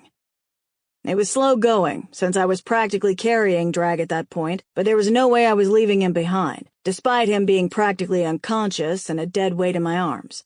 We'd come too far together for me to just dump him there and make a run for it, despite the fact that trying to save him might get us both killed. Drag may not have turned into the best man in that world gone mad, but we shared something now. We'd seen things that you couldn't take back, and that bonded us like no other bond could. I wanted to get him back to his people, if only so he could say goodbye to them. I wanted them to know he'd done everything he could to get back to them, and that even at the very end he hadn't stopped being who he was. Death was a strange thing, different to every one of us. Some looked upon death and broke down. Others turned hard and bitter. People like Nina turned into heroes, brave until the end. But Drag? He'd stayed 100% authentic, and I respected the hell out of him for that, if nothing else. As it was, I had no choice in the end. I couldn't get him back to his people. Drag suddenly grunted and cried out in pain. And as he opened his mouth to cry out as death clawed at his insides, blood exploded from his open mouth like a fountain. His arm fell from around his stomach, and I realized that the blood had seeped right through the t-shirt I had tied around him and was pouring out from him. "Stop!" he called out, blood pouring from his nose and eyes. "Stop!" He coughed and choked, and he pushed at me until I let him go. He fell to his knees on the dry forest floor, gasping in pain and trying to catch his breath as blood continued to pump from him. So much blood for just one man. So much blood that I knew it was too late for him. I fell beside him and turned him onto his side so the blood could come out of his throat easier. It wouldn't save him, he was beyond that, but it might make his death more comfortable. His hands clawed at my arms and his hollow gaze somehow found mine. "Need you to do something for me, Mikey," he mumbled, his eyes rolling in his head and his teeth bloody. "Fucking important, okay?" Okay, just tell me. I looked around us, knowing that by then the savages must have known that we had escaped and were looking for us. I grabbed at the knife I had stolen, ready to finish it for Drag and hightail it the hell out of there. "Nitro, he's my kid brother, you know," he said. But before I could reply, his body started to convulse and shake on the ground. I grabbed at him to try and hold him still, and after a couple of seconds he did. His eyes were closed, his forehead pulled in a deep frown. I couldn't smell the forest then, or nature, or the earth. All I could smell was blood and death. And if I made it out of there alive, I knew it would be a long time before I smelled anything but that. "What about him?" I asked. I didn't know anything about his kid brother other than what Butcher had told me and O'Donnell, that he'd been a traitor. Drag was twitching and a sigh escaped his bloody lips before going still. I quickly checked around me as I waited for some sign that he was still alive. My knife was poised, ready to end him before he turned into one of the dead and tried to kill me himself. Drag coughed and gasped as he sucked air into his dying lungs. "Thought you were gone," I said. "Can't get rid of me that easily," he replied. He was trying to move, but I pushed him back down with little effort. "Fuck.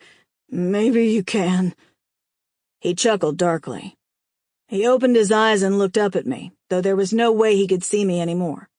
Across his eyes was a thin film of white, meaning he was already one of the dead, and he had no business still talking to me like he was anything but. "It's time, Drag," I said, hearing branches breaking in the distance. The savages were coming for me, and death was coming for him.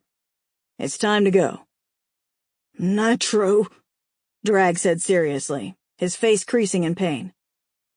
"Get him to shoot her." He closed his eyes, squeezing them tightly like he was trying to blot out the pain of what was happening to him. "I don't know what that is, man. What's a shooter?" "Not a what, a he. Get him to shoot her and tell him I'm fucking sorry. Tell him I'm sorry for it all." Drag's face tightened in pain and anger, and then he started to convulse again, his body shaking uncontrollably.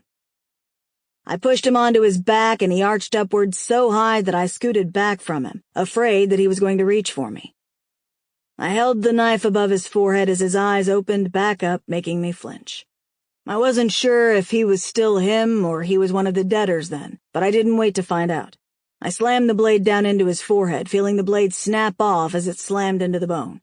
I let go of the knife, the handle falling beside his head as Drag continued to move, slowly waking up into his new life, his new nightmare. The blade hadn't gone in deep enough to penetrate his brain, and I was out of time to do anything more to help him. I stood up as he grunted, his head turning in my direction.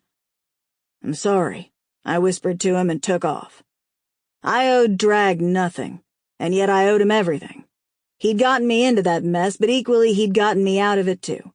I knew I'd never forgive myself for not finishing him off properly like he deserved, but there was nothing more I could do without giving my position away to the savages that were following.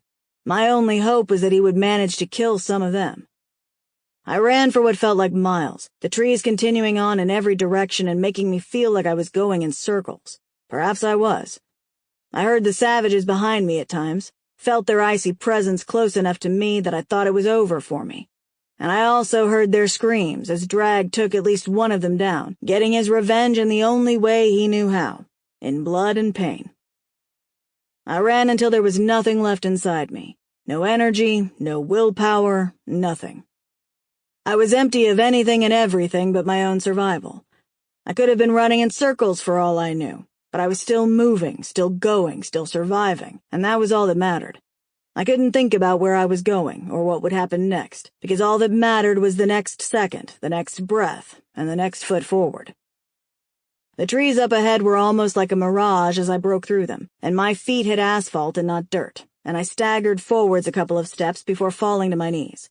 Everything hurt. My muscles throbbed and burned. My body was empty of food and water and energy, but I somehow found the willpower to stand back up and keep running, though it was more of a stumbling jog at that point. I was drenched in Drag's blood and my own sweat, dirty from the caves and the forest and full of fear that the savages were going to find me, but I kept on going.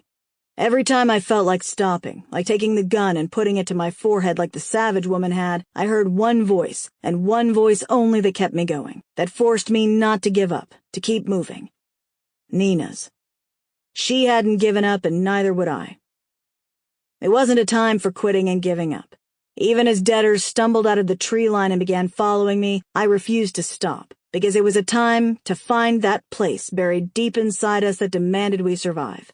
I thought I had tapped into it before, but I hadn't. But as I ran along the highway with deaders following in my wake and the ghost of Drag taunting me, I found that dark place and I kept on going.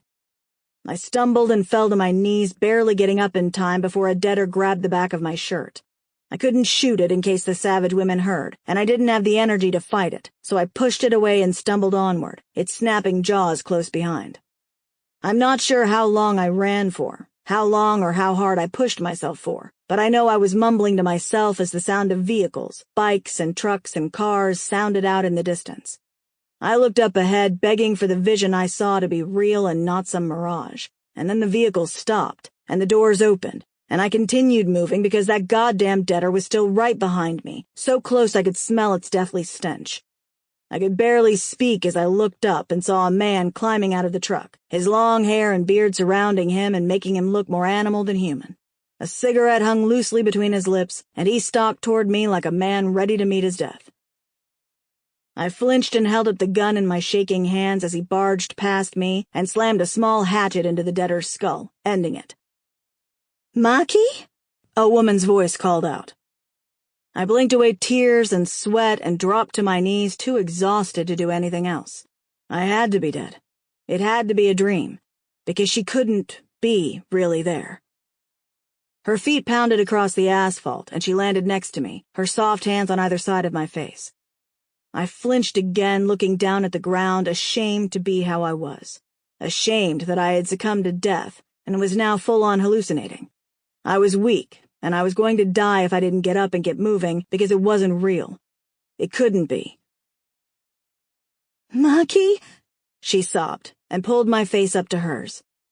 "Maki, it's okay. We've got you now. We've got you." She whispered against my mouth, a flutter of magic on those soft lips of hers. "You're okay," she said, the taste of hot salt tears being shared between us. "How did you get out?" the other man said. "Where's Drag?" another man's voice called out. But it was too much, all of it. Seeing her again, seeing people and knowing that I had somehow, inexplicably made it to safety, away from death, away from hell, it was too much. I fell forward, my eyes closing as I collapsed into her arms. Arms that I had dreamt about and wished to see once more before I died. Arms I never thought I'd feel again. "It's okay. I'm here, Maki. I'm here," she soothed, her voice like waves caressing my soul as I let go of everything. And she was there. It wasn't a dream or a mirage. She was real. She was alive, and so was I. "O'Donnell," I sighed as I passed out. Chapter 32. Nina. I climbed down from the truck and took a couple of steps forward, watching as Mikey passed out into O'Donnell's arms. He was a mess, thin, exhausted, and filthy. His features were sharp and his eyes haunted. He looked like a broken man. But he was still him. Mikey. The Mikey that had saved me on so many occasions. The Mikey that had risked his life for mine, that had protected me, and in turn that I had protected. He was still there, alive, and with O'Donnell, and not me. O'Donnell was bent over him, pulling him closer to her, and even unconscious his body molded to hers, his hands clawing at her like he was scared that it wasn't real, that she wasn't real. We'd come so far together, through heaven and hell, watching our friends around us succumbing to the cruel world, falling by the wayside in blood and pain. But we'd always found our way back to each other. Yet it seemed then that this was where it ended. This was where our journey together truly ended. I couldn't deny the sharp pain in my chest that far outweighed the pain I felt in my arm. The pain was so much worse than losing a limb. It was like dying and living all at the same time. Like breathing poison and having to be happy about it. I blinked, feeling hot tears prickle my eyes before falling down my cheeks in hot tracks. Everything hurt, both inside and out. My body broken, my heart shattered, and my soul crushed. But at least he was alive. That was what mattered most. That was what was important. Wasn't it? I took a step forward, but then changed my mind and turned around. I moved so I was out of sight if Mikey did open his eyes.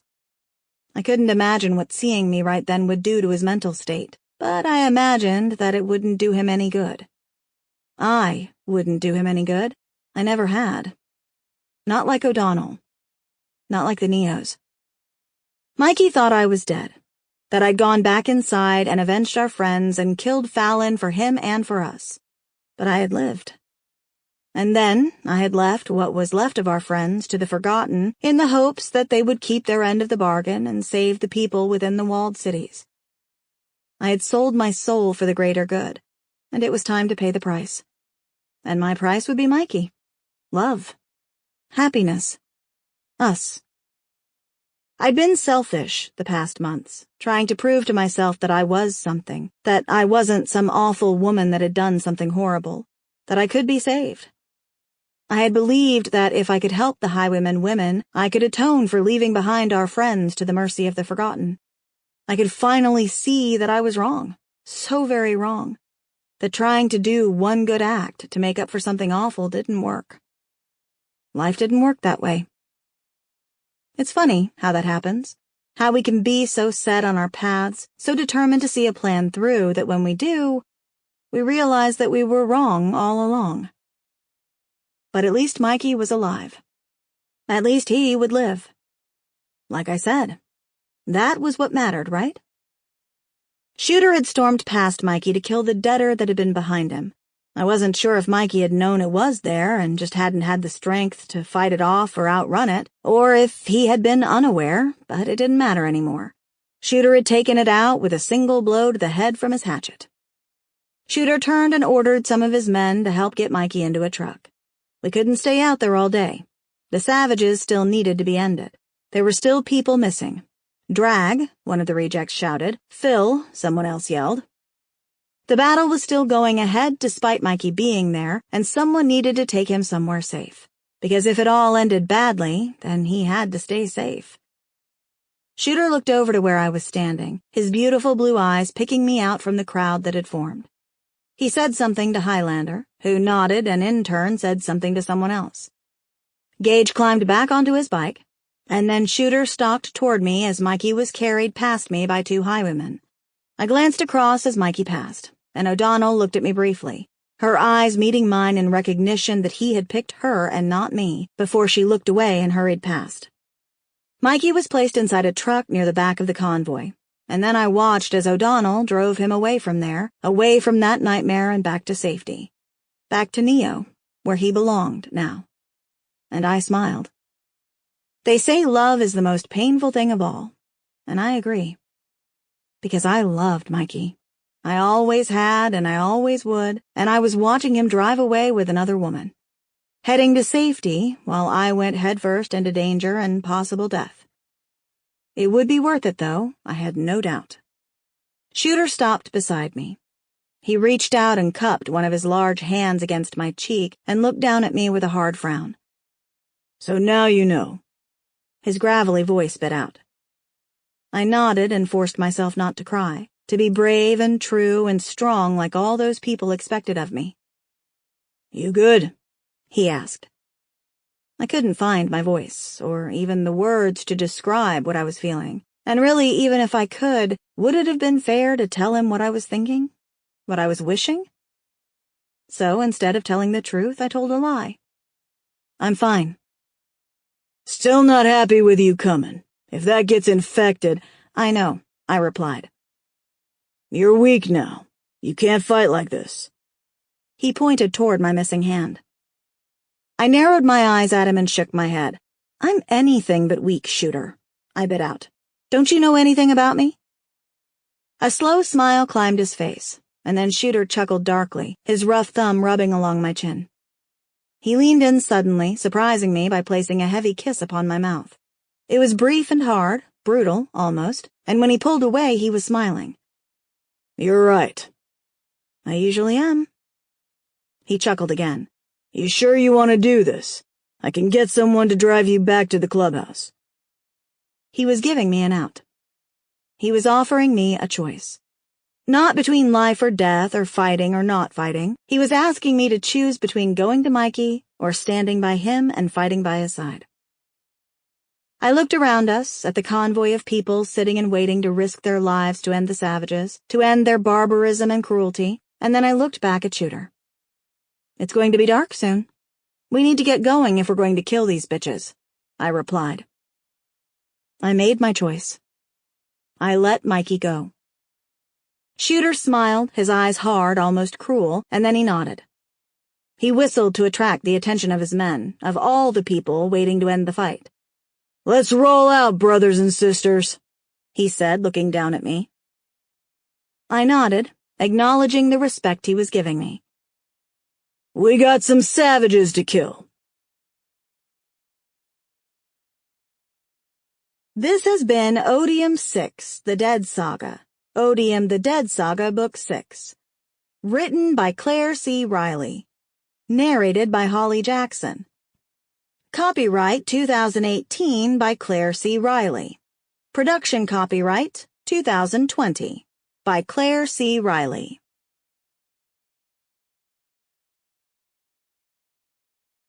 Audible hopes you have enjoyed this program.